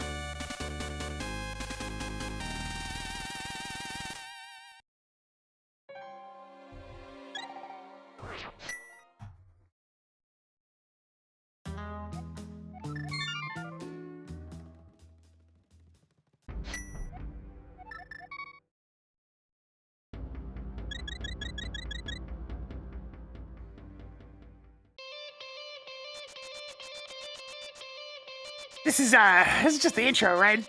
Yes, it is.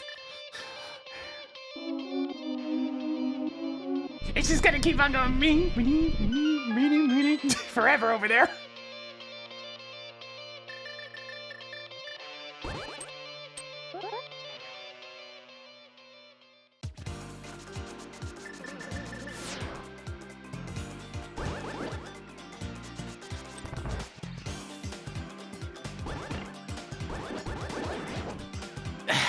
Red Delicious apples really depends on where you get them from. Yes, most of the crap that's sold in a grocery store are just these really waxy ones. They're just very unpleasant. But if you get, like, good, local Red Delicious apples, they are appropriately named.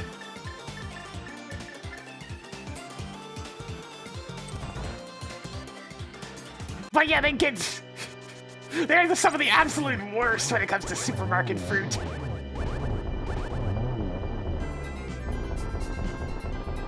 Ah, the song of my people.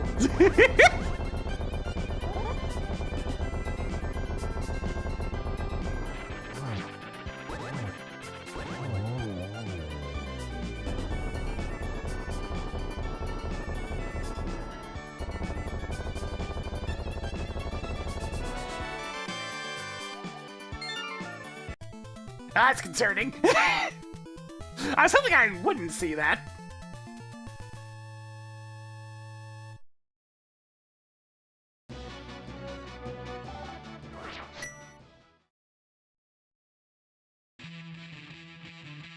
Oh, that's gonna be a place to spin me up. I still need to go check the Skullwood's big chest.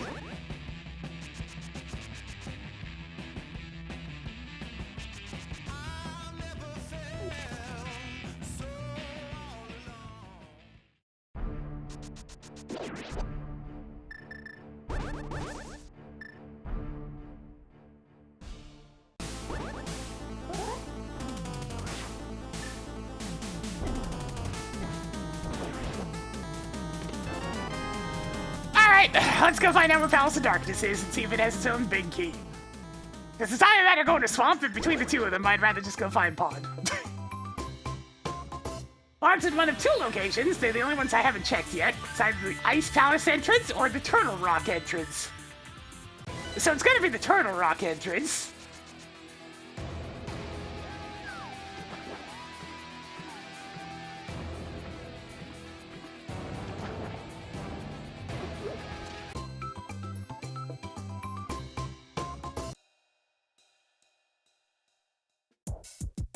Wow, who could have seen that one coming?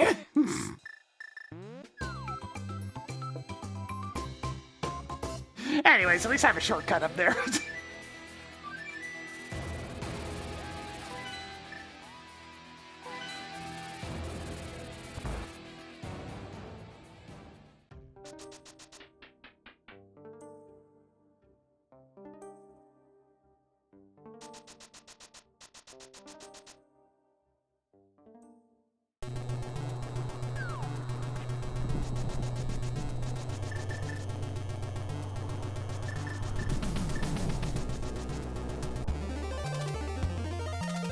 Preemptively marking this as Palace of Darkness, since it's literally the only place it could still be.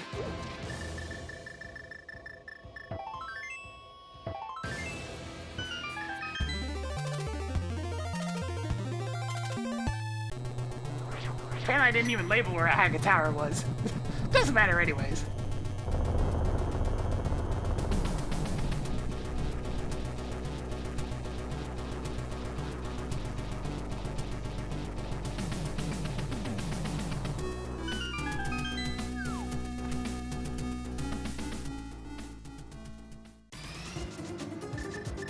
Okay, please no, I'm not having this for a whole dungeon. Give it some time to reshuffle.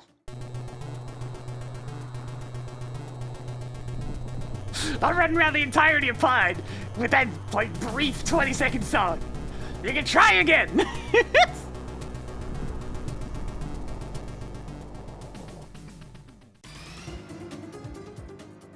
hasn't re-randomized yet.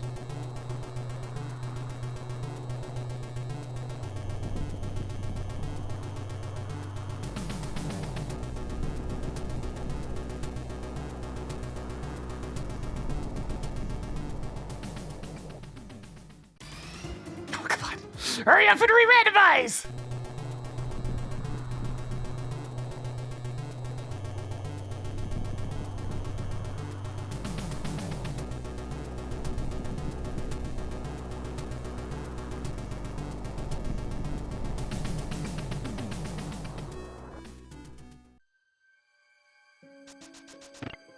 Better, at least.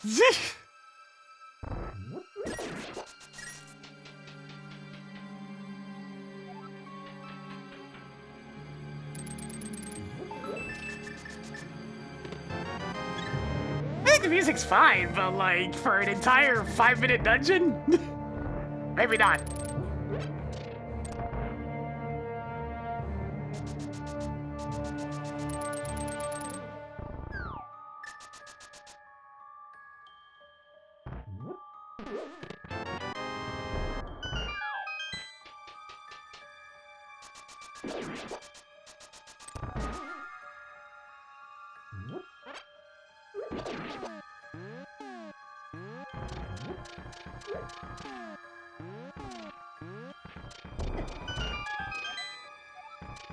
I think he's what I'm after, Gabe. It's all I need. All right, still down the lamp.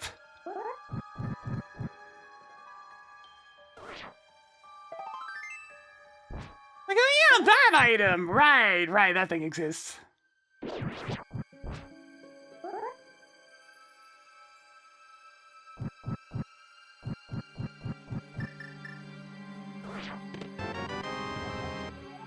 Wow, it's the map to this dungeon.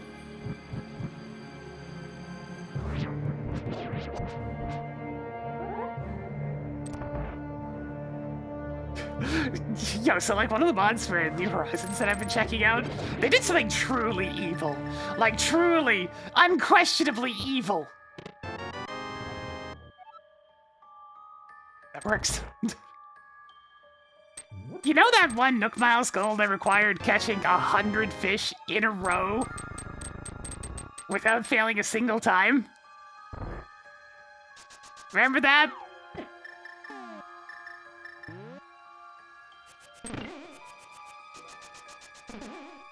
They added 2 more tiers. They added 2 more tiers. The next one up from the 100 is 200. So that means the final tier is probably 300 in a row.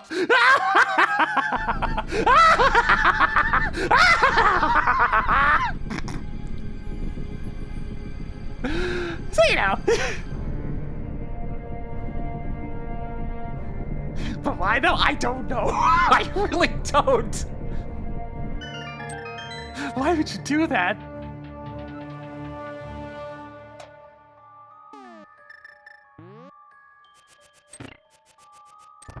Would that Pinky end up being over in the turtle room of this very dungeon?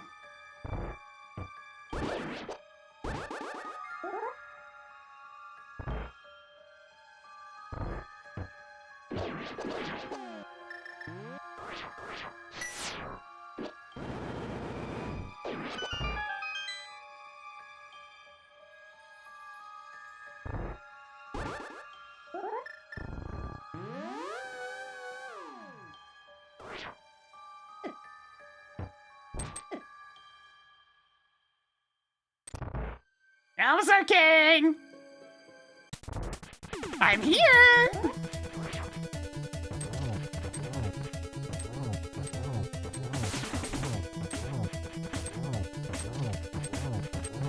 Three, 4, 5, 6, 7, 8!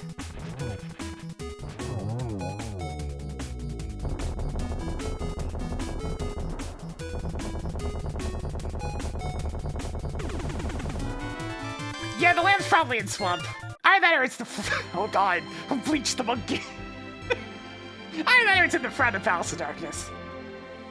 I didn't check a couple of the chests up there.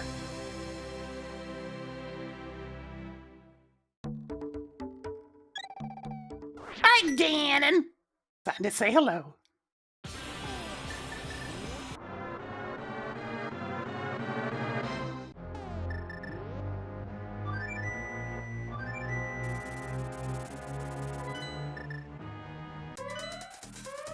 Appropriate song as we're heading on into Ganon.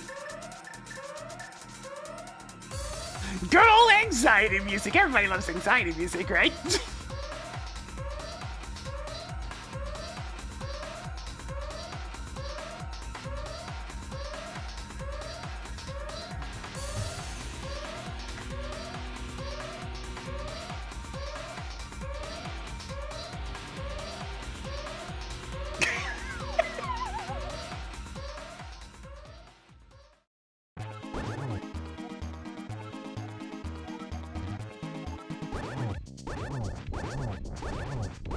Well, in the vanilla game, the siren's not part of the song.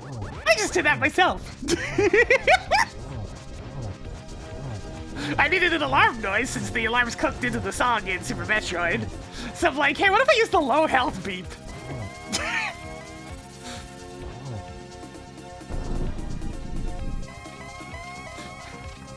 And it worked really well, so...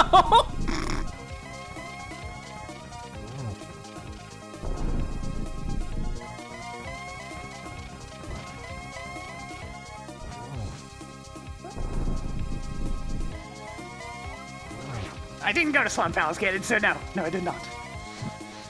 Hey, perfectly timed!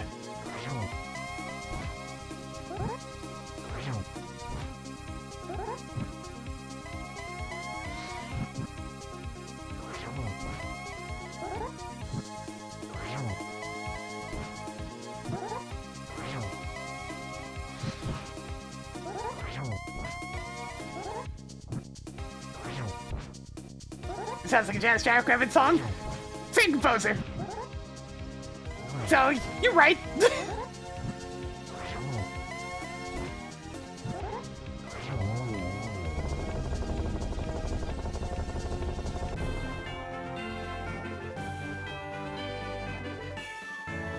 That's a smooth ass cannon.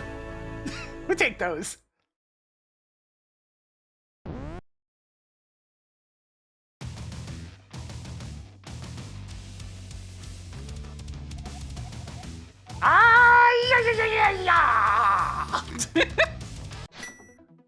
I see that text and all I can think of is Meta Knight's.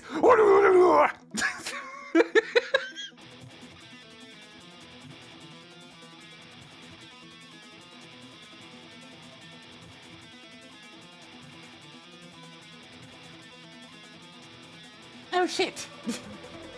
Tab went to sleep, so I don't actually have permalink for this one. Darn. I don't actually have the log for this one because the website tab had a snooze. And unfortunately, since this website is ancient, it still doesn't have a way of bringing up your most recent seed. It also doesn't take you to the page for the seed when you generate the seed. Damn. I mean, there's not a whole lot of places left. It was pretty much either somewhere in the front of Pod or Swamp Palace. We can infer that.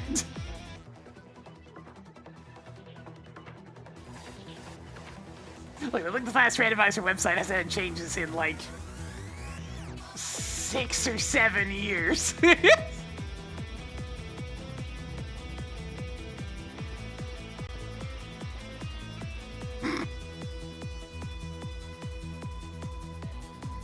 Yeah, I really ought to like take a look at the door randomizer and whatnot, see if it got updated to use fast ROM, since that's the only main difference between the old software that I used and the website.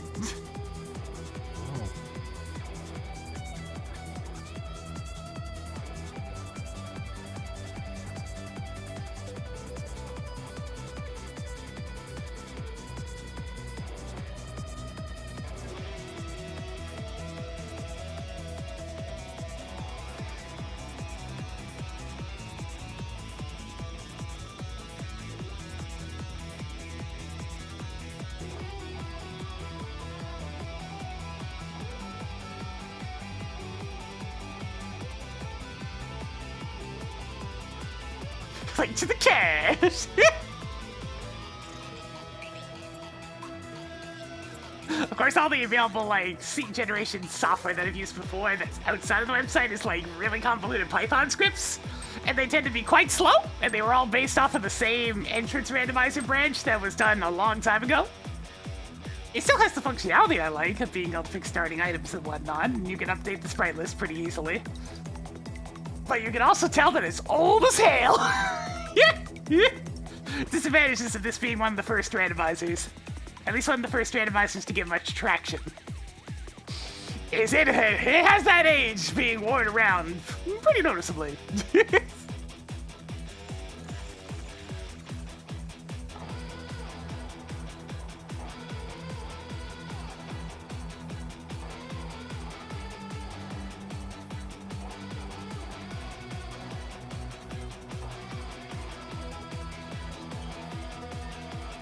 Ah, the cow. I mean, the cow's kind of funny, I'm not gonna lie. But how much of a strange obsession people seem to have with Moo Moo Meadows, just having one of those cows as being a playable character is very funny. It's like, alright, oh, you love Moo Moo Meadows so much? Here's one of the cows, go have fun.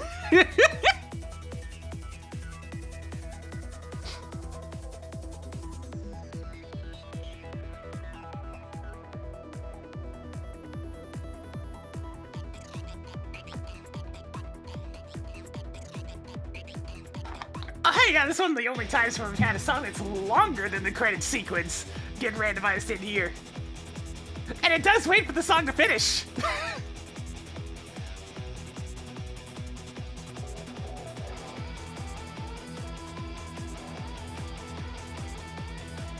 Yo, maybe the Fredo's music wasn't so busy kicking ass! It wouldn't be longer than the credits. Alright, that's gonna go ahead and do it for me today.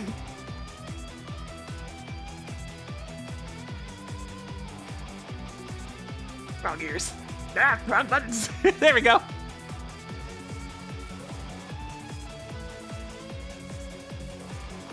Yeah. Alright, so I'm gonna be back on tomorrow as usual. It's probably gonna be Brothership tomorrow, but no guarantees. I'm not entirely certain what I'm going for. But in the meantime, I'm gonna go ahead and call it there. If you enjoyed the content, please give it a follow. It helps the channel grow. Gets those numbers going on up. You can succeed here on Twitch.tv. On the YouTube side of things, give it a subscribe. You'll get the notifications as well.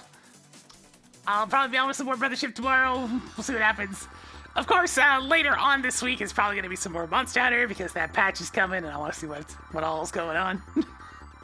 Apparently Hammer's getting buffs at some point. If not this patch, then sometime soon. Sweet. I already thought it was pretty good in casual play, but if they're going to make it even better, then awesome. I'll take free buffs, baby. Alright. Catch you guys later. But until then, see ya.